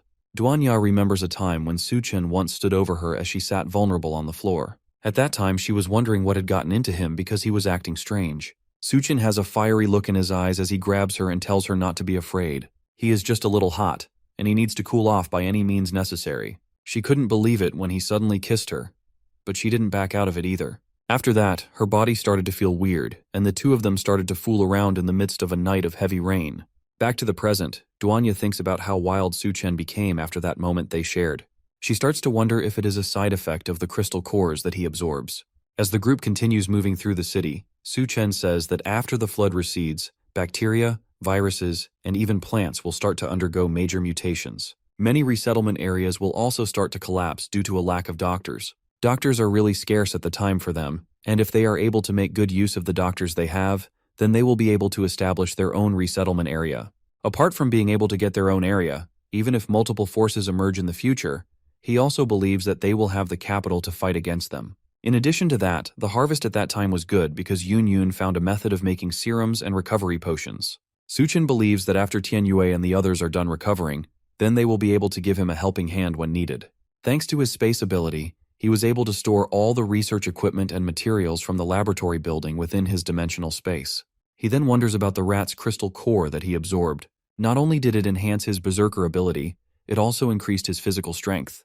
The crystal core also gives him ice powers, and although he can only condense a little ice right now, he is determined to find a way to increase it in the future. As if he isn't overpowered enough, the crystal core of the half-body female mutant also adds more abilities to his arsenal. Her crystal core gives him 2 psychic abilities, but he is upset that he didn't get the power to create illusions. Tianyue notices a weird sound coming from around them, and the others get very nervous. Suchen activates his first psychic skill, which is spiritual perception. The ability probably came from the corpse's appetite for blood. His eyes turn to a sharp red color, and he grows a very intimidating aura, which allows him to see the heat signatures from the blood of living things about 30 meters around him. It is like he has turned into a heat-seeking radar. He then notices that the members of the Devourer clan were preparing to ambush them. He can see the numerous mutated people hiding in the buildings and waiting for the right time to strike. One of the members of Suchen's group sees something frightening and tells everyone else to look up towards where he is pointing. Above them, they can see a female who has been hung on the traffic light pole, and a girl among them notices that the person hung is known as Rui Rui, a former roommate of hers. She tells the guys to hurry up and save Rui Rui before it is too late. It is a life that needs saving, and she can't stand seeing her friend in such a humiliating state. One of the guys attempts to go and save the girl, but Suchen stops him and tells him to mind his business. Suchen then tells his group to keep moving and stop wasting time. The girl can't believe how cold-blooded he is. She wonders if Suchen is even still human because it doesn't make sense that he would just watch someone die when there is still a chance to save her. Other people start to speak up, and they accuse Suchen of not being a man at all. They decide to stay back and help since they can't just stand by and watch someone die before their eyes.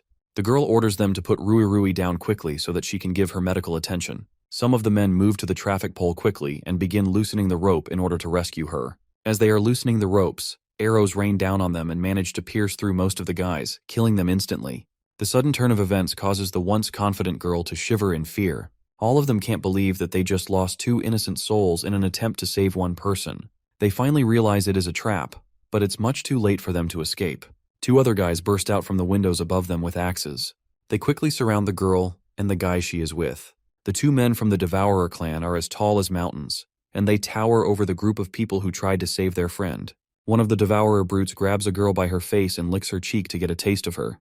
Then he rubs his hand all over her body and calls his companion to come and have some fun with her first. The girl is scared senseless as she looks at the monstrosity that grabbed her head. She begs him to let her go, but there is no use. Her friend tries to fight for her, and he demands that the Devourer let her go, but he doesn't see the other enemy rushing towards him with an axe. The man is slaughtered in an instant and his blood gets splattered everywhere. As he dies, the brute tells him to accept his fate as food. The girl, however, isn't as lucky to have a quick death. The man rips her shirt apart and suggests that they keep her to breed instead of eating her immediately. The screams manage to reach Suchen's group as they continue their march towards the safe zone. She asks him if the woman who was left hanging was used as bait, and he confirms it. But even though they've gotten what they want from the other group, that doesn't mean that they are safe yet. In fact, they are already surrounded by devourers.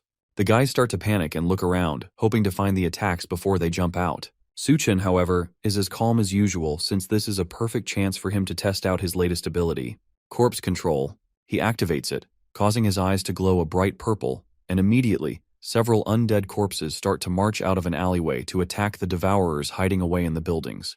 This is the perfect time to make the people about to ambush them know the feeling of being ambushed themselves. The Devourer clan is immediately attacked by the rampaging horde of mutated corpses controlled by Suchen.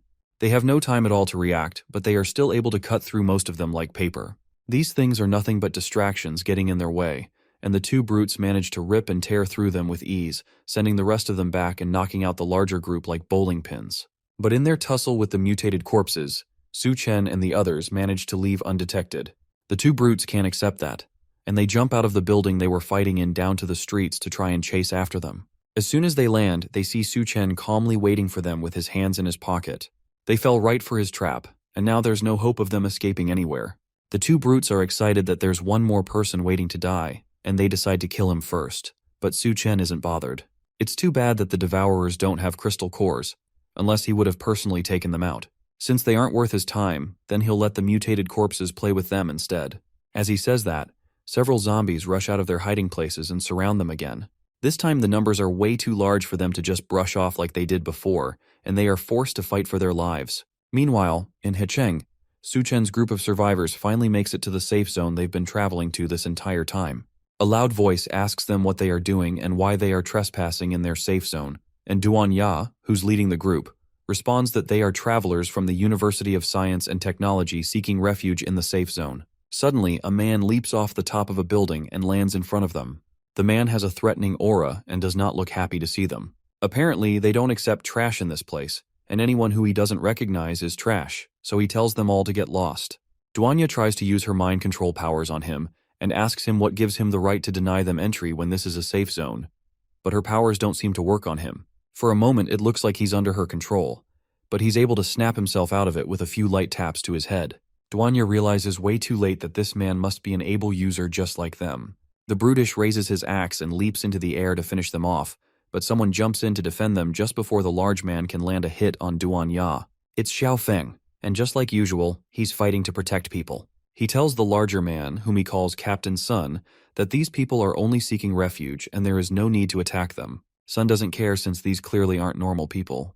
After all, normal people wouldn't be able to make it through the Devourer clan's territory so easily. He suspects that they must be spies sent from the Devourer clan to infiltrate them. At this accusation, Su Chen finally appears from behind the group to meet his old friend. He tells the brutish Captain Sun that if he doesn't want them, then he will just take the dozens of doctors he brought along with him to another safe zone. That catches all the guards' attention, and they didn't realize that there were doctors in the group. It's very rare for a single doctor to survive for so long in the apocalypse, and they managed to bring dozens of them all at once. Xiaofeng is excited to see Su Chen again, and realizes that these must not be ordinary survivors from the wasteland. With his old friend there, these can't be spies from the Devourers either. He decides to swear to his life that these people are his allies, and he will personally take care of them. Since Su Chen is in the group, if he says there are dozens of doctors, then he can't be lying. With what Su Chen has pulled off in the past, Xiaofeng would believe him even if he said he had thousands of doctors. With his own soldiers' words as backing, Captain Sun has no choice but to let them in. After all, if they have doctors with them, then they no longer have to bury patients alive anymore, and the sick among them can get proper treatment. Captain Sun walks away, clearly disappointed that he doesn't get to use his giant axe today, but before he leaves, he tells Xiaofeng that if these supposed doctors can't cure the patients, then he will have to take responsibility for the consequences, since he's the one that vouched for them. With the captain's permission, the other soldiers lead Su Chen's group into the safe zone, while Xiaofeng hangs back to apologize to his old friend. He asks our protagonist not to take offense and tells him that Captain Sun is just like that. Su Chen isn't bothered, however. After all, he has dealt with his own fair share of annoying people throughout the apocalypse. Putting that aside, he came with his large group of doctors at the right time. The safe zone has had some strange patients who definitely need a doctor's help.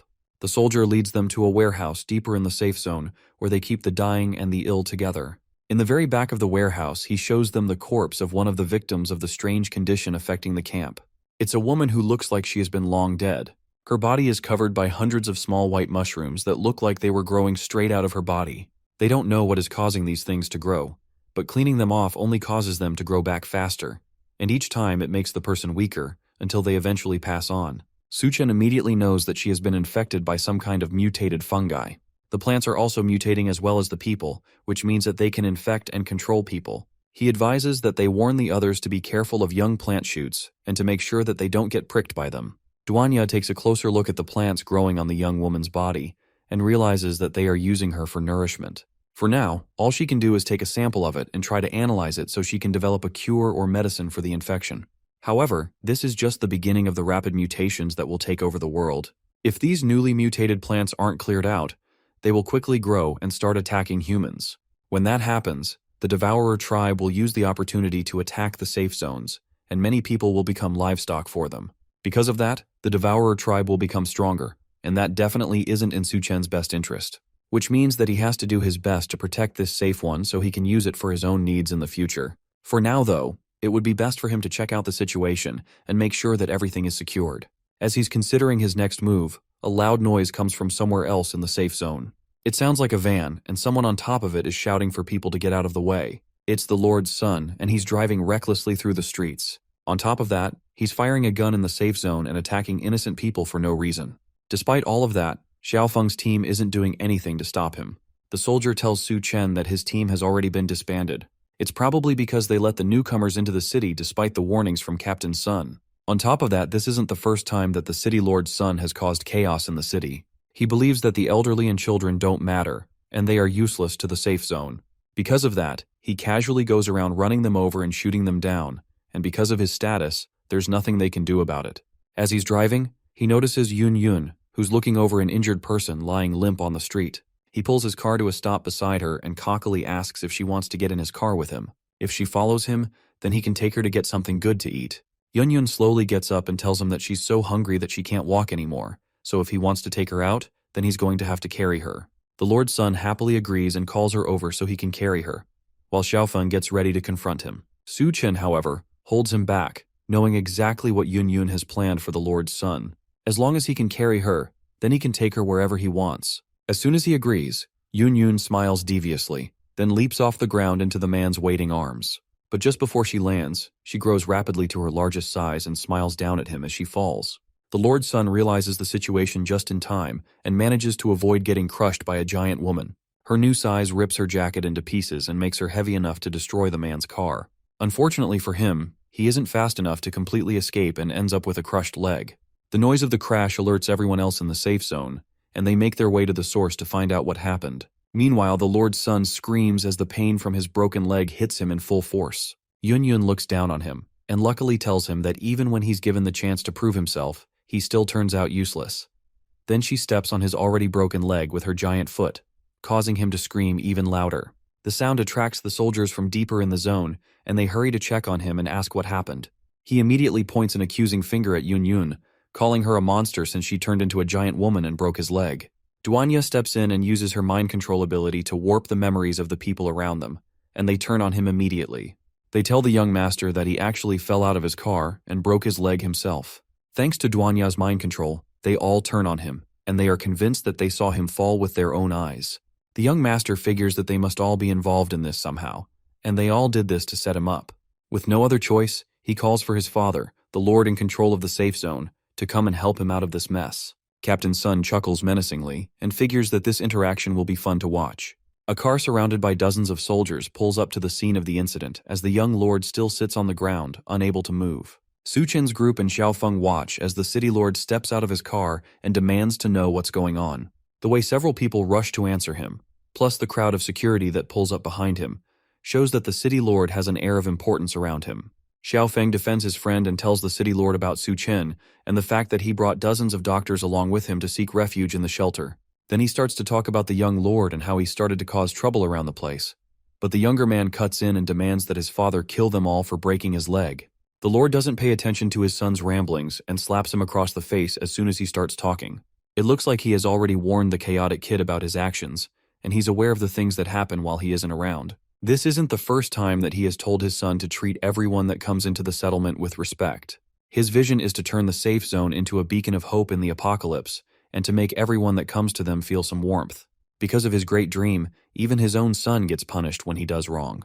That must mean that the city lord is a good man, and it's rare to find such a noble-hearted person in the apocalypse. At least that's what the crowd thinks as they start to cheer for him and his good deeds. The city lord turns to them and personally invites them to stay with them and build a new dream together. Here, they will provide the best food and the most generous conditions to make sure that they all survive in the new hellish world. Xiaofeng turns to tell Su Chen that thanks to the city lord, his group can now stay without any problems. But his friend is already long gone, as are his two girlfriends. They left the city as soon as the city lord appeared to avoid any problems. It's unreasonable to think that he won't try to take some kind of revenge since Yun Yun crippled his son. Because of that, the three of them have to sleep in the woods for the night. Yun Yun nervously tells her new sister that it's the first time she has ever had to sleep outside. Surely Duanya must have some kind of experience since she has survived in the apocalypse for so long. The former chef tells Yun Yun to stop thinking about unnecessary things. Besides, with Su Chen around, who knows if they will even be able to sleep at all.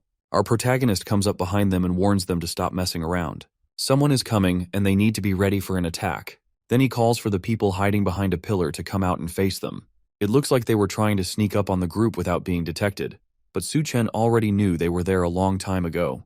They come out of their hiding spots and ask if Su-chen thought he could hide so easily after breaking the young master's leg. There are dozens that surround them, and they tell him that there is no way for them to escape. But unluckily for them, Su-chen never planned to escape. He just didn't want to go on a killing spree in the city and end up accidentally hurting members of his friend's team. The men approach him and laugh at the fact that he's talking about a killing spree when he's clearly about to die. They decide not to waste any more time pointlessly talking so they can finish him off. Su-chen casually annihilates one of the men approaching him with a single punch, causing the other men to realize exactly what he meant by killing spree. They open fire on the group in a panic, hoping to take him out quickly, but Su-chen immediately pulls out his dual katanas and cuts through all of them in less than a second. The last man remaining begs for his life and tells Su-chen that if he's spared, then he will reveal the secret about the city lord. Our protagonist pauses his sword just before it slices off the man's head, then tells him to continue. The man tells them that the city lord has close ties with the nearby Devourer clan. Every week, they secretly make a trade behind everyone's back. The city mayor gives up some of the refugees in exchange for food. Yun punches the man on the back of the head after his confession. They've been giving up young people in exchange for food this entire time. The man leads them to the city gate, where the deal usually goes down, and they see several people in a cage while a brute from the Devourer clan looks over them. He tells the guard that brought them that the food will be thrown to the gate by dawn. Then he grabs the man by his neck and lifts him off the ground. The guard struggles for a moment, but it's no use as the Devourer brute bites down on his neck and rips his head off of his body in one tug. The guards are just refugees hired temporarily, and the city lord never leaves any witnesses alive. The man asks if he can go now that he has told them everything he knows. But Su-chen has one more task for him. They take the man and tie him up over an empty street in an attempt to lure devourers towards the area. Their plan works, and his screams attract brutes nearby over to the empty place. To them, a person hanging alone in a dark place is just free food. One of the brutes asks why someone is hanging over in the middle of nowhere, but his companion doesn't care and just wants to get his hands on the free food. They rush up to the guard and punch him in the stomach, causing him to cough up blood and pass out. But the noise they made from their mad dash to get free food triggers Su-chen's plan as a loud voice comes down from above them.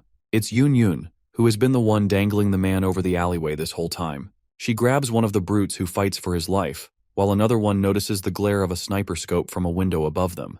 They finally realize that this whole thing was a planned ambush for them. Upstairs, Duanya carefully aims a sniper rifle at the devourers in the alleyway. She remembers Su-chen's words about how the devourers have mutated so much that their skulls are probably too hard for bullets to pierce. So the only way she can take them out is through multiple hits on one spot. She aims at one of the devourers, then fires 3 shots, managing to hit him straight on his forehead in 3 consecutive bursts. Meanwhile, the other devourer still fights against Yun's giant hand as it threatens to crush him. He doesn't notice Su-chen casually walking up from behind until he feels a hand on his. It's too late. Our protagonist places a hand on the brute's head, crushing it instantly, and then they go on to take out the entire group. With the Devourer clan's main force taken out, Su-chen and the 2 girls take all the food that was meant to go to the city lord for himself. Then they head to a house that's still in surprisingly good condition, despite how unforgiving the apocalypse has been. Inside, he summons a bed from his inventory, as well as more food to create a feast for him to enjoy with his 2 girls. Duanya tells him that if he wants to own a settlement base, then he can just find a different place and conquer it as his own. There's no need for him to get mixed up in the mess between the city lord and the Devourer clan. While that is true, building a base takes a lot of time and effort, and he's not good at that sort of thing. For the actual management of the base and its welfare, he's going to need someone reliable who has experience working with that sort of thing, and that person just so happens to be inside Hecheng. As they talk, Yun appears wearing an outfit that doesn't leave much to the imagination. She sees both Duanya and Su-chen lying on the bed and asks why they decided to start without her. Su-chen lays down on the bed as the 2 girls climb around him, ready to fool around. Thanks to him, they have been able to live like humans since the beginning of the apocalypse, so tonight they plan to return the favor and serve him well. While the 3 of them get freaky in the ruined city, the guards from the safe zone eventually find the hanging corpse of the man that Su-chen used as bait. The city lord Zhang mistakenly takes that to mean that the deal with the Devourers went wrong, and he rushes to the Devourer clan to find out what happened. He asks the Devourer leader what happened, but the mutated man asks him the same question. In the aftermath of his deal, he lost 3 of his warriors, meaning that they weren't the cause of the attack. Despite that, the Devourer leader demands that they double the number of people that they send over as compensation for their losses. If he can't do that, then his deal with the Devourers will be cancelled, and they will attack his precious settlement. The city lord agrees to his demands, and Su Chen decides to burst into the party and make his presence known. Our protagonist has seen everything he needs to see, and it looks to him like the city lord doesn't even bat an eye while trading with other people's lives. The Devourers surround Su Chen once they realize that he's the one who killed the 3 Devourers sent to retrieve the people. They have no idea how he managed to kill 3 of their own, but now that he has stepped onto their base, there's no escape for him. City Lord Zhang calmly leaves the area before things get violent. As far as he is concerned, Su Chen might as well be dead for stepping into the Devourer clan's home territory. He rushes back to the safe zone to try and wrap things up quickly before it turns into a mess that he can't handle. He goes back to the safe zone and announces to everyone that there is a traitor in their base. He points the blame at the outsiders that Su Chen brought over and accuses them of pretending to be doctors so they can infiltrate the base. He claims that in reality, they were secretly kidnapping refugees to trade with the Devourers for food. Since Su Chen ruined his plans, he has to be ruthless to make sure that no one goes against him again. The people in the settlement immediately turn their angry eyes towards Su Chen's group. They prepare to attack and kill them, but a loud voice stops everything before a riot starts. It's General Gao Yiwei, and behind him are Bei Kang and her brother. He comes in to defend Su Chen. From what he knows, our protagonist is a trustworthy man who has proven to be capable on multiple occasions. Since Su Chen brought them here himself, then they shouldn't be the problem. The city lord continues his accusations, saying that words alone cannot defend them. If he wants to show that they aren't traitors, then he has to prove it. A voice calls out from the top of a building above the settlement. It's Su Chen, and he claims that he can prove his own innocence. He brought the Devourer clan leader with him and asked the badly beaten mutant to explain the situation by himself. The clan leader confesses that City Lord Zhang is the one who has been making the deals with him this entire time. The crowd turns angrily to the city lord now that they realize that the man they've been supporting was the real monster this entire time. Zhang tries one more time to convince them that Su Chen is working with Devourers to frame him, but General Gao approaches the man and punches him in the face for his crimes. Now that the truth has been revealed, Zhang stops pretending about the situation and laughs menacingly as he reveals that he really is the one who has been exchanging people with the Devourer clan. But now it's the apocalypse, and all the places with supplies have already been taken over by the Devourers. They are just waiting for others to fall into their traps. As long as he keeps sacrificing a few lives that he sees as worthless, then he's doing a good thing and saving people. As far as he sees it, they should all be grateful to him for keeping them alive. After all, even the Captain Gao that's acting so righteous also ate the food that he brought back from the Devourers, so nobody has any right to judge him. Well, that's what he thinks, but Su Chen's fist begs to differ. After a sharp right hook to the face, Su Chen tells the man that he's a coward. In a world where the strong prey on the weak, trading lives for food isn't necessarily a bad thing, but it's a coward's choice that makes him no different from the Devourers. With the former lord rightfully knocked out, Su Chen turns to General Gao and makes him an offer. He offers to build a place that truly belongs to humanity and civilization. In his previous life, he once traversed over the ruins and eventually reached a safe haven that was on its way to becoming a utopian base in the apocalypse.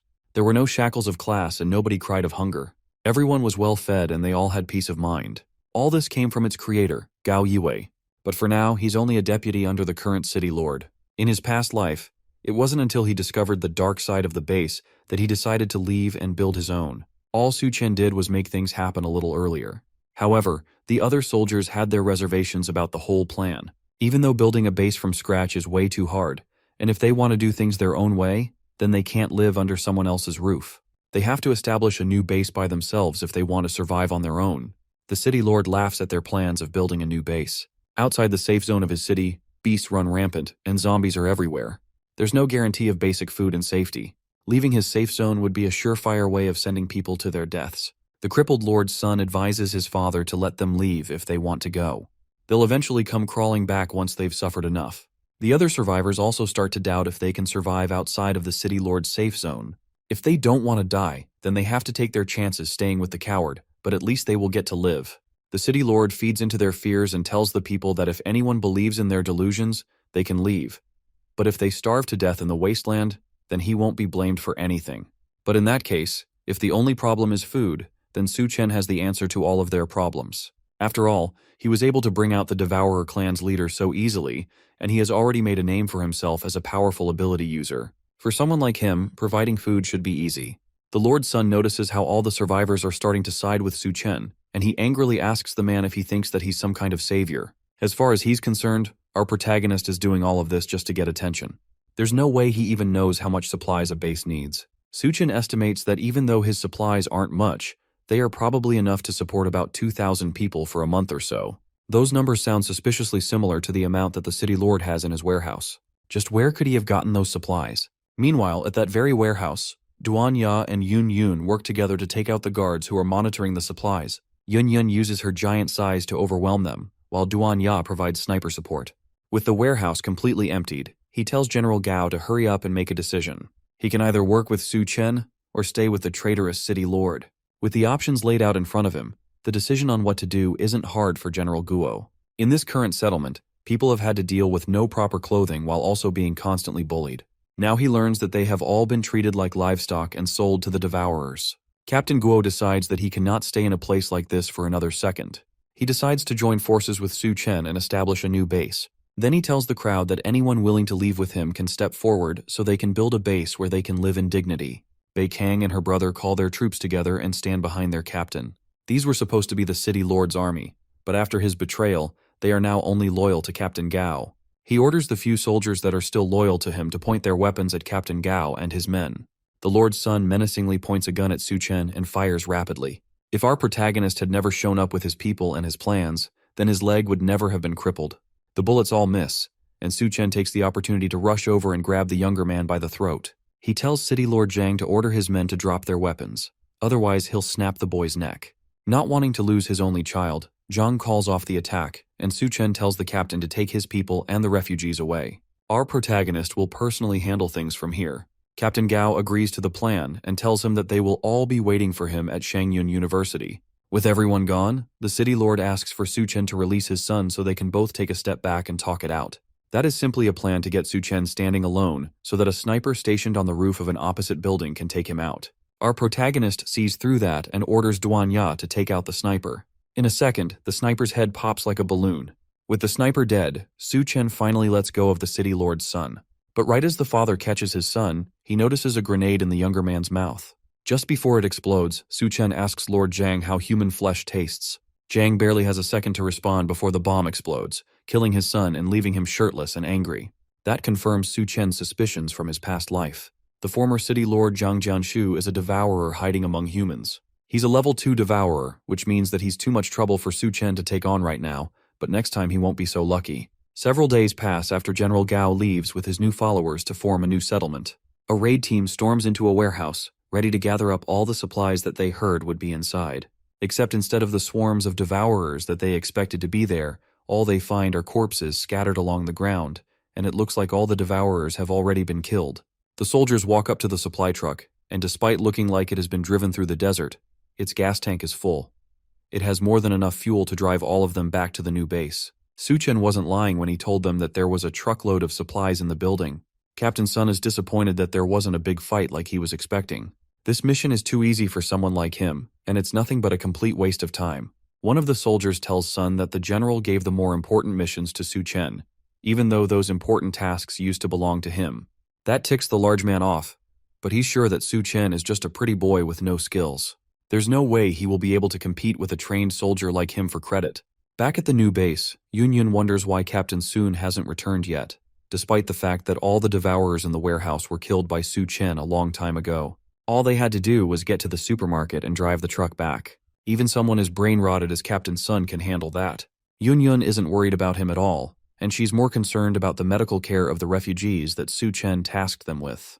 As they're talking, Duan Ya notices the truck driving back to the base. She advises Yun Yun to shrink down since once they get close, it'll be hard to use her mental power to cloak her size. Captain Sun reports back to General Gao, who's managing the base. The supplies have been secured and delivered, and the base can now have food. The few survivors nearby hear that Su Chen's advice about the trucks was real, and they start to praise him. There were doubts on if he would actually be able to solve their food problem, but it looks like they didn't have to doubt him at all. The more they mention Su Chen, the more upset Captain Sun becomes, and he convinces himself that all the pretty boy is doing is brainwashing people. Eventually, he'll slip up, and all the fame will go back to the one who deserves it. Suddenly, one of the soldiers rushes over and reports that there are signs of devourer tribe activity near a hospital to the south. It looks like it's a tribe of a few dozen, and they look ready to attack. Captain Sun smirks, knowing that this is his opportunity to show people who the real protector is. Meanwhile, Su Chen is still out on his mission with Bei Kang and Xiao Feng. Their plan is to raid a military base near their base. The entrance has long since been flooded, and it has become a death trap full of mutated corpses. Even if they manage to get it, there are only 3 of them, and they won't be able to carry all the supplies out with them. Suchin tells them not to worry about that for now. All they need to do is take him to the armory. Baekhan agrees and decides to personally bring him there. After all, she has been to the base before. But first, to get there, they need a vehicle. Suchin uses his space ability to summon his car, and the 2 soldiers almost panic at how random his ability is. He tells them to stop talking and get in the car so they can get there in time. Then they cruise through the empty streets towards the military base. At the military base, some of Zhang Jianshu's men work to drain the large pool of water covering the base's entrance. No matter how much water they pump, though, it never seems to be enough. The leader of the team tells the rest to go and find a few useless items from their storage and throw them into the water as bait for the water ghouls. Since the city supplies have mysteriously disappeared, if they don't bring something back, then they are as good as dead. The men grab some hostages and throw them into the water filled with water ghouls. The plan works, and the ghouls get lured to the surface, which means that someone can dive in to check the place out. The leader tells his men that whoever goes down to pry open the door will be rewarded with a woman by the city lord once they get back. One of the men steps up to take on the task. Before the apocalypse, he had no money and no woman, so now that the apocalypse is in full swing, he has to take any chance he has to make it ahead in life. His courage motivates the others to start diving too. Meanwhile, Xiaofeng watches the men as they try to get into the military base. It seems like Zhang Jianshu has set his eyes on the base's supplies and weapons as well. Luckily, Beikang knows another way around that can avoid the city lord's army, but they will have to dive underwater. Su Chen accepts the idea, and the 3 of them dive into the ghoul-infested waters to try and reach their target. As they swim through the dark water, Bei Chang notices several eyes watching them from deeper in the pool. It's the water ghouls, and the shock of seeing them causes her to gasp and lose her last bit of air. Su Chen pulls her close and calms her down. Then he kisses her, transferring some oxygen into her mouth. That manages to save her from drowning, but the water ghouls take the opportunity to attack them while they're down. Su Chen uses his ability to stop them before they can attack, and they all stop dead in their tracks, almost like they've been hypnotized. His eyes glow red, and Bei Kang realizes that he is somehow controlling all the water ghouls with one of his abilities. The ability wears off, and some of the ghouls start trying to attack them again. Su Chen manages to hold a few of them and tells Bei Kang and Xiao Fen to escape while he handles them. They rush to the surface and manage to make it out of the floodwaters into the military base. With the number of abilities Su Chen has, they start to wonder if he's human, as several bodies start floating up from the water as our protagonist wipes them out. They wonder how many abilities he has that they don't even know about. After taking out all the ghouls, Su Chen emerges from the water completely unharmed. After taking out all the water ghouls, one of them managed to drop a white core, which has a low drop rate in monsters. Getting a white core in such a short time is usually a miracle, but Su Chen doesn't seem satisfied. Although a white core doesn't grant new abilities, it can strengthen old ones, making him even stronger than he already is. As they talk, 2 yellow eyes watch them menacingly from a distance. The silhouette looks like a cat, and it seems particularly interested in the crystal Su Chen is holding. It leaps out as soon as he's distracted and snatches the crystal from his hand before he can react. Why is a cat even in the military base in the first place? The base probably had cats to control any rat problems they had, and one must have survived the apocalypse by staying strapped in the base. The feline has dark black fur and glowing stripe patterns all over its body with bright yellow eyes. The kitty is quite impressive since it managed to snatch the core from Su Chen's hand before he could even react. Su Chen angrily but calmly tries to offer the little guy some superfish snacks, in hope that it will trade that for the white core. However, the cat leaps up and manages to snatch the snacks from his hand before running deeper into the base with both its prices. It looks like the great and powerful Su Chen has been outwitted by a cat twice in the space of a minute. Anything that survives in the apocalypse can't be an ordinary creature, and there definitely seems to be something special about that cat. They keep walking through the base, and eventually they find a lever that reactivates the electricity in the base. Thankfully, the power systems are still operational despite how long they've been abandoned. Before the Great Flood, the survivors evacuated in a hurry, which means that there was no way they had time to take all their supplies with them. They finally arrive in the base's arsenal, and there's enough weapons to arm a force of up to 500 people. Xiaofeng figures that if they can find a tank, then they might even be able to arm 1,000 people. Beikang warns him to be careful as he runs off to find a tank. The storage is full of things they will definitely be needing, but the problem now is how to get everything back to the base. The City Lord's troops could show up at any moment, and going back to the safe zone for reinforcements is out of the question. A loud rumbling noise drags them out of their thoughts. Xiaofeng found a tank, but unfortunately, something else found him. It's a large mutated monster that almost looks like a giant dog. It's chasing Xiaofeng, who is desperately driving away in his tank. The monster shoots a laser from its snout and it hits the tank dead on. The panicking soldier asks Su Chen to do something since if it blows up the armory, then they will probably get blown up along with it. Su Chen activates his space ability and stores everything from the warehouse into his pocket dimension. In a matter of seconds, the warehouse is cleaned out as Xiaofeng drives up to them. He asks if Su Chen can store the monster in his space. But unfortunately, the space only works on inorganic material. Living mutated creatures can't be stored in it, meaning that they have to find another way to take care of the monster. Beikong decides to step up to the occasion and lure the monsters away, while Su Chen and Xiaofeng retreat. That's a reasonably stupid idea for Su Chen, and he grabs her instead and carries her over to the tank. Beikong tries to protest and tells him that since the supplies are in his space, then he has to make it back to the base safely. As they're talking, the monster rushes up to them and charges up another blast. Su Chen manages to dodge out of the way, but the tank isn't so lucky and gets blasted head-on. Su Chen tells her to stop wasting time and to go check on Xiaofeng while he deals with the monster. She runs off but orders him not to die on her. Now that he's alone with the monster, he takes a good look at it one more time. He doesn't remember hearing about a mutated beast like it in the area during his last life. That doesn't matter though, because its crystal core will belong to him regardless. Back in the smelly sewers, a deep loud rumble came from the entrance of the base. The city lord's men jumped, all confused. The blast sounded like it came from inside. One of them noticed the water level dropping fast and guessed that something underground probably cracked. The fat guy wasn't happy at all. He shouted, saying someone must have snuck in first, and told his men to go take care of them. But his men weren't paying attention. They were staring off into the distance. One guy pointed out a rabbit and said he hadn't eaten rabbit meat in a long time. Another one agreed but said the rabbit looked kinda weird. It was smiling in a creepy way. It didn't look cute at all. The rabbit didn't like what they said. It let out a nasty scream as a bunch of tentacles shot out from its body. The men froze in shock, their eyes wide with fear. The tentacles dug right into them. In no time, the fat guy's face twisted and looked just like the creepy rabbit. Meanwhile, Su Chen was still locked in a fight with that dog monster. His punches were strong, but the monster blocked them easily. It could match his hits and even fired powerful laser beams. Su Chen dodged as best as he could. The thing's body was tough, like steel. It reminded him of Zhang Jiangshu, that level 2 guy who walked away from an explosion without a single scratch. Su Chen wasn't on that level yet. His hand was already bruised. The monster didn't let up. It kept attacking. Su Chen thought to himself that even though the monster was strong, it wasn't unbeatable. The real problem was that weird vine inside its head. He needed to get rid of it. But before he could, the monster wrapped him up with more tentacles and blasted pink energy straight at him. He used his teleport power just in time to dodge it. Then he heard a sound.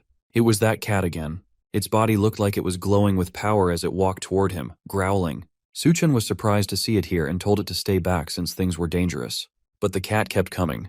It looked serious. Su Chen asked if it was a mutated beast too. Not far from there, Bai Chang was digging through the broken pieces of rubble left by the monster. She was yelling out for Xiaofeng. After a second, Xiaofeng's voice came from under the rocks. She said she dodged just in time and almost got crushed. Bai Chang started moving the rocks quickly, saying she'd get her out. Suddenly they heard creepy laughter. Bai Chang yelled for whoever it was to show themselves. That's when the city lord's men stepped out from the shadows, smiling in a creepy way with twisted faces. Bai Chang was shocked. She realized that they were the ones who opened the gate, but something was seriously wrong with how they looked.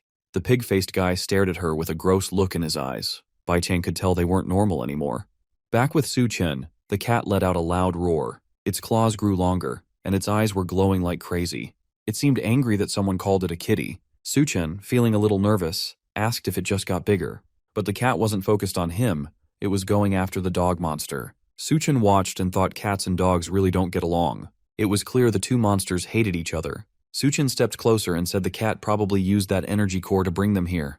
He got serious and told the cat they should work together. The cat, sensing how strong he was, seemed unsure. Su Chen jumped onto its back. The cat didn't resist. They were going to fight as a team now. Now that Su Chen's sitting on the giant cat, it's clearly not happy. It tries to shake him off, but he holds on tight. With serious looks on their faces, both charge straight at the dog monster. Even though the cat's not thrilled about carrying him, there's no time to argue. The monster strikes first, and the cat goes right back at it with its claws. Su Chen watches closely. The cat's claws barely scratch the monster. It's not enough. Su Chen pats the cat and tells it to move fast and distract the vines. He'll do the rest. The cat doesn't really want to, but it listens. As the monster attacks again, the shockwave blasts through a wall, and water starts pouring in. The cat zips around the monster, slicing the vines apart with ease. Suchin takes his chance, jumps off the cat, and lands a solid punch right to the monster's face, sending it flying. The cat, clearly impressed, starts to take things more seriously. They team up properly now. The monster goes wild, swinging and firing everywhere, but the cat is way too quick. In seconds, the thing's body is covered in deep cuts. Eventually, it drops to the ground. The core rolls out from what's left of it. The cat, eyes locked on the core, jumps toward it. But Suchin gets there first and snatches it. He pops it into his mouth without a second thought. The cat lets out an annoyed meow, but Suchin just ignores it. Meanwhile, the water keeps rising. Suchin looks around and figures the place is going to be underwater soon. Out of nowhere, he hears panicked meowing. That same big scary cat from earlier is now splashing around like a scared kitten, begging for help. Suchin picks it up and teases it a bit, asking if it's scared of water. He says he'll protect it if it stays with him. The cat shakes its head and tries to wriggle free, so Suchin tosses it back into the water. But right away, the cat scrambles back up onto him, crying like it's changed its mind. The cat agrees immediately, clearly not wanting to be left behind. He tells it again, this is its choice. Elsewhere, Bai Tang is trapped. The city lord's men are surrounding her, faces twisted and creepy. She can tell they're not human anymore. Xiaofeng's voice shouts that the tank won't start and tells her to leave. But Bai Chang doesn't know where to run, and she's not planning to abandon the fight. Then, in the distance, she spots a rabbit. But it's not a normal rabbit. This one's got sharp teeth and a creepy smile. Its real form comes out, a mess of vines draining energy from the city lord's men and using their bodies like puppets. Before she can react, the vines come at her from behind. Xiaofeng yells a warning. The vines tear at her clothes and try to wrap her up. The monster rabbit jumps at her, ready to bite down. She braces herself, thinking it's over. But just in time, Xiaofeng's tank roars to life. It slams right into the rabbit and knocks it away. He's yelling, furious that the monster touched Bai Chang. The tank fires again and again, the night sky lighting up from the blasts. The rabbit gets torn apart by the explosions. Bai Tang is left stunned, staring in shock. Xiaofeng leans back in his seat, tired but relieved. He thinks it's finally over. But he doesn't see the monster core, now moving straight toward his face. The core flies straight into Xiaofeng's mouth. He looks shocked. His eyes start glowing as he takes in the power. Bai Kang rushes over and asks if he's okay. He says he's fine, but he's holding his stomach and says he feels weird. Suchin walks up with the cat and asks if he really just ate the core. Bai Tang looks at him like he's crazy. Xiaofeng asks why he can't feel any powers. He wonders if there's some trick to it. Suchen says the best way to figure it out is by fighting. But first they need to leave. Suchen looks over at Bai Kang's ripped clothes. She tells him the monster did it. Then she spots the cat and gives him a look. She asks why he has a cat in the middle of the apocalypse. Suchin just picks it up and says it's with him now. The scene changes to the city. Black crows fly around. A girl is hanging from a lamppost. Nearby, some guys from the Dao clan are bothering another girl. She's crying and begging to be let go. One of the guys says the more she begs, the more fun it is for him. More Dao clan guys walk over. They start laughing and making creepy comments. Then they drag the girl away. She keeps begging them not to kill her. One of them tells her that if she listens, he'll keep her as a slave. If not, he'll hang her up like the other girl. Scared and shaking, she gives in. She says she'll do her best.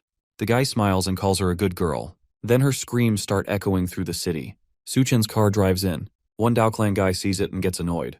He says they should finish quickly and have fun later. Xiaofeng gets out of the car and walks toward them. The Dao clan guys get mad and yell about how these random kids are ruining everything. One tells the others to kill them and eat them later.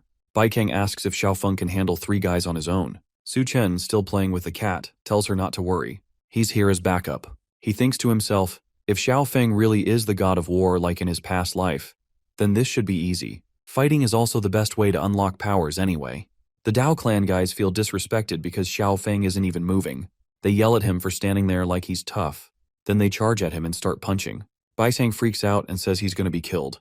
But Su Chen says he's got it under control. Xiaofeng is learning how to use his power. One Dao clan guy is shocked that Xiaofeng isn't getting hurt. Xiaofeng starts glowing and says he's been soaking up their energy. They don't believe it and keep swinging. Then Xiaofeng's eyes glow even more. He yells that it's not just absorbing, it's stealing. Blue light surrounds him as he drains their power.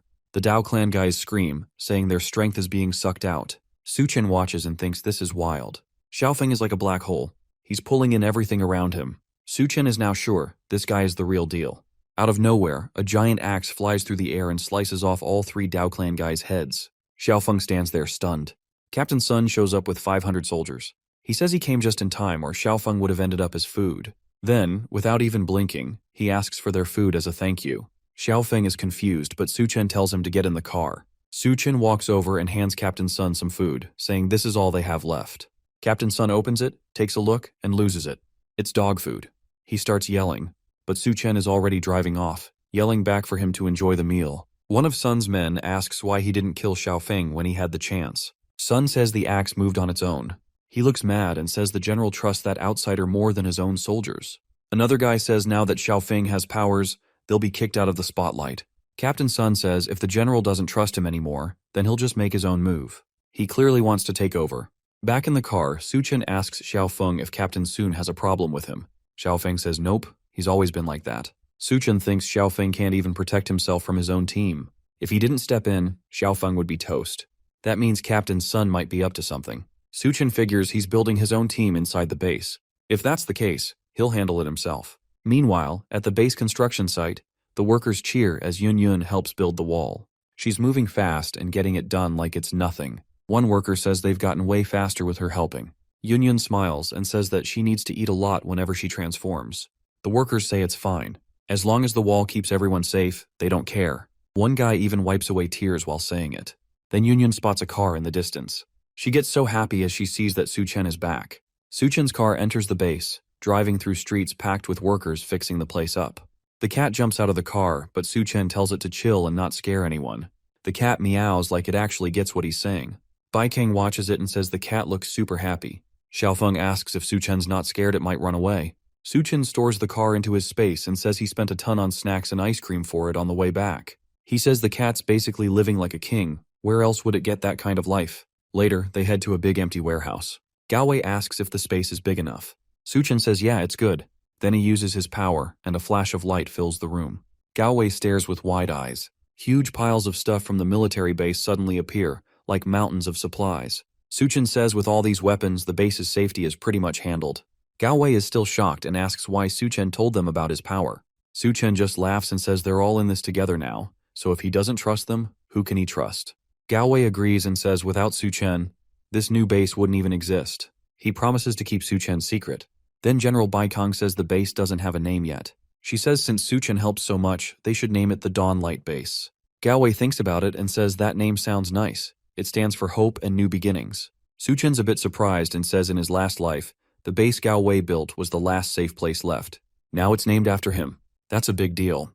While all that's happening, the cat wanders off into an operating room. Someone's praising Duanya, saying she handled the surgery like a pro. She says the conditions aren't great and a lot of people are already too far gone. Then someone mentions how nice it would be to take back the hospital from the Dao clan, since it probably still has a lot of medical stuff. She picks up a scalpel and the cat flinches, clearly freaked out. It remembers something bad from the past, watching one of its siblings get neutered. It lets out a loud meow. Duanya turns around and sees the shaking cat. She walks over and gently pets it, asking where it came from. She guesses it's hungry and picks it up. She says she'll ask Suchen if they can keep it when he comes back. Things are already hard enough for everyone, but maybe they can make it work. She brings the cat back to her room and tells it this is their place for now. Just as she's about to take her shoes off, someone grabs her from behind. He calls her beautiful and tells her to have some fun. She yells and tries to fight him off as he pins her arms over her head. Even the cat freezes, too scared to move. But when she opens her eyes, she sees it's Suchen. She's shocked and asks when he got back. He says he's the only one who doesn't fall for her mental tricks. She gets it now. He lets her go. After that, Duanya takes the cat to wash up. She talks to it and says Suchen must have brought it back. Then she looks at its fur and says the gold stripes look nice. She decides to name it Gold. The cat seems pretty happy, enjoying the warm water and her gentle scrubbing. Suchen walks into the bathroom and hears her call it Gold. He says it's a nice name, but asks if she forgot she's supposed to help him bathe. She asks about the armory and if he found anything. Suchen pulls out a core and says of course, now he can level up to level 2. Gold stares at the core, looking confused. Didn't he already eat that thing? Suchen laughs and says things were too crazy earlier, so he just hid it in his space. But he felt like he really needed it, so he brought it back. Then he puts the core in his mouth. Duanya gets shocked and asks if he's really going to eat it now, but it's too late. Suchen's body starts to change. His skin turns darker, red veins pop up, and this strong energy comes off him. Duanya gasps and says this must be level 2. The whole bathroom shakes from the power. She yells at Suchen to stop because she can't take it anymore. But Suchen just keeps going. Outside, Yunyun is helping with the wall when she hears weird noises from the bathroom. Gold doesn't care at all and keeps purring. Yunyun frowns and walks over. She peeks in and sees Su Chen holding Duan Ya close in the bath. She yells out, asking why Su Chen didn't come find her first. She's mad. She shrinks back to normal size and storms into the bathroom. When Duan Ya sees her, she calls out for help. Yunyun freaks out, calling Su Chen's name in a panic. Su Chen steps out of the bath, his whole body glowing with that level 2 energy. He looks over and says she showed up at the perfect time. Right now, Duan Ya and Yunyun are both lying on the bed, totally drained after everything with Su Chen. They look like they just ran a marathon. Both of them say his name at the same time, barely able to move. Turns out, messing around with a level 2 human is no joke. Duan Ya says she feels like she's about to pass out. Yunyun agrees, saying the side effects are way too much. Su Chen apologizes and says he might have absorbed too many cores. Yunyun says they both need to get stronger too, or else Su Chen's just going to keep overpowering them like this. Duan Ya agrees and asks how his powers have changed now that he's level 2. Su Chen decides to check for himself. First, he tries out his physical ability. His berserk and serpent powers have merged into one. His skin turns dark and now it's even tougher than steel. There's a strange energy flowing across his body too, kind of like a force field. He wonders if he can actually use it to attack. He holds out his hand toward the girls and suddenly they get blasted across the room, blankets and all. They land on the floor with a thud. Su Chen laughs, saying his attack power is way stronger now. Next, he tries his spatial ability. Before, he could only open space where he touched it. Now he can make small spatial gates all around him within 20 meters. Yunyun calls him a jerk for throwing them like that. Su Chen just keeps going. Then he tests out his ice powers. Before he could just make ice shards. Now he can cover his body in layers of ice too. It's not super useful yet, but it's something. Then he gets an idea. He channels the ice into the spatial gates and shoots shards out from different directions. Each one hits like a bullet. He says this will be great for sneak attacks. Duan Ya and Yunyun are both kind of shocked. Yunyun says if he keeps evolving like this, he might be shooting rockets next. Duan Ya agrees. Finally, Su Chen tries his mental sense. His sharing gun activates. The range hasn't changed much, but now he can sense everything inside his body, like he's got some kind of built-in scanner. But then something weird happens. He suddenly feels like he's not in his body anymore. He looks around but sees that everything is strange. He realizes he's inside some kind of mental world. Then he hears a voice. It's that woman from the lab where the mutated rat was. She tells him they meet again. Su Chen recognizes her right away and is confused. He thought she was gone, but she tells him he swallowed her core, and now she's living inside him like a parasite. Her hair whips out and ties him up. Su Chen's really pissed off now as steel body and spatial jumps don't work in this mental space. She says since she's here now, she wants something from him. She leans in, trying to kiss him, but our boy is definitely not falling for it. He remembers he has another power, so he summons chains and traps her before she can get close. She tries to break free but can't. He tells her straight up he doesn't trust her. She tells him he can't kill her here, since her real body is fused with him. Su Chen says fine, then she can stay trapped here forever. The woman refuses to give up. Her hair shoots out of the ground and wraps all around him like a giant web. Su Chen tries to fight it, but he gets completely covered, like some kind of obese mummy. She laughs and says now no one is leaving. She wants them to stay here together, locked in this mental space forever and ever. Now our MC is trapped together with the parasitic Xiao, whom he trapped with him. He is trapped in her cocoon which he can't break out of, and she is trapped in his bindings. If they continue like this, they will be trapped there in the conscious part of his mind for a very long time. So she suggests that they talk instead. Our boy is willing to listen, so she goes on to tell him how she only needs just a bit of his ability to survive. It will be too little to actually affect him, and she doesn't have the power to take over his body even if she wanted to. Our ruthless protagonist doesn't trust her and inquires about how she intends to leave his body. She reveals to him that leaving just like that would mean instant game over for her, unless he can find for her another suitable female host that is a strong ability user, also good-looking with a hot body too. Talk about being picky even in her current position in all this. Our boy asks how he would know if someone is suitable, and she tells him that she will inform him if they meet the one. She also goes on to promise him a sweet reward for helping her find a new body, but our MC isn't even interested in any of that. He just warns her to stay out of his business, and she will do well to heed to that warning unless she wants to be next on his chopping block. She hurriedly agrees to do just that and begs him to release her from his binding, which he does, and she releases him from her cocoon. After that, he is able to return to his real body in the normal world. His women Duan Ya and Yunyun express how they were really worried about him for a second there. They had thought his soul had left his body completely. That statement makes our boy Su Chen begin to worry as well. In order to minimize risks as much as possible, he takes extra measures by freezing the entire space Xiao is in. You definitely cannot be too careful when it's the literal end of the world. At least his ice powers are still very much effective even in that mind space. He thinks that he better hurry up and find her a suitable body, and commands his woman Duanya to find him other women at once. His women misinterpret the situation and conclude that he is not satisfied with them. Our sleek MC, now realizing what he said, quickly changes his words and directs it towards a general concern for the rest of the refugees. He definitely isn't planning on replacing them anytime soon or anything of the sort. After all that, Su Chen and his lady Duanya go for a walk and she explains the situation to him.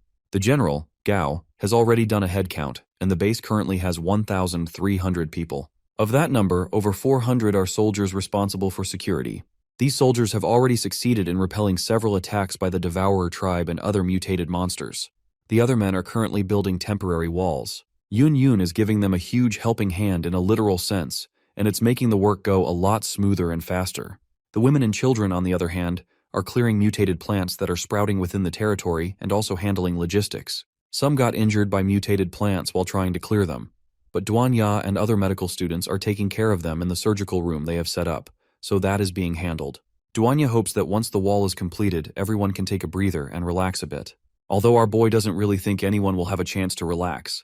Not at this time. Although security and supply needs have been resolved for the most part temporarily, they still need to take over the hospital occupied by the Devourer tribe so as to obtain medical resources. The matter is being discussed in a meeting, and the general in charge, Gao, is open to suggestions as to how to carry this mission out successfully.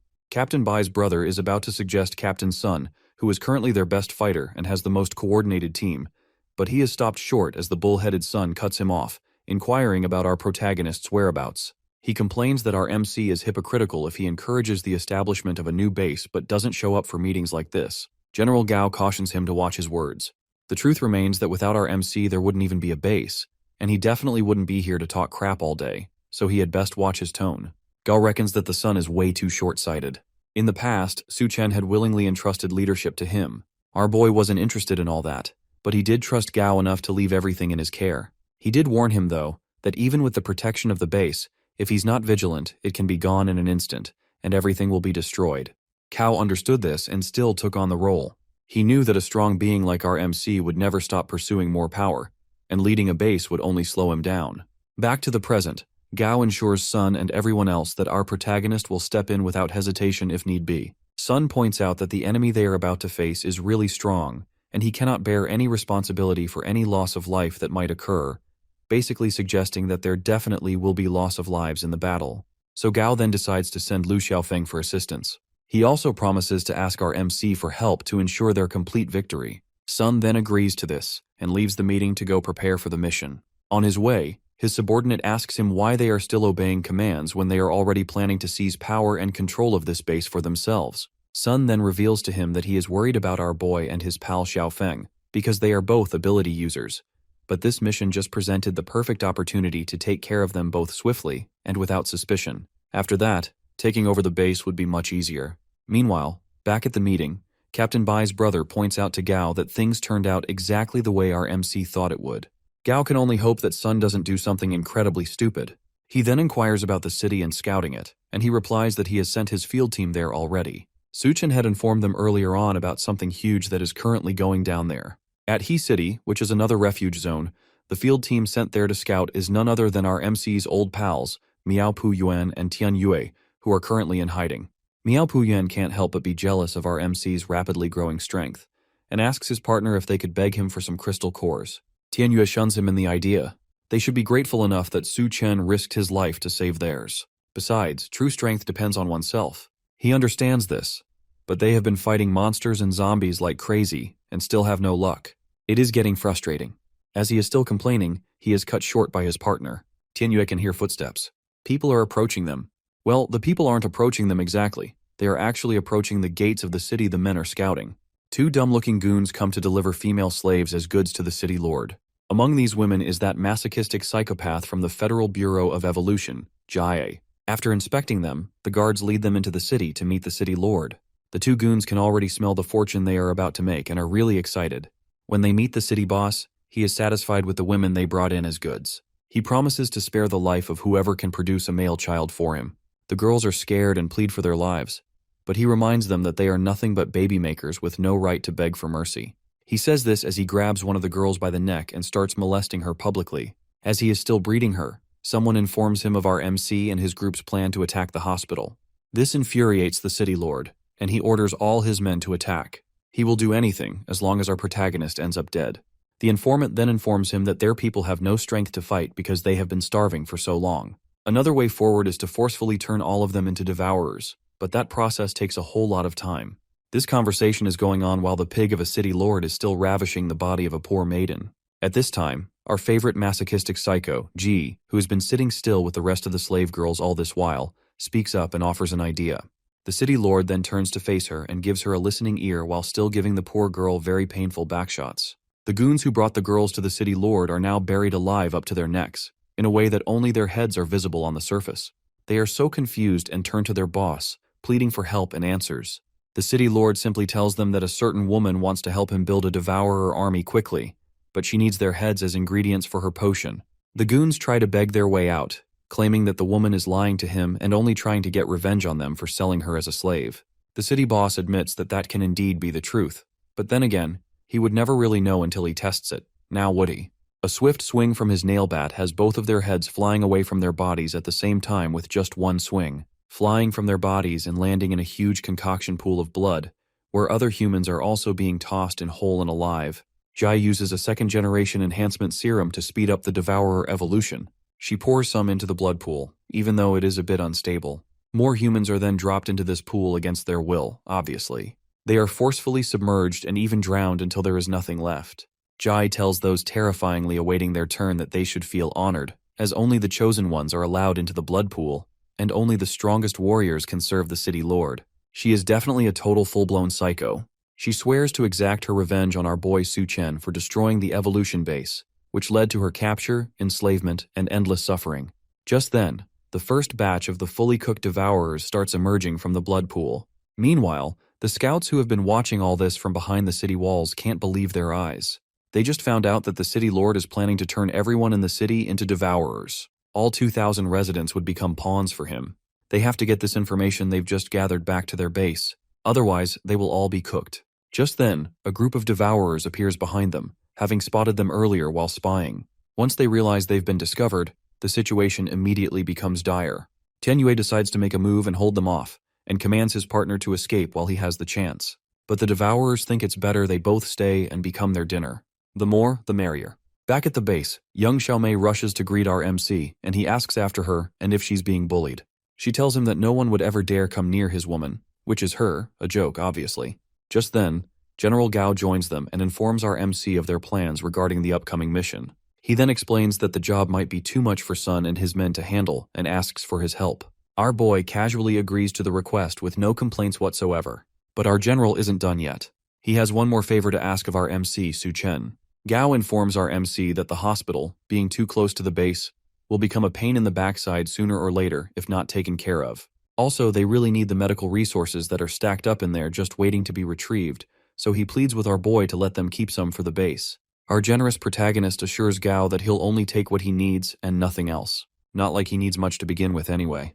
Gao then introduces him to the other ability users that are in the base, including Captain Bai's brother, and they are all under his command during this operation they're about to undergo. That's all fair and good, but the first order from their new leader is to stay behind at the base and play lookout while he goes and deals with the actual threat. They're to keep a special eye on his city for any suspicious movements that may occur. This shocks the ability users team to the core. Our boy obviously has his reasons for giving such an order. He suspects that He City might experience uncontrollable changes because of his presence. And just as usual, he is very much correct. Meanwhile, back at He City, our two scouts, Miao Puyuan and Tianye, are still surrounded by very hungry devourers. They are trying to hold their own, but the monsters aren't giving them any fighting chance to catch their breath. Tianye points out that they have to end this quickly and asks his partner if he remembers all the crises and trials they went through during their field missions. Of course he does. He is the most experienced in the field after all. The devourers are getting fed up with these games and are ready to get serious.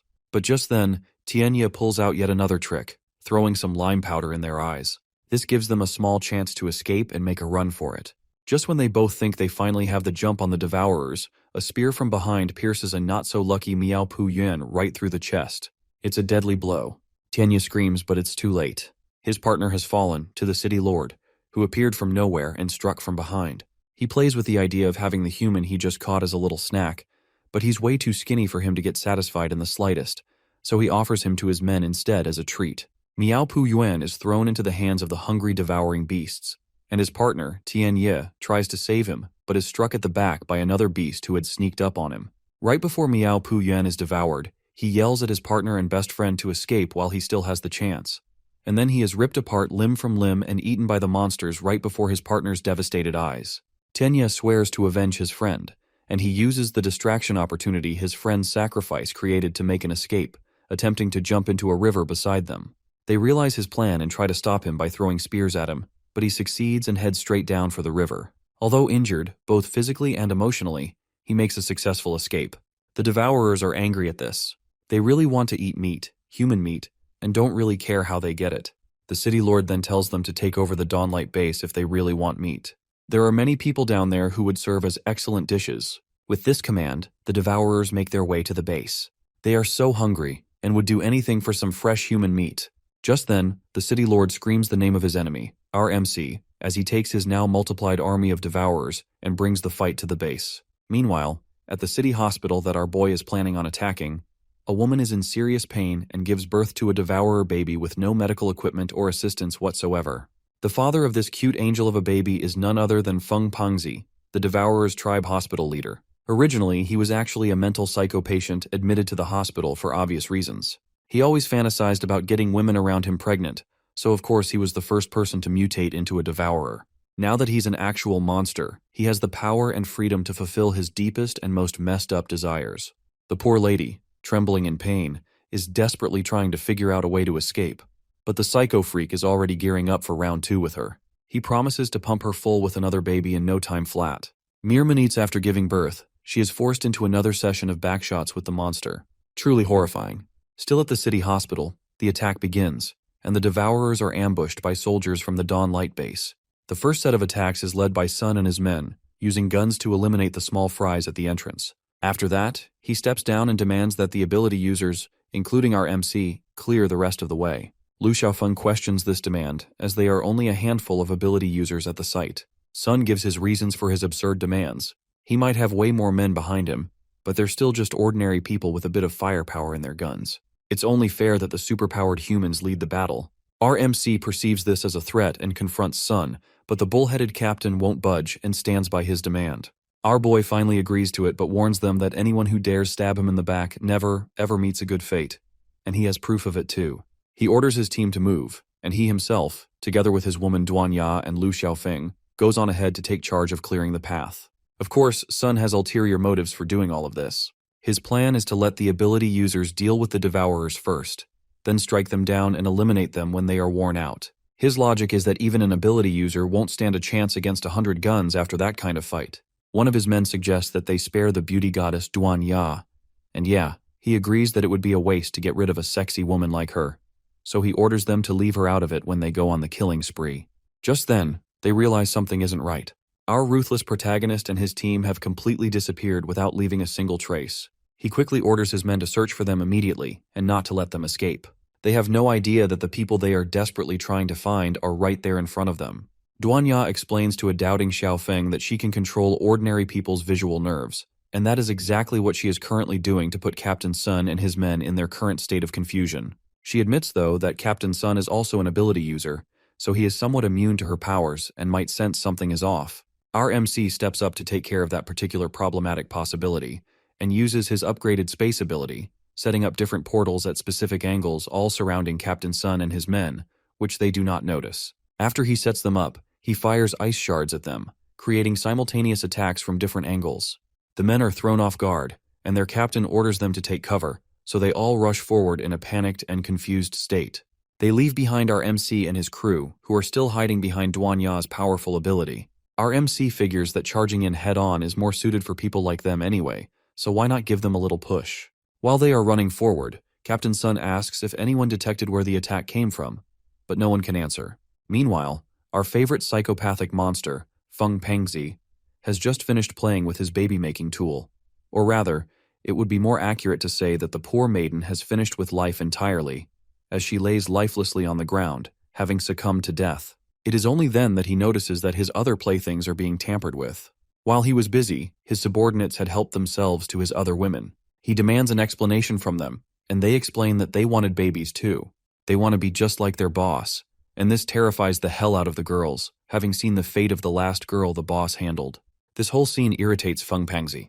He is greatly annoyed that his subordinates have the audacity to touch his property. Out of anger, he attacks them, and that sends the Devourer's subordinates flying through the walls. Unfortunately, that is exactly where Captain Sun and his men had run to. So the impact not only blows away some of his men, but also reveals their location to the enemy, and it is the boss no less. So much for the element of surprise.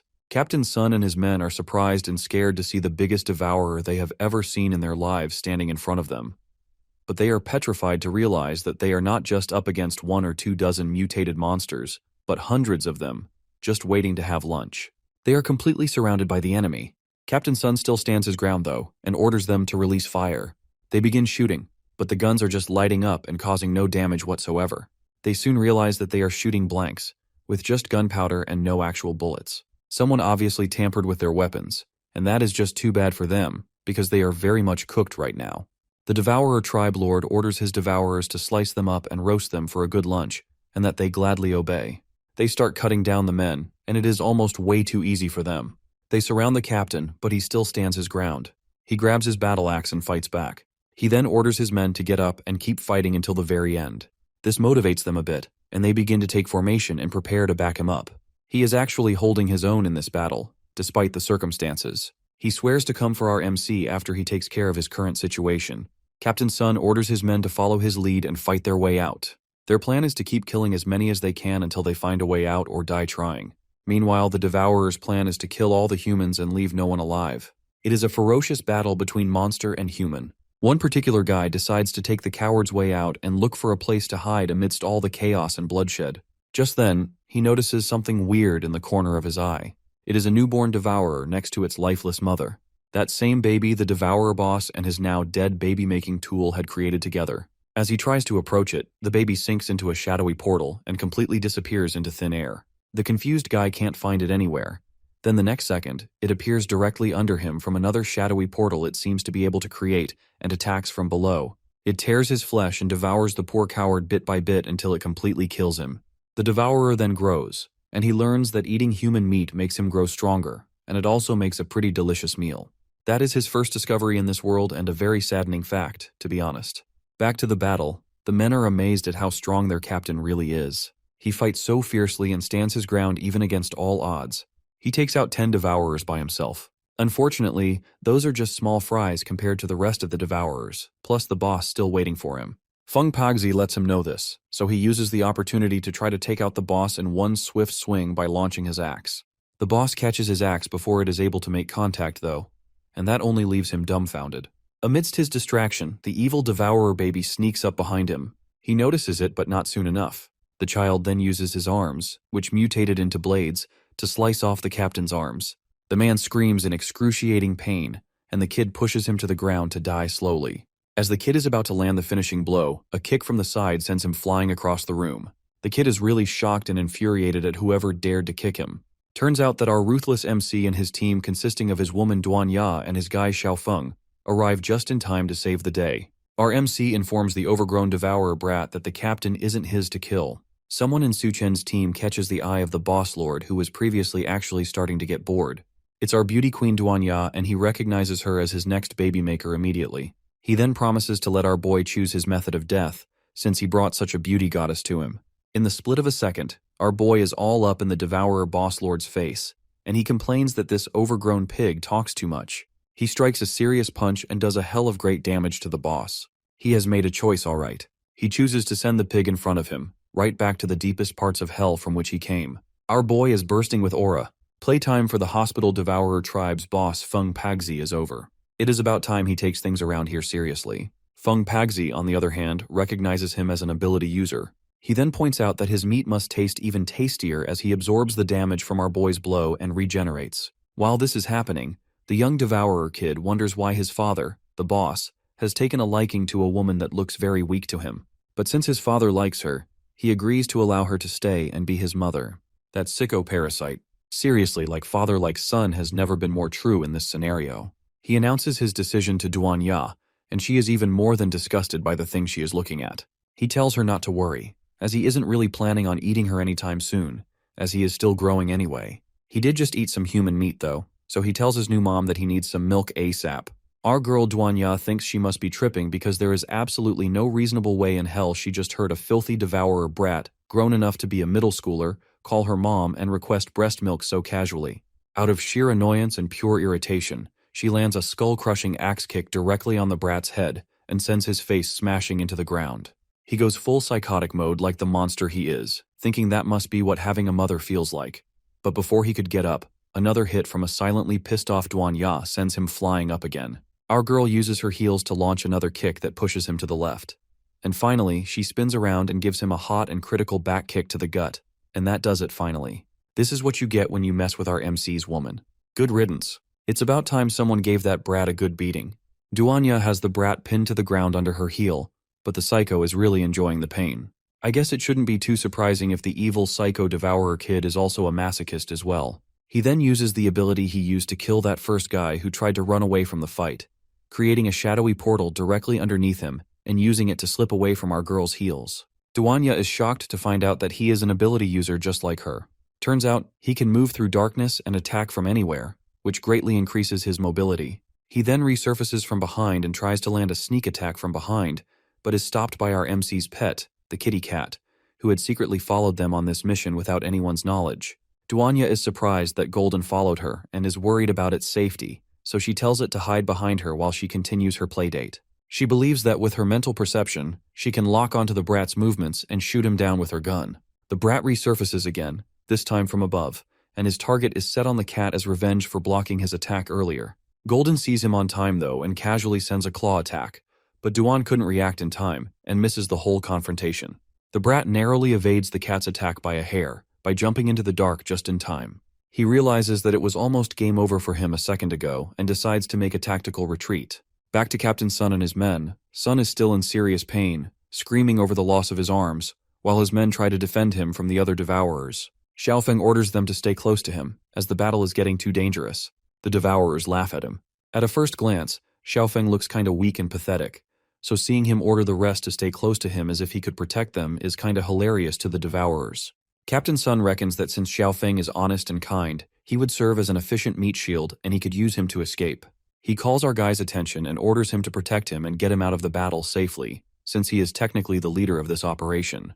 Xiaofeng happily agrees to his request, but before he does anything, he is going to need a little assistance from our fine captain here. Sun is shocked when our guy casually stretches out his hand and holds him by the neck. Then he uses his ability, Plunderer, to drain and absorb all of Sun's remaining strength. He is armless now anyway, and therefore practically useless, so he should give up the last of his strength so that our guy can use it to get revenge on the devourers for him. With his weak last breath, Sun reminds Xiaofeng that they are supposed to be teammates. But our guy tells him that the terms in their relationship changed once he decided to point his gun at him and the rest of his teammates. It went from brothers to enemies, and in this apocalypse, you show no mercy to your enemies. Since his men are also in on the plot against them, they are enemies as well, so he goes ahead to drain all their strength too. He plunders every single drop until there is nothing left. Thanks to our MC's genius thinking and warnings, the Dawn base discovers that a large devourer army is heading straight for them. At the just finished wall, Captain Bai orders the soldiers to go prepare as they had previously planned. She meets Yun Yun and asks why she is still there. Yun Yun had built the wall on request of her man, Su Chen. She really doesn't want to see it destroyed by some overgrown pigs. Bei Chen then brings up another topic that she has been meaning to ask Yun Yun. She is now blushing and rubbing her knees, obviously very flustered and embarrassed. She asks Yun Yun why she isn't disturbed that she and Duanya are both sharing a man. Yun Yun replies quite calmly. She admits that it all felt odd at first, but it's the literal end of the world, so why should she care? Worldly rules don't really apply anymore when there are deadly natural disasters and mutated monsters eating humans daily. To herself, she knows that she really can never handle Su Chen by herself anyway. Our boy is a monster of his own type as well. She then goes on to ask Captain Bai if she has feelings for her man as well. Bai immediately denies it. Still very much flustered though. Yun Yun goes on to tell her that it is okay to be attracted to someone as strong and handsome as our MC, and she shouldn't be ashamed to admit so. Bei then starts to reconsider her earlier response. Just then, a soldier sees the army is now visible and calls out to Captain Bai's attention. The two women are shocked when they see the number of devourers they are up against. Captain Bai immediately orders that this be reported to the general immediately, and all citizens be evacuated. Yun Yun, on the other hand, reaches for her backpack and grabs a quick snack, a chocolate bar, and some other foods. She then asks Captain Bai if she is planning to abandon the base. Of course she isn't, but she still has to evacuate the innocent civilians as a precaution, just in case the worst happens. Yun Yun really isn't going to allow a wall she just built for her man to get destroyed before he even gets to see it. If he comes back and the base isn't there anymore, he definitely would not be happy. And heaven knows that she more than anyone knows how he gets when he is furious, in bed of course. She definitely will not be able to handle it one bit. After she finishes her snack, which consists of a lot more than just the chocolate bar by the way, she reaches for her bag and pulls out some green liquid in the form of an injection. It is an enhancement potion, and without hesitation, she jams it into her arm. With that, she steps over the wall and tells her friend to organize people to fight off the monsters. Whatever happens, they absolutely cannot let them get to the base. With that said, she jumps over without batting an eyelid. Captain Bai is genuinely shocked at how this woman can completely disregard her own safety just for a man. She grows big, her clothes expand, and she is ready to battle. She spots a tree and picks it up, deciding to use that as her weapon. She is determined not to let the monsters, who are now fast approaching her, get through. What a woman. Yun Yun realizes that the enhancement potion has quite a significant effect on her body. She is slowly but constantly growing bigger even after reaching her max limit. I just hope her clothes don't rip off during this process. Anyway, she needs to take full advantage of the change and stop as many of the devourers as she can. The city lord honestly doubts that they could be stopped by just one woman, even though she is quite gigantic. He orders his army to attack, and they rush headfirst into a confrontation with our Yun Yun, who is very much ready for them. They try to slip past between her legs, but not only is our girl really big, she is also really fast as well. She swiftly uses her tree weapon to sweep them all out, creating a powerful force in the process. Some devourers who think they are smart try taking another approach and jumping directly on her arm in a bid to at least injure and distract her. This doesn't really work in their favor though, as our girl quickly smacks them flat like mosquitoes on her skin and continues clearing out the pests. Begs the question of what they actually thought would happen at this point. Captain Bai, watching what is going on from a distance, admits that all of our boys' women are truly very strong. Even with that, there are still way too many enemies for just one woman to handle alone. She deduces that her friend probably won't last long if she continues like this. But what is bothering her more is that the base's original defense system has been disrupted. She can't just sit back and do nothing while all of this is happening, so she runs along to go make something happen. Back to Yun Yun, she is successfully preventing the army from advancing and clearing them out as well. The devourers swallow their words and admit to themselves that the gigantic woman is actually a force to be reckoned with. They are now terrified and begin to lose their morale. Then a solution shows up in the form of our old pal, the masochistic psycho, Jai. She swoops in to save the day with an idea to beat the giant woman. The devourers forget that she is on their side though, and proceed to attack her like the stupid animals they are. She already planned for that possible outcome, and quickly goes ahead with her plan whether the devourers are consciously aware of it or not. She swiftly plants seeds on the 3 devourers that are stupid enough to attack her. The seeds immediately start to grow plants and bloom flowers on their heads. The devourers are so confused right now, but she definitely isn't. She knows exactly what she's doing. You see, in the past, she discovered that mutated plants mixed with her blood could temporarily boost strength a whole lot. But the cost of that power was the life of the host. And boy, did it boost the strength of the already strong devourers, making them almost as huge as our girl Yun Yun. Our girl soon realizes that she now has 3 enemies almost as big as her, and they are all coming for her head. Their strength and size multiply many times. The Lord is very pleased with this new development, and commands the rest of his devourer army to attack the base and do as they please while the giant woman is busy with her new play pals. The order is to charge forward, kill the men but leave the woman for future baby-making needs. They happily comply, but as soon as they try to advance, they are met with very deadly and explosive firepower. Tanks. Multiple tanks loaded with very heavy ammunition are now heading straight for them, with their orders to fire at will at the devourers. They definitely weren't expecting this, and can't figure out how the humans got their hands on such explosive firepower. Yun Yun is relieved to see that backup is finally here as she looks down at the tanks that are coming to her defense and that of the base.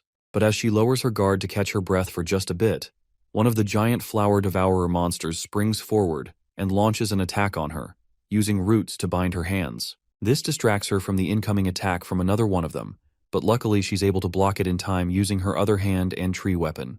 The impact pushes her back though, and she slams into the wall. Her two hands are currently engaged, and this prevents her from moving, so she can't block or dodge the third attack coming from the third giant flower devourer monster. Just when she thinks she is cooked, an attack from a drone saves her by a hair. These attacks continue relentlessly, and that gives our girl enough time to breathe and think. Even she wasn't really expecting drones. Captain Bai stands at a safe place in the battlefield while controlling the drones. She is grateful now more than ever to our boy for providing them with such powerful weapons. Even though there aren't many, they are still currently the only reason this base is still standing till now. Now let's head back to our MC, who is still battling with the hospital devourer Lord Feng Pangzi. His blows are being absorbed by the overgrown pig, and although he's receiving damage from them, they are still regenerating. He has to admit that our boy is quite strong for a human at least, but unfortunately, he doesn't believe that he is strong enough to actually harm him. Not by a long shot. It's now his turn to land a hit on our boy. While all this is going on, parasitic Xiao, who has been inside our boy Su Chen this whole time, is wondering what is going on in the real world. Xiao can't help but keep wondering what is going on outside our MC's mind. She blames him for trapping her in that place, thereby cutting her ability to sense the outside world. She is really curious and wants to know what is going on around her at this time. So she decides it is finally time to break free of the ice prison our boy put her in. She gathers all her strength and hair strands and forms it into a drill, and uses it to try drilling a hole out of the ice chamber. She better not do anything stupid that will distract our boy, who is currently still engaging in deadly combat with what seems to be his toughest opponent yet. He dodges the beast's incoming attack but realizes that this battle is getting tough, and his pig friend is getting harder to deal with. So he has to end this quickly. Xiao finally gets free of her ice prison that is inside our boy's mental dimension, and sure enough, it distracts him from his current battle. This gives Feng Pangzi the opening he needs to finally attack. Our boy, on the other hand, is pulled out once again from the real world, ripping off his clothes in the process, back into his mental world. She has really done it this time. Out of all the times she could have suddenly dragged him out of the real world, it's now that he is in a very serious battle to the death. Once he lands in space, she traps him with her hair strands before he has the chance to freeze her again. She has been waiting for this moment, and without thinking, she wraps her body and hair around him in an attempt to trap him. Soon they're both trapped in her hair cocoon, once again right there in his mental space. Our boy Su Chen would like to know what this woman is trying to do, and she tells him that she's doing everything in her ability to stop him from using his ice powers on her this time. She is going to punish him for trapping her in that ice prison for all this time. It is only then that she realizes that something is really wrong. She is feeling something hard, something throbbing and pressing against her. She then scolds him and accuses him of being a pervert, demanding to know why he isn't wearing any clothes. But he yells right back, complaining that it is her fault for dragging him over here so suddenly without any warning whatsoever. His clothes must have either gotten ripped off in the sudden transportation or didn't form at all because of how sudden it was. She makes it known to him that that wasn't her intention in any way. It is too late for excuses now, because she is currently trapped with a naked man in a very tight cocoon that is shaking due to the activities going on outside the mental space, in the real world. She points out that she has never experienced what she is experiencing now, and this surprises our boy, considering what he saw in her memories with that zombie scientist. And she explains that that was just fake experiences that never really happened. They are both in a very inappropriate situation, and doing something I'm probably not allowed to say. So let's go back to the real world for a sec, and give them some much-needed privacy. Back in the real world, Feng Pangzi is having the time of his life toying with an unconscious Su Chen. Punching him to the ground shakes the entire mental space, which in turn shakes the cocoon violently, and that causes gravity to create some more inappropriate actions in the cocoon. She begs our MC to do something because she doesn't know how much of this she can actually handle. The more the actual body receives damage, the more violently the cocoon shakes, and it is really driving Xiao crazy. Throwing the cocoon ball up and down so roughly, you could only imagine the dirty things that are going on there. Very dirty things. Okay, seriously now. Let's leave them to their immoral actions and focus on the outside world. Feng Pangzi has gotten bored of playing with a lifeless body and proceeds to make our boy his next snack. Gunshots from behind block him from starting his meal, and he's surprised to find out that it's from Duan Ya. The woman he had chosen to be his becomes dares attack him, but she does not really care about all the BS he is spitting out. He's holding something that belongs to her, and she commands him to let go of her man. It's then that Feng Pangzi realizes that the so-called woman he had chosen is already tainted and has been touched by another man. He then reminisces that back then before the apocalypse, before all this madness, before he had been admitted as a mental patient at the hospital, there was once this woman in his life, who was also the woman he had fallen for. The woman had promised him that after 100 gifts she would agree to marry him, so he stupidly believed her and bought her 99 gifts. When he brought the 100th, he was devastated to find out that the woman was no longer interested in him. She was getting married to another man already, and she didn't want anything to do with him again. Even after accepting his gifts, she would never date someone as ugly and pathetic as him. And not to side with a gold digger, but bro really was quite ugly and fat to a disgusting degree. No offense though. Even after all that, he still stood his ground and demanded that she leave that mystery man and marry him as she had promised instead. She laughs at the idea that he thinks that in any lifetime, she would leave a second-generation rich man and marry a loser like him instead. Besides, she was already pregnant by the man. This was the fact that probably broke the last sane thread in his head and turned him into the psycho he is today. Back to the present, the fact that our beauty goddess isn't a virgin anymore puts him into a berserk state, probably because it reminded him of his unfortunate luck with ladies back in his last life. He swears to make her clean again while licking the dead body of his son's mother, whom he had molested till she died. He then goes full monster mode and starts chasing Duanya, who is running away with Golden in a bid to distract the pig from hurting her man even more and buying him some time to return back to his body. Our unconscious boy better hurry up and get his body up and running again. Okay, let's go check on the last member of our protagonist's team, Xiaofeng. He has just finished draining the men who betrayed them of every last drop of energy they have left. He drains them dry until they all die. Now that is taken care of, he can face the remaining devourers with his full might. Just when he is about to get started, our beauty goddess and the pet cat burst through the walls, being chased down by a berserk devourer with an extremely large head and disgustingly long tongue. He uses his now very large tongue to attack, but Duanya dodges it by a hair. It is then that she sees the true form of our boy's pet Goldie, as it transforms into its beast form and carries her out of the way. No wonder her man is persistent in keeping it as a pet. She sees now that Goldie is a valuable asset to them in battle. Xiaofeng, thinking on his feet, tries to plunder the hospital devourer tribe lord's strength, but he's not able to, as the power gap between him and the monster is just way too much. So much that it hurts him when he tries to plunder. Duanya tells him to give up and escape with her for the time being, and he joins them in running away from, and I can't say this enough, a very disgusting tongue. The devourer lord simply refuses to let them get away and is hot on their heels. Meanwhile, our boy's body, laying there half naked, is still unconscious. In his head, the shaking has finally calmed down, and things are stable now that his real body isn't directly receiving damage from the monster anymore. Xiao has released him from the cocoon, exhausted from what she just experienced. Our boy then turns to leave to go deal with the situation outside, but warns her to behave herself until he gets back. As for what just happened between them, he promises to come back so that they both can have a long, serious discussion about it. She tells him that she would even go as far as helping him in the outside world, just as long as it would help him come back sooner, because he needs to take responsibility for what he just did to her, whatever it was. Goodness knows what went on in that cocoon. Back at the base, the battle is still fiercely going on between the devourers and the opposition. Captain Bai's brother leads a charge and orders his men to coordinate attacks with the tanks and attack with everything they've got left. Another of the ability users uses her intense speed to strike through enemies, and Captain Bai herself also uses her drones to attack from a safe distance. It does great damage to the enemy, especially the big flower mutated ones. Yun Yun is also pulling her own weight as well, now using a pole which is a much stronger weapon than the tree and does a lot more damage. Captain Bai is proud of her but leaves herself unguarded. This leads to her not noticing the incoming tank that was thrown away from the battlefield and is now heading towards her and makes direct impact. Yun Yun sees this and is horrified at the sight of Bei Chang's bleeding body, buried between debris. The devourers have started advancing a little and even go as far as overturning some tanks, one of which unfortunately lands on Captain Bai. The barrier has gotten breached and the men have started to consider retreating as a plausible option at this stage. This really infuriates our Yun Yun. She had worked so hard on that wall too. She really doesn't want her man to come back and see their base all torn up. This breaks the last fuse in her head.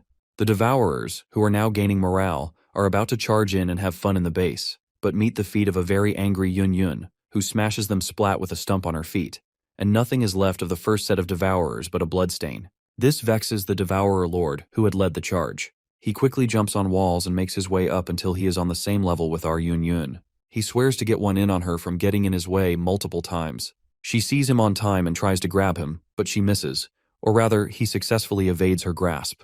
He then uses the opening he just created and lands a solid hit on her face that sends her falling on her back. Captain Bai, who has miraculously survived and recovered from the attack, screams in horror when she sees her friend take a serious hit and fall on her back. She crashes down into the debris behind her and takes critical damage.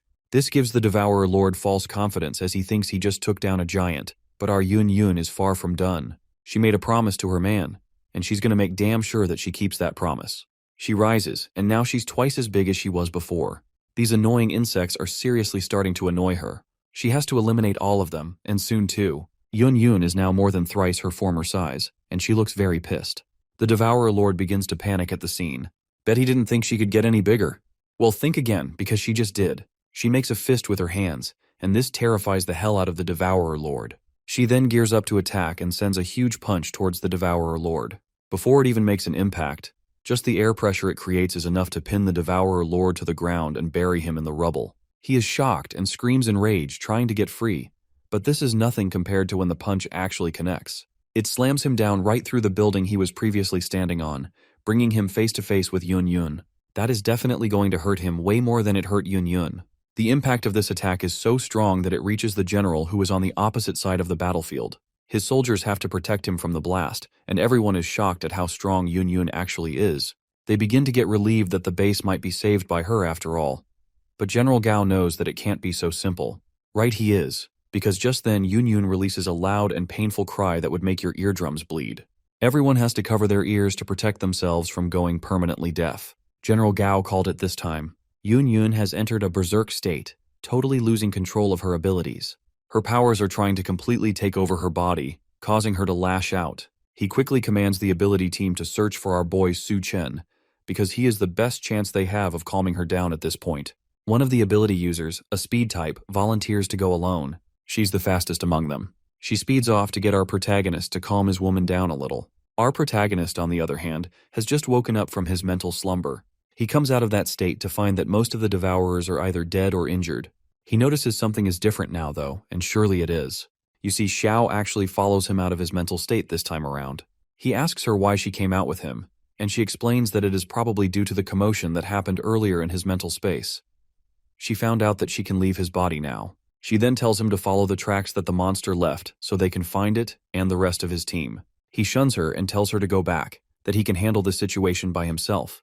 But she refuses, insisting on helping him and calls him ungrateful.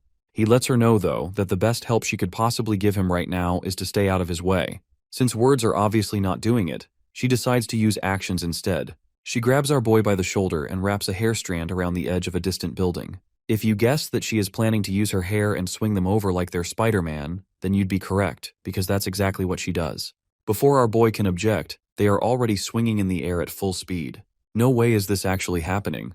I guess Xiao is a little bit crazy. He hates to admit it, but it's actually working. Swinging instead of running greatly increases his speed and mobility. Just then, Xiao notices something happening in the far distance. Our boy is also quite shocked when he sees what is going on. It is Yun Yun, and she's way bigger than she normally is when she's gigantic. Xiao asks him what's going on with her, and he thinks something must have happened over there, causing her to lose control over her ability and go berserk. He predicts that she will self-destruct if someone doesn't stop her quickly. Xiao, being clingy all over our boy's shoulders anyhow, reveals that things aren't looking very good for them, as something bad is happening over there as well, right where they currently are. She says this while pointing out a battle that's currently going directly below them. It's Su Chen's team versus the Monster Hospital Devourer Tribe Lord. Xiaofeng throws all his plundered power at him and Goldie uses all its strength to attack. But the unfortunate truth is that a rookie ability user who hasn't even completely mastered his ability yet, and an insignificant cat who happened to mutate, are just no match for a Tier 2 Devourer monster like Feng Pangzi. With a wave of his tongue, he smashes them both into the wall with one attack. Then he goes over to face our beauty goddess Duan Ya, reminding her of his promise to make her clean again. He uses his tongue to attack her and slash open her clothes. Xiao points out that Feng Pangzi is a Tier 2 Devourer, and even our ruthless MC won't have a very quick victory in a battle with him. Meanwhile, Yun Yun is currently running out of time. He has to choose which one of his ladies to save, and quickly too. The monster then uses its tongue and is about to land a critical hit on Duan Ya, but Xiao's hair stops it just in time. Except that wasn't Xiao's doing. It was our MC. Without her knowledge or permission, he borrowed her power and used it to save his woman just in time. There's no way he is letting another man touch his property. Not this time, bro. It's time to go full Spider-Man on this overgrown pig. Our ruthless MC doesn't believe in choice. He is planning to save both his women no matter what. Xie reminds him that she only exists in his consciousness, which means that he is the only one who can see her at the moment. Basically, he is on his own in this battle. But no worries, because as usual our boy is not even baffled the tiniest bit. Our beauty goddess Dronzer is so relieved when she sees her man is okay and back in the game. She really shouldn't act so surprised, knowing the kind of guy he is. Our boy finds out that he can now make use of Xiao's powers at will. A sweet bonus. He decides to test his new ability on the Hospital Devourer tribe's Lord Monster in front of them. He sends the whip-like abilities that resemble strands of Xiao's hair but are not quite. And they go ahead and tie up the monster. Feng Pangzi is still quite confident that our boy and his team can do nothing to hurt him at this point. But it is only then that he realizes what our boy Su Chen is actually doing. See, he is actually tying him up to a nearby concrete building, and before he can speak, the ropes tie him down to the building. He asks our boy what his plan is, and he explains it to him quite casually. Since a pig monster over here can regenerate quite easily, he wants to test what will happen if he is cut into tiny pieces. He wonders if he can regenerate from that. I guess there's only one way to find out. With a flick of his wrist, the ropes tighten way too hard and way too fast, and the result is the slicing up of the monster into 1,000,000 pieces. It's raining devourer parts everywhere. Dronzer realizes that her man didn't only come back to the fight, but he came back even way stronger than before. She will have to hurry up and get stronger too if she wants to keep up with him. Our boy doesn't waste much time on the scene. He needs to hurry up and go save his other woman quickly. He tells his beauty goddess to take care of his pet and his guy Xiaofeng, while he goes to deal with the other problem happening in the base. Xiaofeng and Goldie report that they are fine though, so that's a relief. Meanwhile, the speedster from the ability users team that had come to call Su Chen finally arrives at the scene. She immediately begins to look for their savior but can't seem to find him anywhere. She is completely exhausted from all that running, but knows that if she wastes any more time, it might be too late. Just then she notices that something is coming straight for her, and really fast too. It's the savior she had come looking for, Su Chen, and he has a very serious look on his face. He doesn't even slow down for her a bit and zooms past her so fast that it knocks her down to her feet. The girl can't believe her eyes. She is shocked to see that our boy is almost as fast as she is now. She tries to call out to him, but he is already far gone. Actually, he does notice her and even hears when she calls, but he is way too focused on his current objective to care for whatever her business is with him. So naturally, he ignores her. Xiao comes out again and tries to discourage him from going. She tells him that they may not come out of this one alive, but our boy wants to hear nothing of it. He is going to save his people, and that's the end of it. Besides, he worked really hard to build that base and would be damned to see it all go down like that. Xiao just hopes that his woman can hold out long enough for them to get there. Our boy then decides that it is time to try a move he has been working on. He uses his space ability and opens 2 gates, allowing him to jump from one to another almost instantly. He calls this move Space Jump, and it is quite nifty. The speedster girl who had been watching them from behind is shocked to see him instantly disappear into thin air. She almost can't believe what she is seeing. No one man should have that much power. Before, the distance our boy could space jump was only about 3 meters, and his use was limited to about 3 times a day before it felt like his body would rip apart. But now he has upgraded to level 2, he just jumped about 8 meters, so there's definitely an improvement. Time to test how many times he can do it in a row. He activates another of his abilities, Steel Body, and Xiao is starting to get seriously worried about what he is planning to do. It is time to test the real limits of his level 2 abilities. He keeps jumping continuously, and the speedster girl is just there staring, totally in awe. Back at the base, Yun has completely lost it and is just attacking randomly. There are still some devourers left, and they are seriously considering retreat at this point. One particular devourer is thinking about climbing her. He wants to see what it feels like up there. Can you really blame him though? They are monsters through and through, completely void of any human reasoning whatsoever. Some try to talk a little sense into him, but fail miserably. In fact, there are others that start to see his point of view, and soon many of them all feel like climbing her. One starts climbing, and the rest tell him to wait for them. Before long, many devourers start climbing the legs of our Yun, who is totally lost in her ability. The devourers are almost at the promised land. They're so close to under her gigantic skirt they can almost taste it. Such perverts. Then again, they are animalistic beasts, so you really shouldn't expect much. They forget about the remaining men though, who are still down on the ground, and they immediately open fire. But they are stopped in their tracks by Yun, who is attacking anything and anyone at random indiscriminately. General Gao is starting to panic, but Captain Bai notices something approaching. She notices someone heading towards Yun at a very high speed. It's Su Chen. Our boy makes a grand entrance with so much main character energy. Both the general and captain are so relieved when our boy lands. Now they have a much greater chance of stopping this chaos. Xiao warns our MC that his woman is still growing, and if she continues, she just might explode, literally. They need to find a way to wake her up from her berserk state before that happens. Yun Yun quickly turns her head and spots our boy, so she shifts her attention to him. She tries to smack him, but he forges by jumping up and landing on her hand instead. It is quite obvious that she has no idea what she is doing at the moment. He runs up her arms to her shoulders, then slides down her chest to her bust area, while swiftly evading attacks from her. He reckons that he better take care of the devourers that are on her first before anything else, so he jumps from her bust straight down to her legs. On his way down, Xiao notices and points out how high quality and durable her stockings must be to be able to withstand her size with only a few tears here and there. Our boy explains that it must be due to her ability, but now is not really the time for that kind of discussion. Now is it? One lucky devourer has finally made it to the entrance of her skirt, and just as he is about to claim his prize by stepping into the promised land, he is stopped by a black rope that is around his neck. It's from our boy, and he is not planning to let him go any further. He throws the devourer away, and as he is flying, he screams that our boy isn't a man of culture.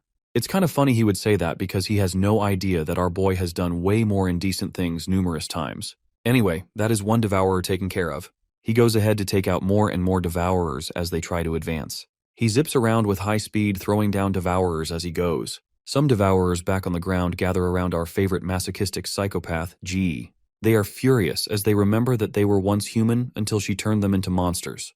They come for revenge and strip her of her cloak. She carries her witch staff that she has been carrying along and stabs it in one of the devourer's eyes. The rest are even more irritated now and prepare to attack, cornering her to a cliff. She tells them to be grateful as she takes a step back and falls off the cliff, screaming that she just gave them a gift on her way down.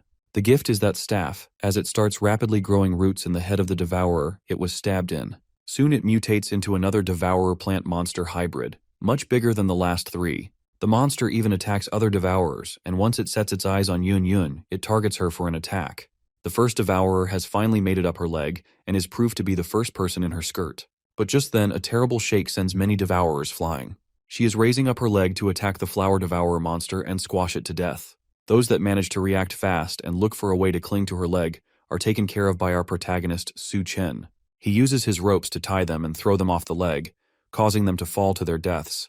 Captain Bai and General Gao are relieved that all the devourers are gone, but that doesn't solve their major problems. Now Yun Yun has grown so big that our MC's entire body can fit in half of her face. She is way bigger than she ever was when he arrived. Our boy has got some very gigantic problems on his hands now. Yun intends to stop her from exploding, harming people and destroying things. She raises her hands above Su Chen as she is about to strike him. Everyone calls out his name to alert him of the danger. They are worried for Su Chen so he doesn't get hurt. Yun Yun pounds her hands on Su Chen, destroying a building too. Yun Yun raises her hands, and Su Chen is nowhere to be found. The others wonder where he has gone. Su Chen is told that going again, Yun Yun heads on, is a terrible idea. They had hidden inside the breasts of Yun Yun. They started to notice something strange. Yun Yun is glowing, and her body seems to be cracking. It appears that her body cannot hold on any longer. Su Chen uses the jump space ability to have a better look at what is about to unfold. Yun Yun's body glows and cracks as she screams at the top of her voice and gets flashbacks. She is naked and cold. She is submerged in a clear liquid. She had lost count of how many times she had woken up in despair, the number of times she had lain on an operating table, and she had been pierced with needles multiple times. She feels like she is a lab rat in this apocalyptic world. She asks for help from God if he really does exist. She is willing to give everything in exchange for a way out. She hears her name and transitions back to the moment she had thought it was God that had called her back, as she had just asked for help. Su Chen doesn't need useless people by his side, so he raises his hands and gives a powerful strike to Yun Yun in an attempt to get her to wake up. Yun Yun remembers everything now. She remembers her encounter with Su Chen. He had asked her to stock up on food at home. She remembers how Su Chen is always there for her whenever she is in despair. She had survived the apocalypse because of him. She had felt a very strong connection between them, like a ray of light piercing through the darkness in her heart. She can give anything to him. It appears that Yun Yun is about to self-destruct. She glows even brighter and brighter, and everyone thinks she is about to self-destruct. It was so bright that no one could look in her direction. She had disappeared together with Su Chen. They wondered if it was all over. They are all out for Yun Yun and Su Chen, but it appears they have vanished and are nowhere to be found. Su Chen and Yun Yun have disappeared, and the General and Captain Bai wonder where they are. Captain Bai is sad as she thinks that something bad might have happened to Su Chen and Yun Yun. She is kneeling on the ground with her hands on the ground, looking so sad and devastated. She still has a lot to say to Su Chen and Yun Yun. Yun Yun had just saved her. The General yells in a loud voice, asking her to look up. She gasps for air as she raises her head. They are both surprised by what they see. It is Su Chen carrying Yun Yun and descending from the sky. Yun Yun looks badly injured. The general is happy to see Yun Yun. It is great that they are both safe, he says. The captain notices that Yun Yun is badly injured and yells out an instruction for someone to find a doctor.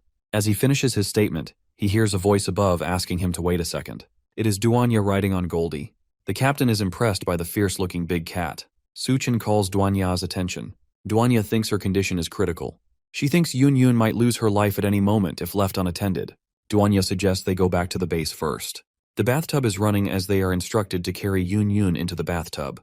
The water appears to be glowing, which makes Su Chen ask Duanya if she has added anything to the water. Duanya has mixed in the recovery serum from the evolution base. As regular medical treatment will not work for the kind of wounds Yun Yun has sustained, Su Chen acknowledges. Duanya asks Su Chen to check if Yun Yun's wounds are healing, but Su Chen does not feel any difference. Duanya thinks that it is impossible, as she has refined the recovery serum so many times. Su Chen thinks that the wounds could require the ability to heal. This makes sense to Duanya, but as she is about to finish her statement, she is shocked as Yun Yun is now responsive. Su Chen holds her up close. He thinks the medication has worked. Duanya turns around and leaves them both alone. She says she will leave the rest of the wounds to Su Chen to handle. Su Chen is uncertain if that is a good idea. Back in the building, Bai Chang and Duanya have something to talk about which requires privacy. They have asked Xiaofeng to leave and give them room, which he does, although he wonders why. Duanya walks into the room behind Xiaofeng and slams the door, and Xiaofeng is left with a confused look on his face. While on the other side of the door, Duanya is disturbed. Even though she will not admit it, she thinks that Su Chen will never stop on his path to becoming even stronger than he currently is. Baiteng walks in on Duanya and asks what she is doing. Duanya has always suspected that Baikang has feelings for Su Chen, so she wants to confirm her suspicion. Duanya asks Baiteng the question directly, but right before she can finish, Baiteng catches on and completes the question. Baikang's face is filled with surprise mixed with shock. The scene cuts to where Yun Yun is lying down. Duanya attributes Yun Yun's healing to Su Chen. She thinks her wounds are mostly healed because of him. Duanya dismisses Su Chen, saying that she will take it from there. Duanya tells Su Chen that Xiaofeng has brought back a crystal core for him. Su Chen is surprised and asks again, which makes Duanya reassure him and tell him that it is in the reception room outside. She urges him to go check it out. Su Chen tells Duanya that he will be leaving Yun Yun under her care as he goes out to check the crystal core. Su Chen is stunned by what he sees. He thinks it's a black stone. He wonders if they have mistaken the black stone for a crystal core. He believes he cannot blame them as he makes a fist. He has only heard about this thing in his past life, he thinks to himself, and lands a powerful blow on the black stone. In the apocalypse, all sorts of bizarre materials start appearing. The black stone does not seem to be affected by the powerful blow he has just launched. He thinks the black stone is incredibly tough, and it might also be a rare material born from the apocalypse, which is actually connected to one person, Blackblade King Wang Song. He happens to be a legendary figure in his past life. He carves through the apocalypse with a single black blade.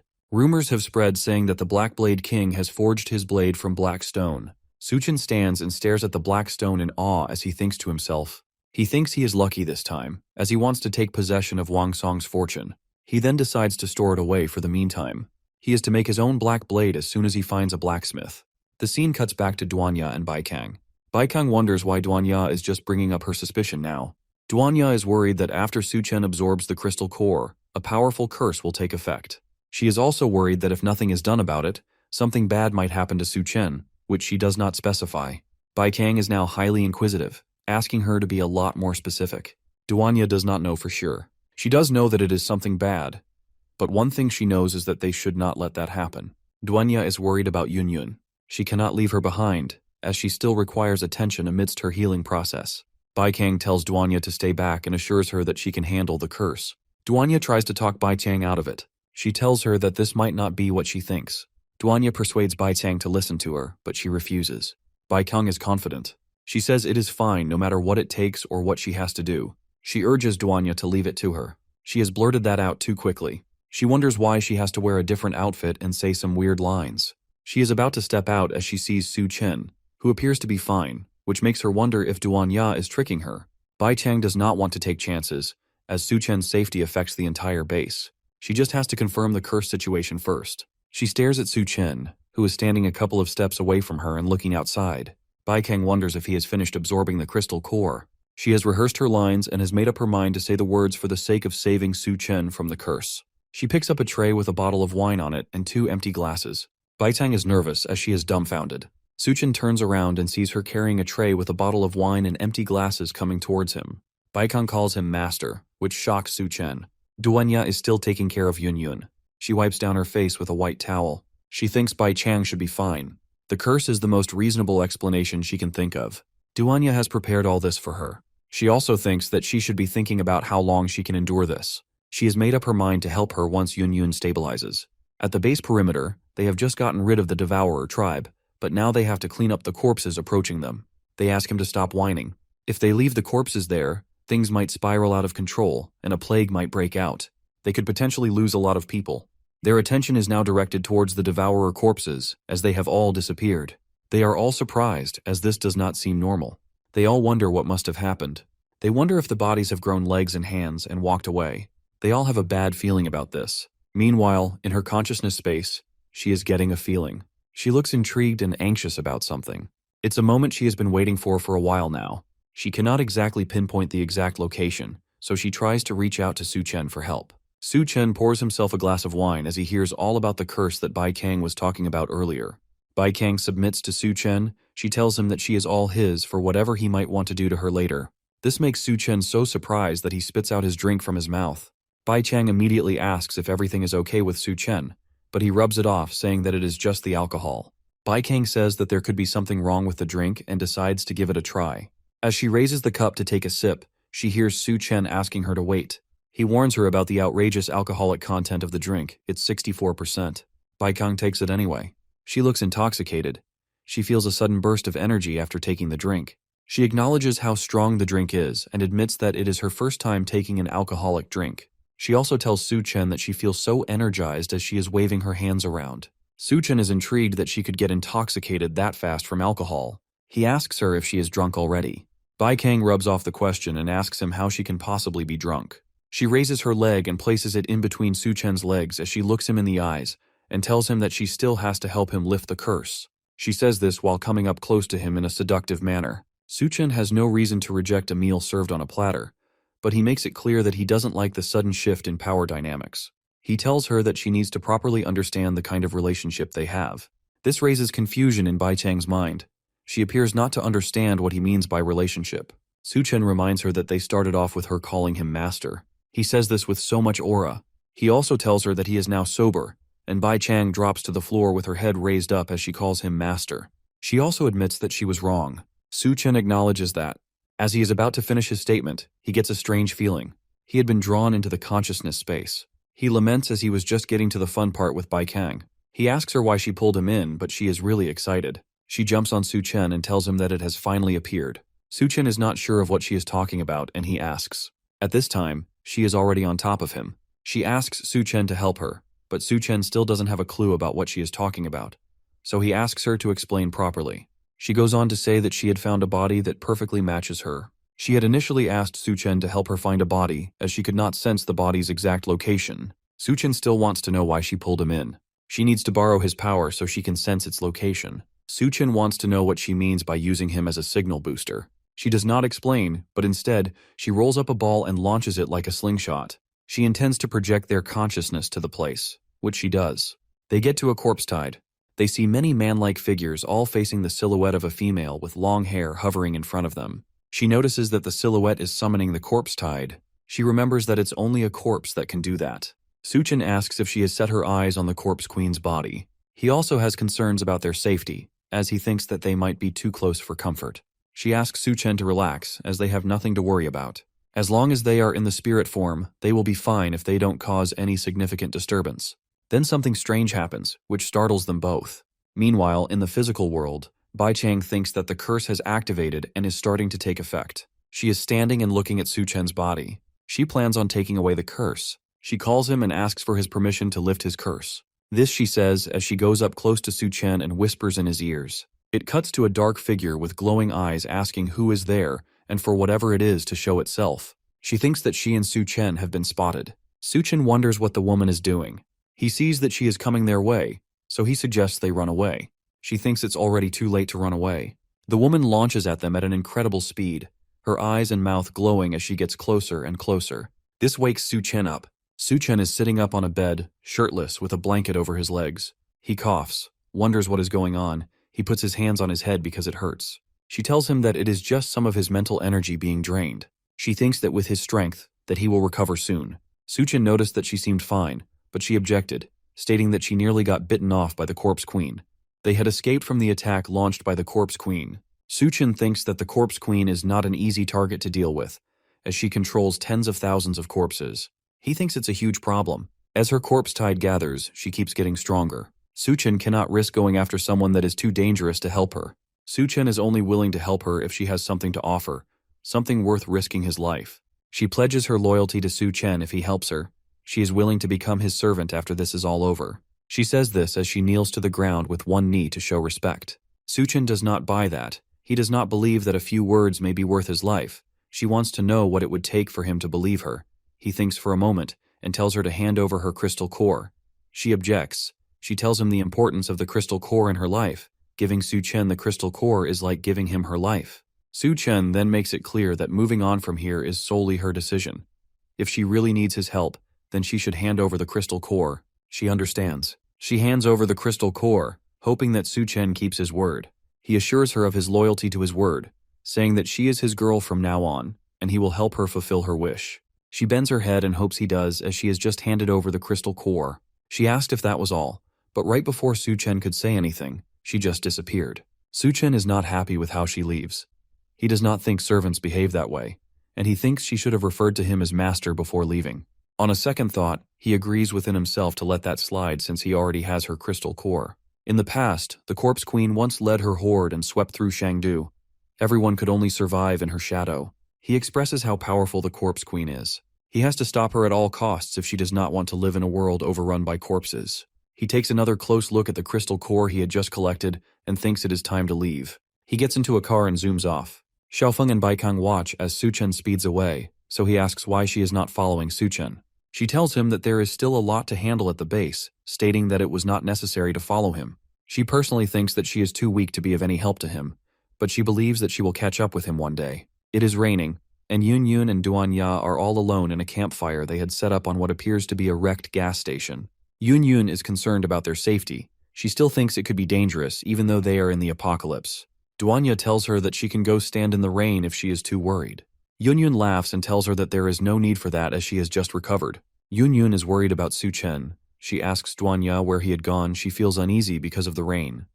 Duanya tells her that before the apocalypse, fuel was not easy to find in bulk. He didn't have much left, so he is out looking for any remaining supplies he can find. Yun asks when he is coming back. She is starving. Right before Yun could finish her statement, they hear footsteps approaching. It's a man covered in a dirty and torn piece of wet clothing from the rain. He walks into the gas station and tells them that he is freezing cold. He stutters as he says this due to the cold. Yun and Bai see the old man with ice on his body. The man gets excited as he sees fire and jumps straight into it. Duanya thinks he is crazy for jumping straight into the fire. Yun notices that the man is emitting a thick cloud of smoke. They both cough from the smoke as they notice that there is something wrong with it. They both cover their nose and mouths. Some other group of men comes in. The old man happens to be their instrument, and acting like he is freezing and jumping straight into the fire is one of their tricks. They are happy as the trick never fails. Yun and Duanya are lying down helplessly on the ground, looking up at the silhouette of those men closing in on them. It was hard to see their faces, so they had to ask who they were. The men finally come close enough for their faces to be visible. One of the men tells them their intentions. Once they are done having fun, they intend to sell them off to the New World base. Another bald man says that they would be begging for more by the end of it. Duanya pulls out a handgun and points it at them, and warns them to stay away. The men make fun of the gun as they are able users, and he calls it a toy gun. Duanya attempts to shoot, but the gun just clicks, but doesn't fire.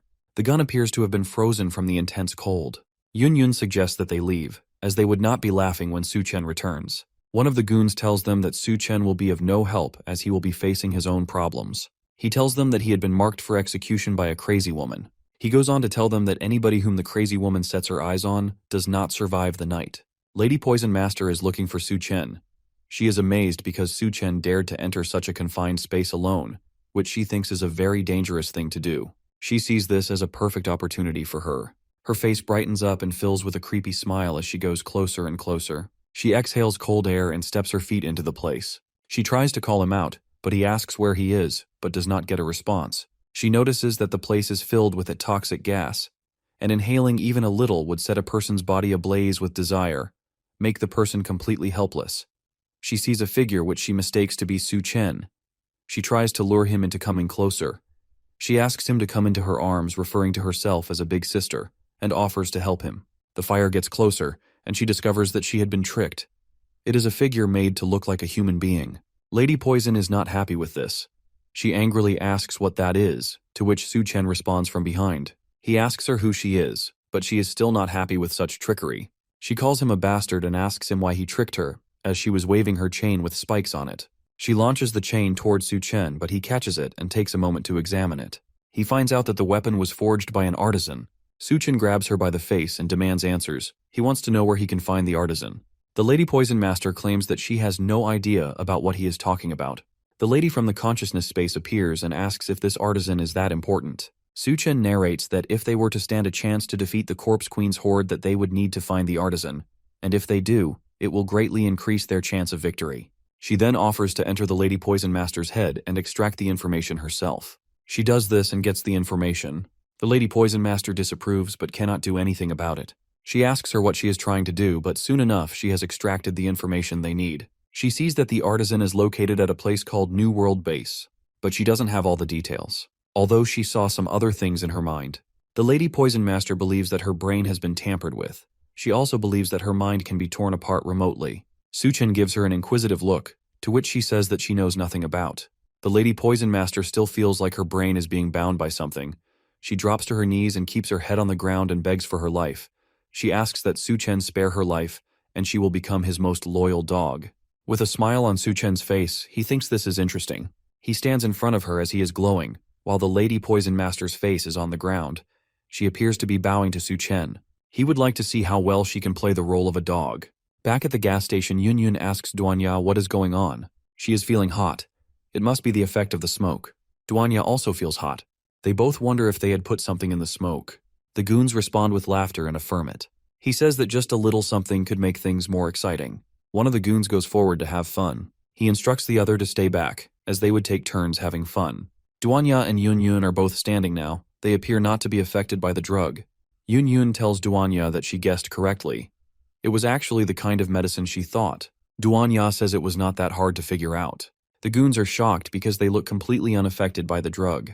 One of the goons asks them why they are unaffected, and Yun Yun tells them that it does not work on ability users. The goons are now even more shocked, and one of them urges the rest to reach for their weapons, and they have the girls rounded up. Yun Yun wonders why they have a water gun and asks. One of the goons lets her know that it is a high-pressure water cannon, and with a combination of their leader's ability, he can attack them from all directions. The leader of the goons yells for them to attack the rest of the goons, fire their rounds, and it hits him. He is in so much pain, and he yells. He looks at the wounds and asks why, but he soon discovers that his goons are being controlled. Their eyes are glowing red, and they are now motionless. He also blames himself for being so careless. He hears a footstep from a distance, and it's the Lady Poison Master. The leader of the goons is happy that she is here. He assumes that Su Chen is already dead as he makes fun of Duanya and Yun Yun, but he immediately gets slapped by the Lady Poison Master, and he falls to the ground. He tries to complain, but she immediately instructs him to shut his filthy mouth. The leader of the goons watches from the ground as the Lady Poison Master walks over to the silhouette of a man, and she refers to him as Master, and bows to him. The man steps into the light, and it is Su Chen. The leader of the goons is shocked, and tells the Lady Poison Master that Su Chen just offended her. He further asked how she would like to deal with him. He watched as the Lady Poison Master dropped to her knees by the side of Su Chen, and he had his hand over her head and said that she was a good dog. The Lady Poison Master is ordering her men to carry barrels of gasoline. She intends to offer this gasoline to her master, Su Chen. The men are worried. Their master has become someone's dog. One of the men suggests that they do not intend to lower themselves to that, and their leader agrees. The leader of the men approaches Lady Poison and confronts her on her submission to Su Chen. He laments her decision to give Su Chen all that gasoline, given that it was extremely hard to find. The Lady Poison Master whips him and the rest of the men with her chain of spikes, and they scream in pain. Yun Yun and Duanya watch what is going on between them. As the Lady Poison Master was about to kill them, she is instructed by her master, Su Chen, not to do so yet, which she does. One of the men refers to Su Chen as a pretty boy, and tells him that he does care about what he had done to Lady Poison Master. He claims that he is from the New World and promises to act like nothing happened only if he lets them go, but Su Chen has a different plan. He starts to glow purple and stretches out his hand and towards them, saying that he is not in the habit of leaving loose ends. He reaches into their heads and this puts the men in a lot of pain. They all screamed with their eyes wide open, and after a little while their heads explodes. Everyone is shocked. Even Su Chen didn't expect that to happen. Previously, Professor Xiao saw a strange parasite attached to the brain inside Lady Poison's head. She called it a brain worm, but the one inside Lady Poison's head was already dead. The lady in the consciousness space thinks it must be her own toxins that made her immune to the brainworms. Suchin had just killed the brainworms inside those 3 men, but they died too. He thinks he is using the brainworm to control everybody in the New World. He needs to find a way to make Yun Yun and Duanya immune too. Still fascinated by the head explosions she had just witnessed, the Lady Poison Master is on her knees and bowing to her master, Su Chen. Su Chen calls her and asks if she could drive, and she stutters as she responds positively. This makes Su Chen happy, and he makes a car appear in front of them. Lady Poison's master wondered where the vehicle had come from. Lady Poison's drive them as she laments to herself. She was a minor leader in the New World, but now she thinks she is just a puppet. She intends to survive at all costs, even if it means eating tree bark or mutant rats. She would not mind. She hears the party going on behind her and wonders how that could be possible. They are having a hot pot in the back, and this is the apocalypse. She thinks that even the broth should be gone by now. The smell is drifting towards her in the driver's seat. With tears in her eyes, she cannot seem to resist the aroma of the hot pot behind her. She wants the hot pot so bad. She thinks should calm down and stay cool, but that is very difficult for her to pull off, as she shakes her head, and cannot possibly risk her life because of a meal. She now hears the refreshing sound of a canned soda being opened. She takes a moment to recognize the sound to be cola, and this completely drives her insane. She is stunned by the fact that they even have cola. She hears a gentle voice behind her saying here, and handing the Coke over to her, it is Yun Yun. She wonders why she is being so nice to her, and wonders what she could be up to. Yun Yun encourages her to drink up and asks her not to worry. She also added that Su Chen likes it when he is called master.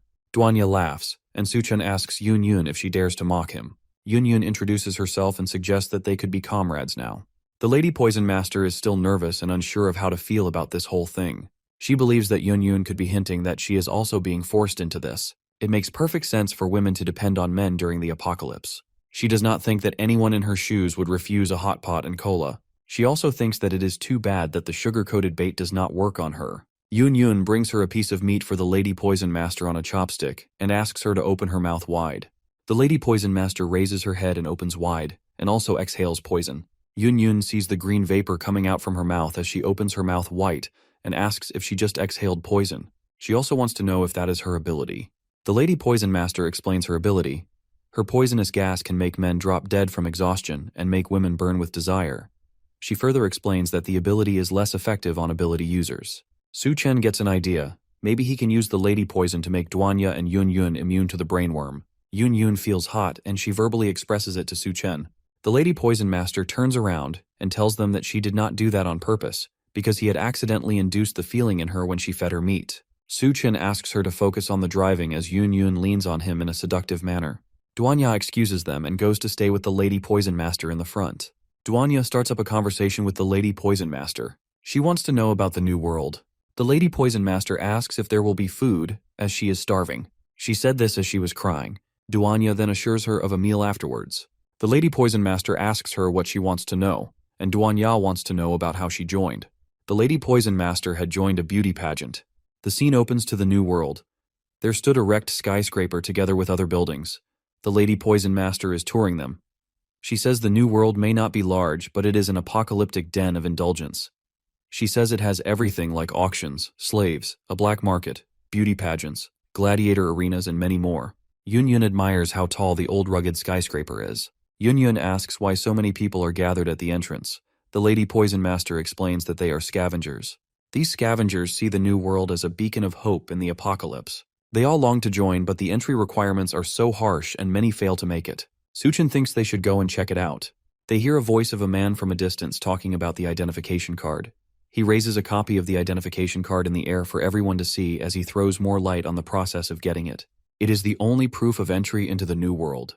He further entices the scavengers at the gate by saying that having one means escaping hunger and danger, but to obtain it, you must first pass a trial to prove your worthiness. Some scavengers discuss what the man with the eye patch just said. The other person explains that no settlement wants dead weight. The scavengers get to know that the spots are limited, and this makes people rush to sign up, causing disorder and chaos as they push each other.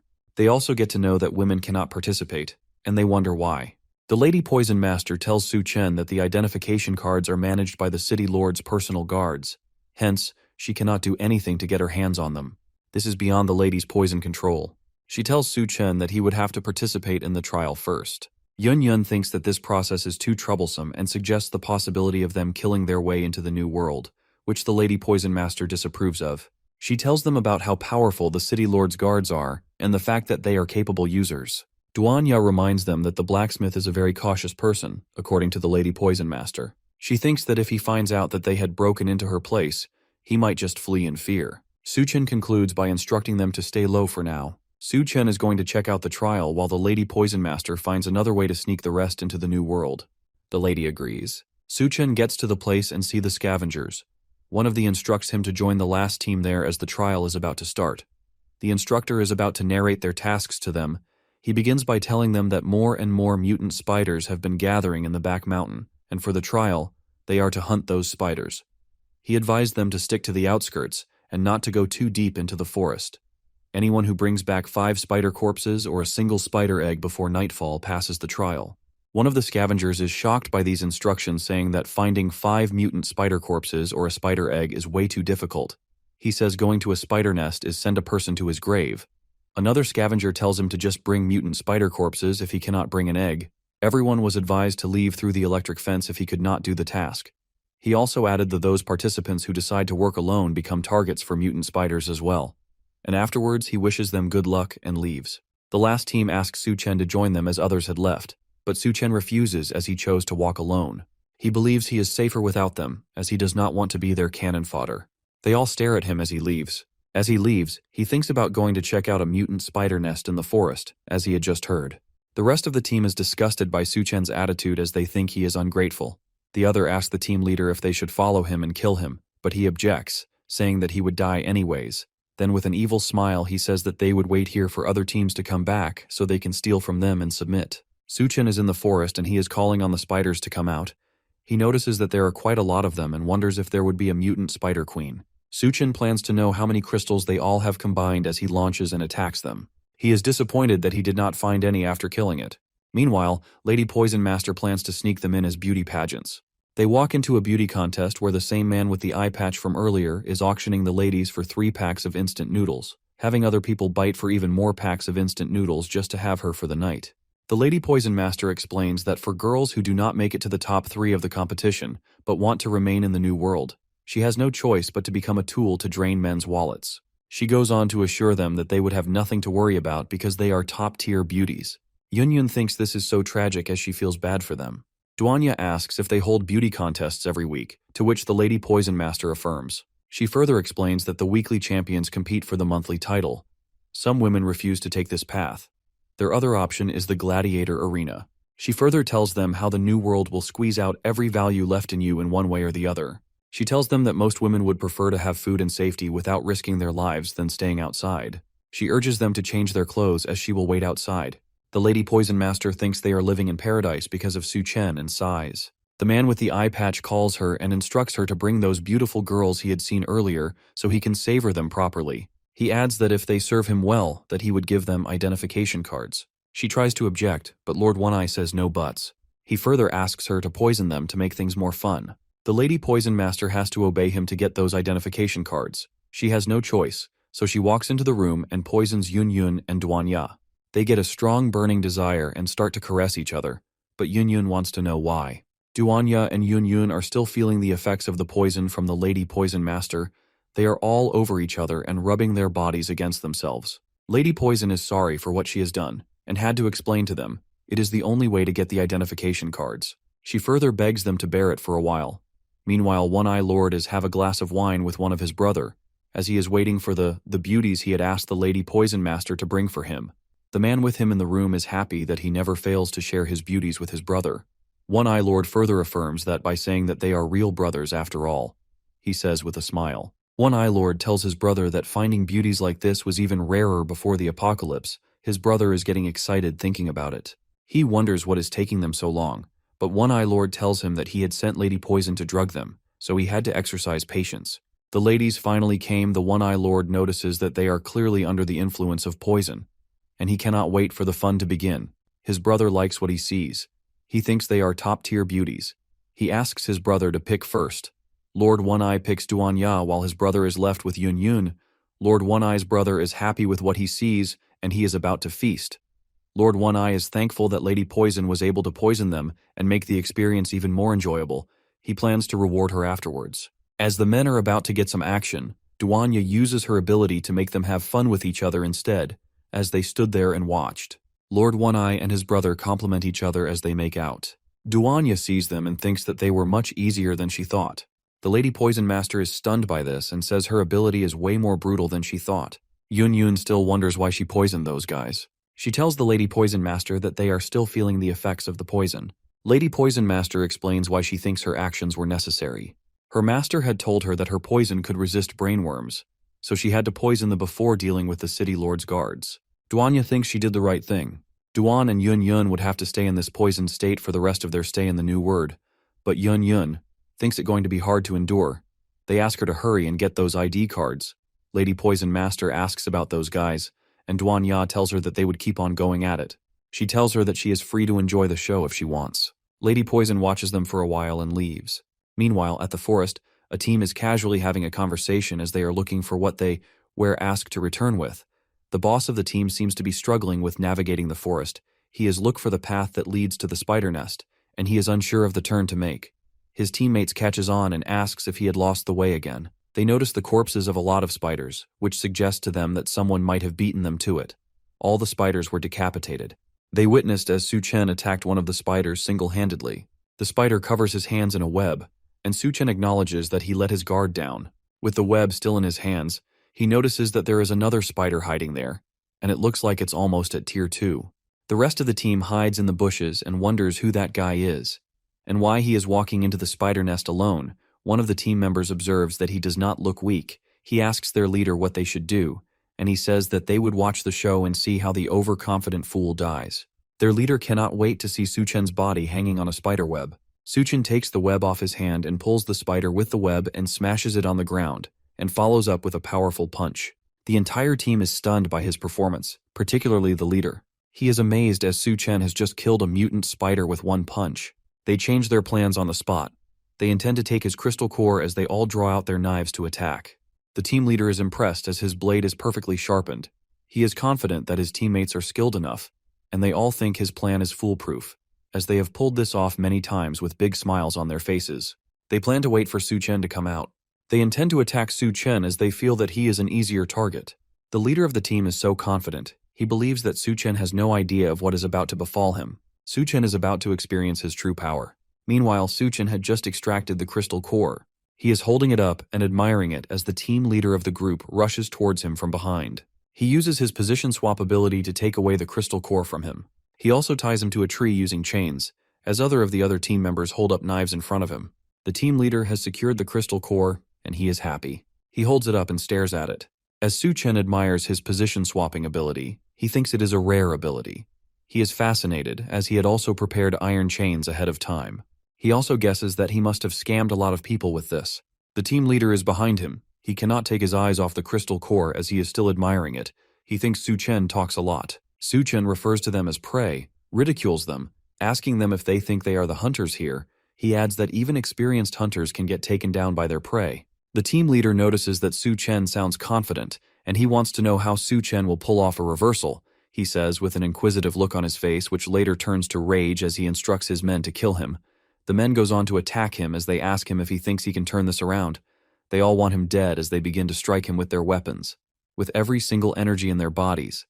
They notice that their knives and swords are breaking without harming him. Su Chen's body had broken all the knives. They wonder who Su Chen is, and they are still yet to know how powerful it is. They can see that his skin is as hard as steel, and since his skin is that hard, they wonder how hard he is down there too.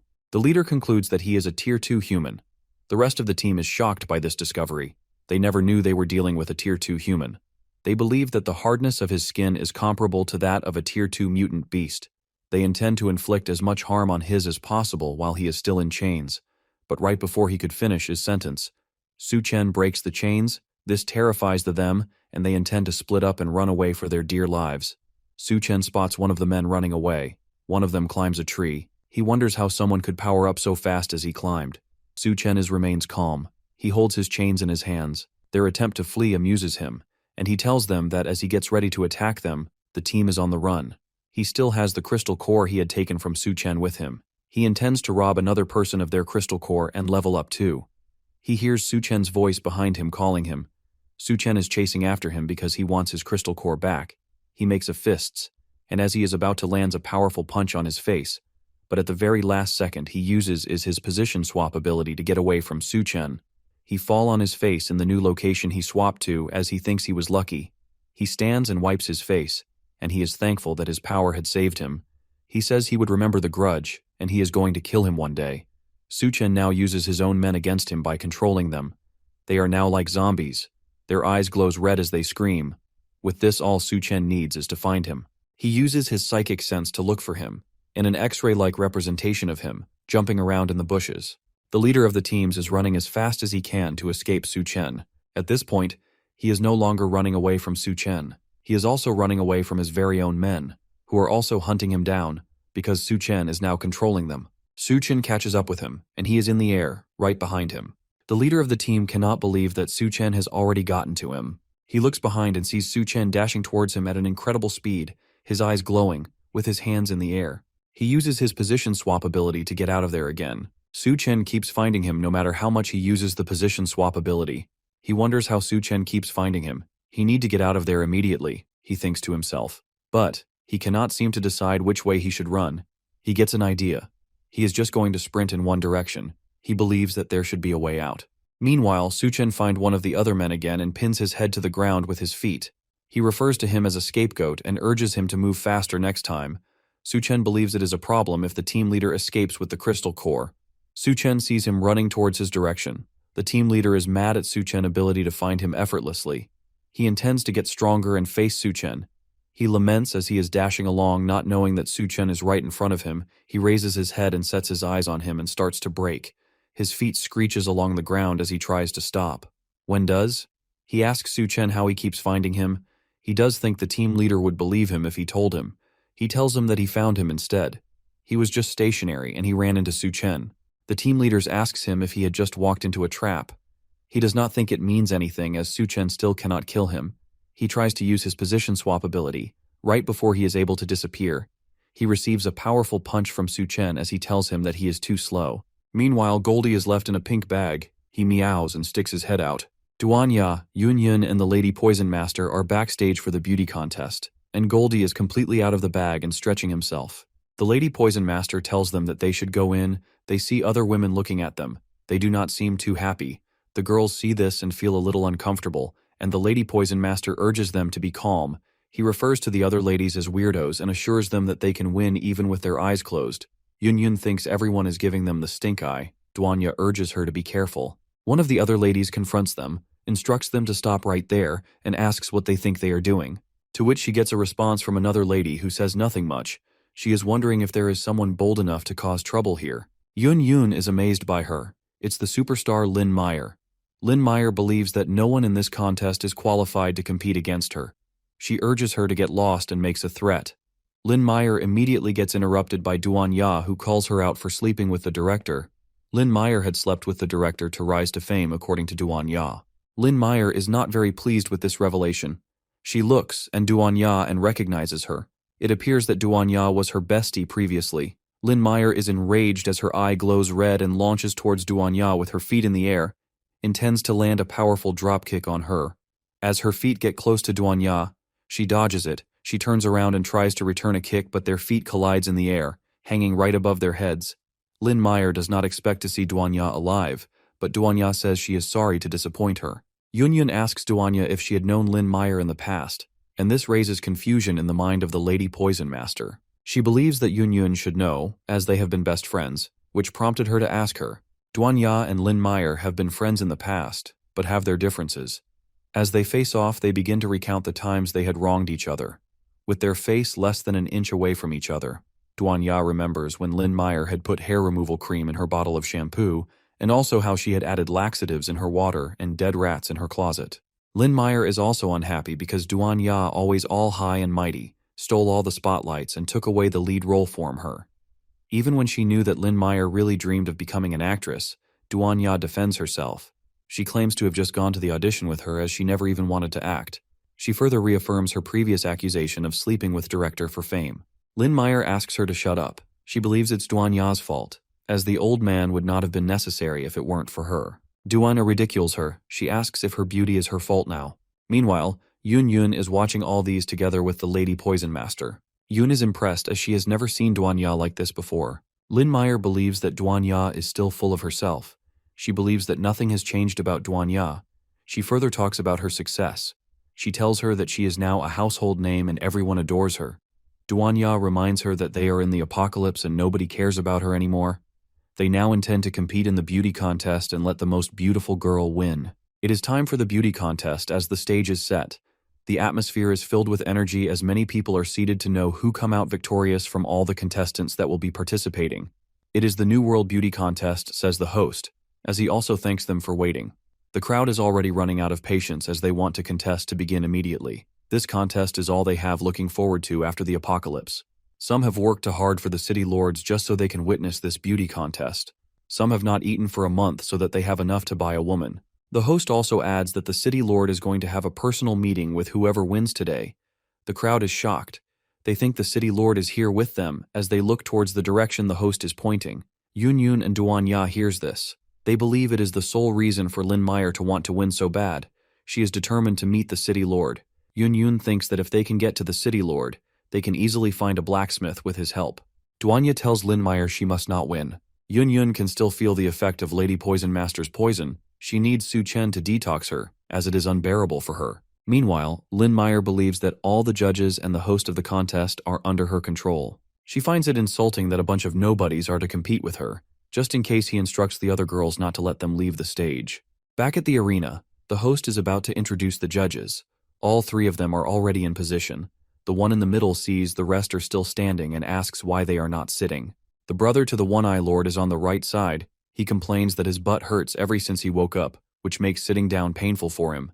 The One-Eyed Lord, on the other hand, is thankful to Mu Yinxiao for waking them up, as they would have missed the contest. Mu Yinxiao acknowledges and expresses how happy he was to help. Mu Yinxiao had already heard that the One-Eyed Lord and his brother are perverts, but he believes that they are something else.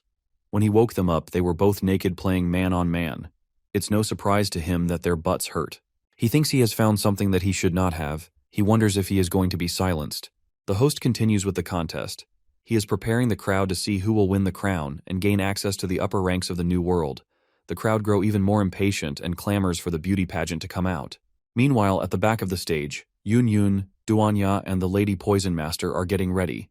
Ya senses that the other ladies are coming towards them. They are coming to attack them as Lin Meyer had instructed them. As they got closer, they made it clear to Ya and the rest that they are not in for a fair competition.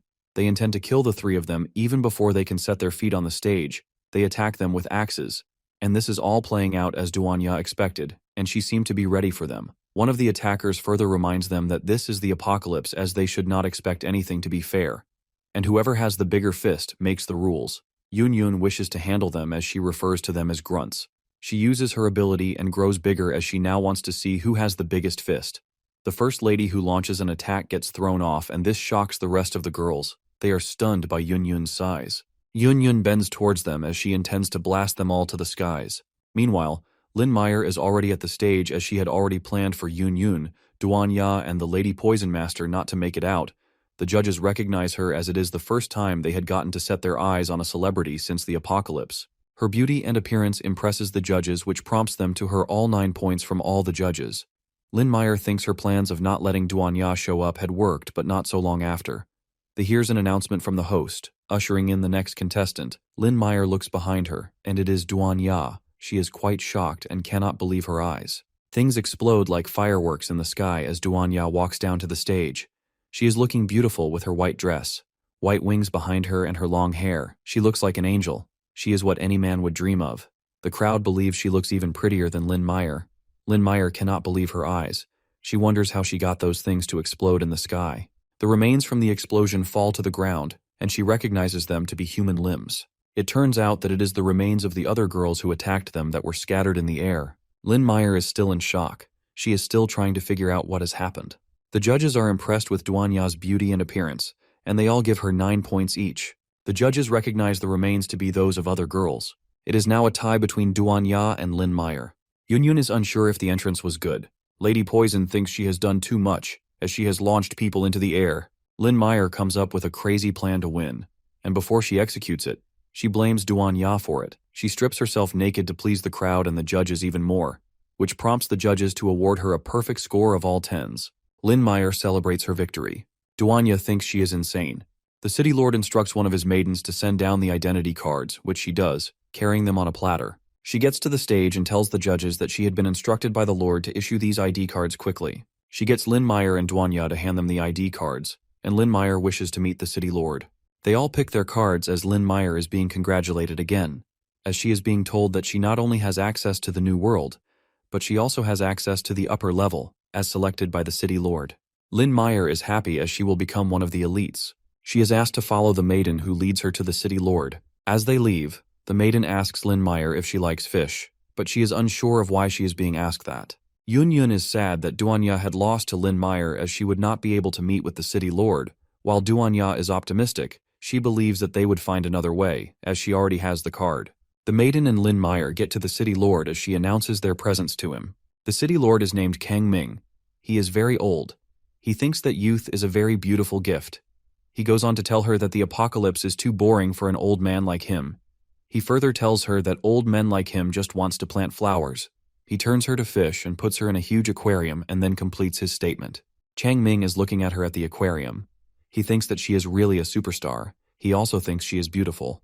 Lynn Meyer looks at him with her eyes glowing red, but Kang Ming asks her not to look at him like that. He thinks that she should be grateful that she is becoming one of the fish. One of the maidens alerts him to the arrival of a child he may have sent for. She further adds that the boy has undergone some physical tests, and he is very healthy. Chang Ming is impressed. He holds the boy and asks him if he is scared, to which the boy responds negatively. He appreciates Grandpa City Lord for not letting him starve to death.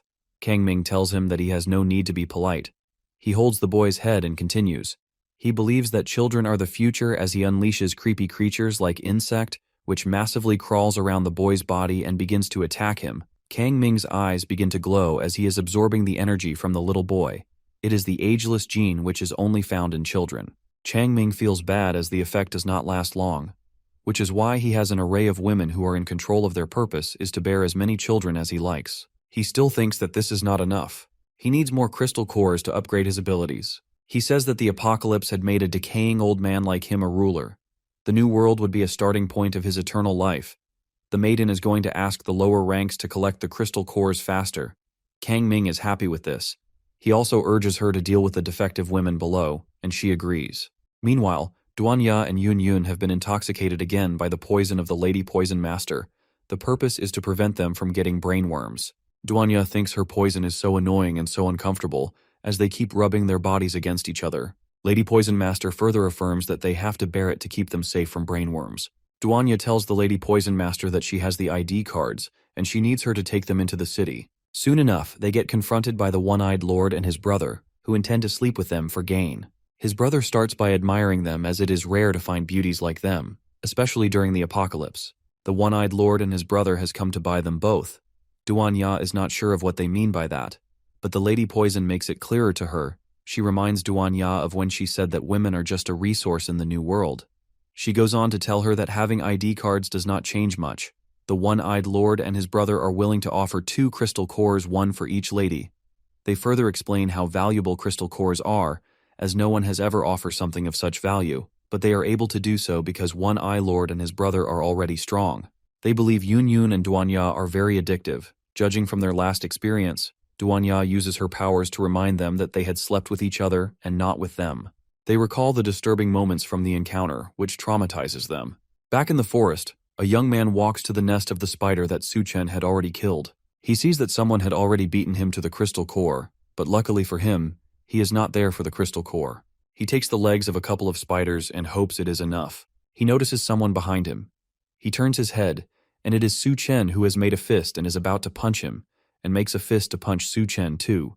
But they fists collide, leaving a powerful explosion. The young man notices how strong Su Chen is and tells Su Chen his intentions.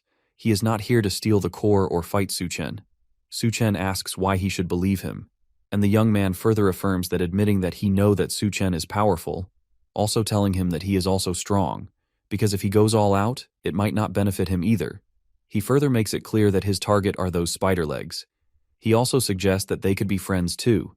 He introduces himself as his name is Wang Song. He would be forever grateful if things goes as planned. Su Chen recognizes him from a past life. He was the Black Blade King. He wonders what he is doing here, as he thinks he is also looking for a forger in the new world. Su Chen agrees to be friends with Wang Song. He also tells him that he can keep the spider legs. Wang Song appreciates. Wang Song also asks Su Chen about his own intentions and also asks for his name. He introduces himself and adds that he heard about the new world and how decent it was, so he came.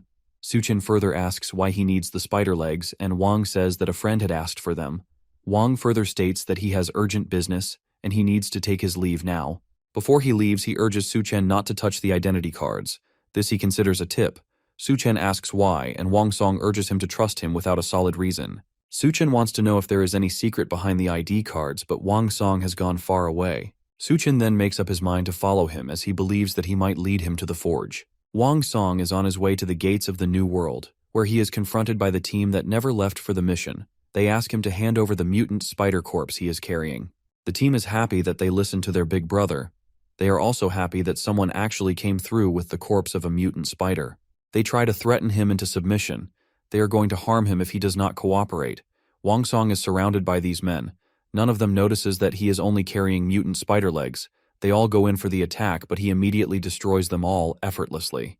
He thinks they are annoying as she leaves. Su Chen witnesses this, and he is not so impressed. It is expected of a past life powerhouse already at tier 3 or maybe peak tier 2, same level as Su Chen. He believes that if he absorbs this core that he would be able to break through tier 3, although there would be side effects. Su Chen is being handed an ID card as he had brought back the corpse of a mutant spider. The soldiers at the gates congratulates him as he has become a member of the new world. He wonders why he was told not to touch the ID cards. He notices something strange with the ID cards. It starts to emit black smoke. The consciousness space lady then comes out. Su Chen asks her how she had gotten out and she explains. She had noticed a swarm of brainworms burst in, and she wonders what Su Chen must have done for this to happen. She had wiped them out quickly at this time. Su Chen wonders if this is a brain invasion. As he notices his card still emitting black smoke, she tells him that the card is a brainworm transmission medium. She fears that Duan Ya and Yun Yun might be in danger now. Meanwhile, the city lord Kang Ming is disturbed, which prompts the maiden to ask what the problem could be. He believes that someone tried to sneak into the inner city, and he thinks Duan Ya, Yun Yun, and the Lady Poison Master are accomplices. While at the arena, the girls are still with the one-eyed lord and his brother. They had just been visually reminded of how they both made love to each other, resulting in their inability to sit down. Yun Yun cannot seem to endure the effects of the poison. Lady Poison Master urges her to stay calm as the poison is probably killing the brainworms. She tells her to stay composed, just like Duan Ya. Duan Ya had just finished visually traumatizing them with vivid imagery of their lovemaking, and they are still going crazy. The one-eyed lord and his brother are not so happy with this. They get enraged and begin to attack the ladies. They intend to kill them, as they launch themselves like a spear to impale them with their heads. One of the heads straight to Duan Ya, and she dodges this, resulting in them both destroying a building with their heads. Their heads had become sharper after the apocalypse. The audience is unsure of why a fight has broken out, but they are still enjoying the show. The crowd notices that the center is too dangerous, and they urged each other to climb to the stands to avoid getting hurt. With the unbreakable iron head technique, they had smashed into a building and destroyed it. They launch another attack towards them and plan not to give them time to use their mental powers. The ladies try to dodge but are held down by an invisible hand. Duan Ya feels like someone is grabbing her hands. Same for Yun Yun. She is being held to the ground by this invisible hands. Duan Ya immediately notices that it's the judge sitting in the middle that is causing all these trouble. He is impressed that she noticed, but it is already too late. Duan Ya is about to be impaled by one of the men, but she is saved by Yun Yun, who immediately grows big and holds him like a toy. His brother comes to attack, and she holds him too. She tells them to guess whose head is harder as she sticks the one-eyed lord's head into his brother's. After the unfortunate insertion, the brothers are left completely dead. Yun Yun tosses their dead bodies over her shoulder and changes her focus to the man that caused all of this stress. But he's not going to just sit there and let her attack him. As she moves towards him, she feels the sensation of something latching onto her legs and holding her down. Just like before, as she feels the sensation, her ability gets suppressed and she shrinks down to her normal size. Lady Poison tries to help her, but in an instant, they are both pushed down by those same invisible forces. The grip of the strange ability is enough to leave handprints on their bodies. Duanya notices them getting pinned down, and she's about to go and help them, but she suddenly feels like something is approaching her. She uses her hypnotized pawns from earlier to block the attacks, and their bodies are completely cut up as a result. The weird man on the podium commends her for using her pawns to defend herself. For her to have been able to sense the attack coming and make the split-second decision to sacrifice her pawns, she really is a dangerous woman. However, now her allies are tied up and her pawns are dead. She's all alone with no one to help her. Duanya and Lady Poison have been tied up in strange red ropes, and Duanya apologizes for being careless and allowing herself to get captured again. Duanya doesn't care though, and she detaches the wings from her outfit to use as weapons. They aren't much, but they should be enough to deal with this maniac before he causes more problems for the girls. The man doesn't mind her interesting choice of weapons. In fact, it looks like he's excited to face her. He smiles creepily and tells her that he would love to play with her. Meanwhile, inside the city walls, Su Chen and Xiao make their way through the inner city. The environment looks surprisingly all right, but the people look like walking corpses. It's hard to believe that the blacksmith they are looking for really lives here. Before Xiao can finish talking though, Su Chen is already far ahead of her, following Wang Song as he walks through the city.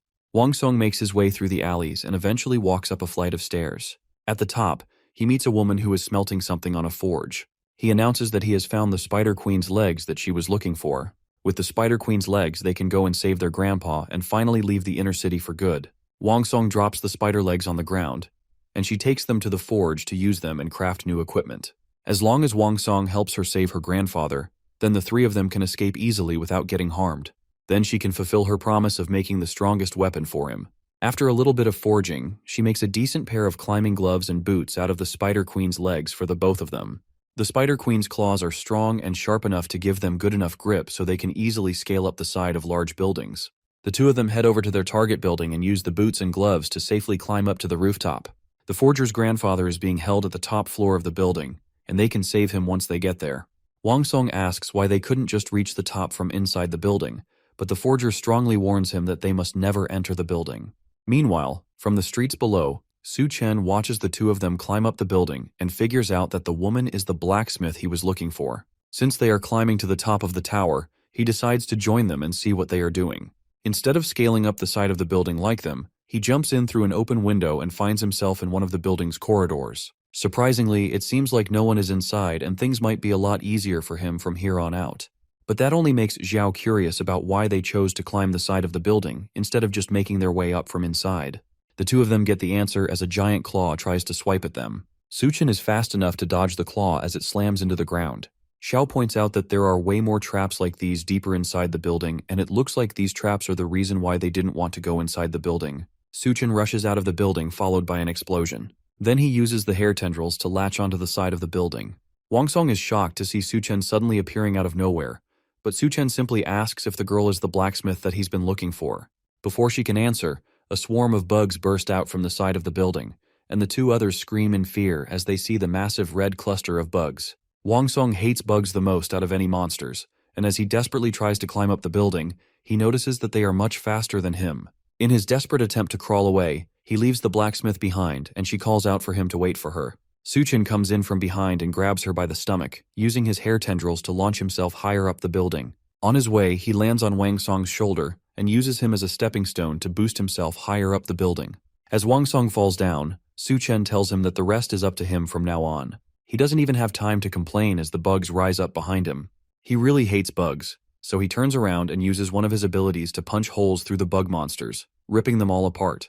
Meanwhile, Su Chen continues to scale his way up the building with the struggling girl under his arm. She asks him to explain who he is and what he wants from her. Su Chen introduces himself and says that he wants her to forge a blade for him. She doesn't deny that she can do it, but she has no reason to help him. In exchange, though, Su Chen promises to grant her one request of her choice. She agrees to his demand, but first he wants him to take her to the rooftop before they can talk more. At the top floor, an old man stares longingly at a picture of him and a young girl. He is the girl's grandfather, and he has been locked up at the top of the tower. However, no matter how much he has to suffer, as long as she is safe, then he can endure it all. As he's reminiscing, the wall of his prison explodes, and Su-chen walks in with the girl still under his arm, struggling to get free. She declares that they have come to save the old man, and he can barely believe that she actually came for him. The old man looks pitiful with tears streaming down his cheeks and a chain shackled to his leg. He first asks who exactly Su-chen is and how the two of them came blasting in through the door, while the girl continues to struggle under Su-chen's arm. He finally releases her, and the grandfather snaps out his surprise to yell at his granddaughter. The place that she so flashily broke into is incredibly dangerous, and he's angry at her for risking her safety like this. She doesn't care for his ramblings though, since she brought help to break him out. She tells Su-chen that she learned all her forging skills from the old man, so the blacksmith that he's looking for is actually the older man. If Su-chen wants a top-tier weapon made, then the old man is better suited to forge it. Su-chen approaches the man and asks to investigate the ankle shackle, and the man tells our MC that he can just refer to him as Old Fu. Su-chen tries to use brute force to snap the chains, but they are way too strong for him to break through. Su-chen is surprised that he can break the chains even with his monstrous strength. Old Fu tells him that it's no use trying to break the chains with brute force. The shackle may look ordinary, but it was made from post-apocalyptic materials. It was also forged by Old Fu himself, so it's incredibly tough and no one can break it open. The girl smacks Old Fu on the head for being so proud of creating the thing that got him trapped in the first place. He had no choice but to do this though, since the city lord threatened the old man with his own granddaughter's life. There's no way he could refuse when her life was on the line. Su-chen has pretty much figured out what's going on, and he asks if they will be able to break the chains with a weapon forged from a stronger material. It would be possible, but there's no way they would be able to find a stronger material in the whole of New World. Su-chen already has the stronger material they need, and he reaches into his subspace to summon the strong stone ore he got recently. The stone holds a power that even Old Fu has never felt before. Just from touching it, he can tell that the stone can forge a blade which will definitely be able to cut through the shackle. The problem now will be refining a raw stone of this level, which is an extremely difficult task. The old man should be able to do it, but he needs Su-chen's help for that. They head over to another part of the prison where Old Fu can get some work done on the stone. The main reason that the city lord locked him up in the first place is to force him to make weapons from the mutated materials. Because the materials are unique, the tools that he uses in his forging are custom-made for extremely fine forging.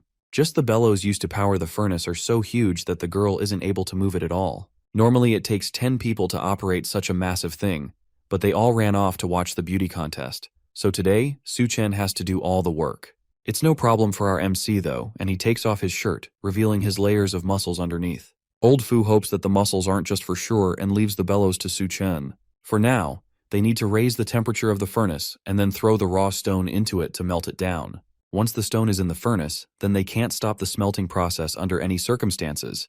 Otherwise, the raw stone will end up melting into useless scrap. Old Fu goes to sit down and wait while telling Su-chen to start charging up the furnace. There's no rush to get started on the forging process. Even for an ability user, it usually takes at least 3 hours for the furnace to heat up enough for them to start forging. However, Su-chen isn't just a normal ability user. With one push, he's able to raise the temperature of the furnace instantly to a level that Old Fu has never seen before. It's hard to believe that Su-chen is even a human. The room becomes incredibly hot as Su-chen works to power the furnace with his brute strength. The blacksmith girl can't even take a second to wipe the sweat from her brow because it's time to push the stone into the furnace. They both work together to push the stone in, and the heat coming from it is almost unbearable for both of them. But finally, they are able to force the stone into the furnace with their joint effort. Now that the stone is in, all they can do is wait for it to melt down enough to be forged into the sword. As they work on the smithing, an old man is pushed into the room by a bunny girl. It's the city lord, and he demands to know who dares to trespass into his tower. As soon as the blacksmith girl hears that this newcomer is the city lord that locked her grandfather up in the tower, she picks up the closest blade she can find and jumps towards him to land a killing blow. Before it can connect though, the bunny girl behind him grows spider legs on her back and uses it to attack the smithing girl, sending her flying backwards after barely managing to block the attacks. 2 of the girl's spider claws also double as sharp blades, and she presses one of the blades uncomfortably close to the smithing girl's cheek for daring to show disrespect to the city lord. Then she raises her hand to kill the girl in one swift move. Before the sharp blade can connect with the girl's flesh, a fist comes flying out of nowhere, knocking the bug bunny girl away. It's Wang Song, and it seems that after fighting off all the bugs from earlier, he has finally come up to join the party. The bunny girl bounces off the ground from the impact, but she gets back up almost immediately, enraged that someone would dare do something like that to her out of nowhere. She tries to kick off the floor and brings a sharp high heel up to Wang Song's face, but he effortlessly dodges the attack and manages to catch the bug girl by the waist before she can go running away. Then he squeezes her body as tightly as he can, causing her to yell out in pain before she splits in half from the force of his death hug. Just like that, the seemingly powerful bug bunny girl is dead. Old Fu and Su Chen are both surprised by the level of power from Wang Song, and the smithing girl can barely believe that the girl is lying dead right under her. Wang Song doesn't turn around as he asks her whether she's all right. In that moment, he looks extremely cool to the smithing girl, who can't help but blush at the sight of her brave savior. He turns around when he hears her whisper how cool he is. But as he does so, he notices a bug crawling up his back. It's probably one of the many bugs that he fought against earlier, and he drops his cool pose to wriggle around in terror as the bug falls off him. The smithing girl quickly uses her sword to take care of the bug, while Wang Song still flails around in terror. She shows him that she has taken care of the bug and he doesn't have to worry anymore. Then she thanks him for saving her earlier, with a blush still plastered on her face. Wang Song quickly rearranges himself and thanks her too for saving him and being really brave. As the two of them compliment each other, the city lord who has been watching this entire thing finally speaks up. There are consequences for killing one of his people, and he's going to show them an example of those consequences. Wang Song walks up to the city lord, who looks way weaker than he was expecting. That weak figure immediately starts to morph as he comes closer, growing several insect-like tendrils and body parts from all over his body. In an instant, the once weak-looking man transforms into a terrifying-looking centipede monster that towers over everyone in the room. Since his true form has been revealed, there's no reason for him or his subordinates to hide themselves any longer. He calls for everyone in hiding to come out and slaughter everyone. Back with Duanya, the man she's facing reveals his disgusting-looking tongue as cockroach antennae grow from his head. He laughs as he realizes it's time for him to go crazy with his power. He tells Duanya that since the city lord has given the order for them to go crazy, then he won't be able to dance with her anymore. Instead, he has to make sure to hurry up and let all of them die.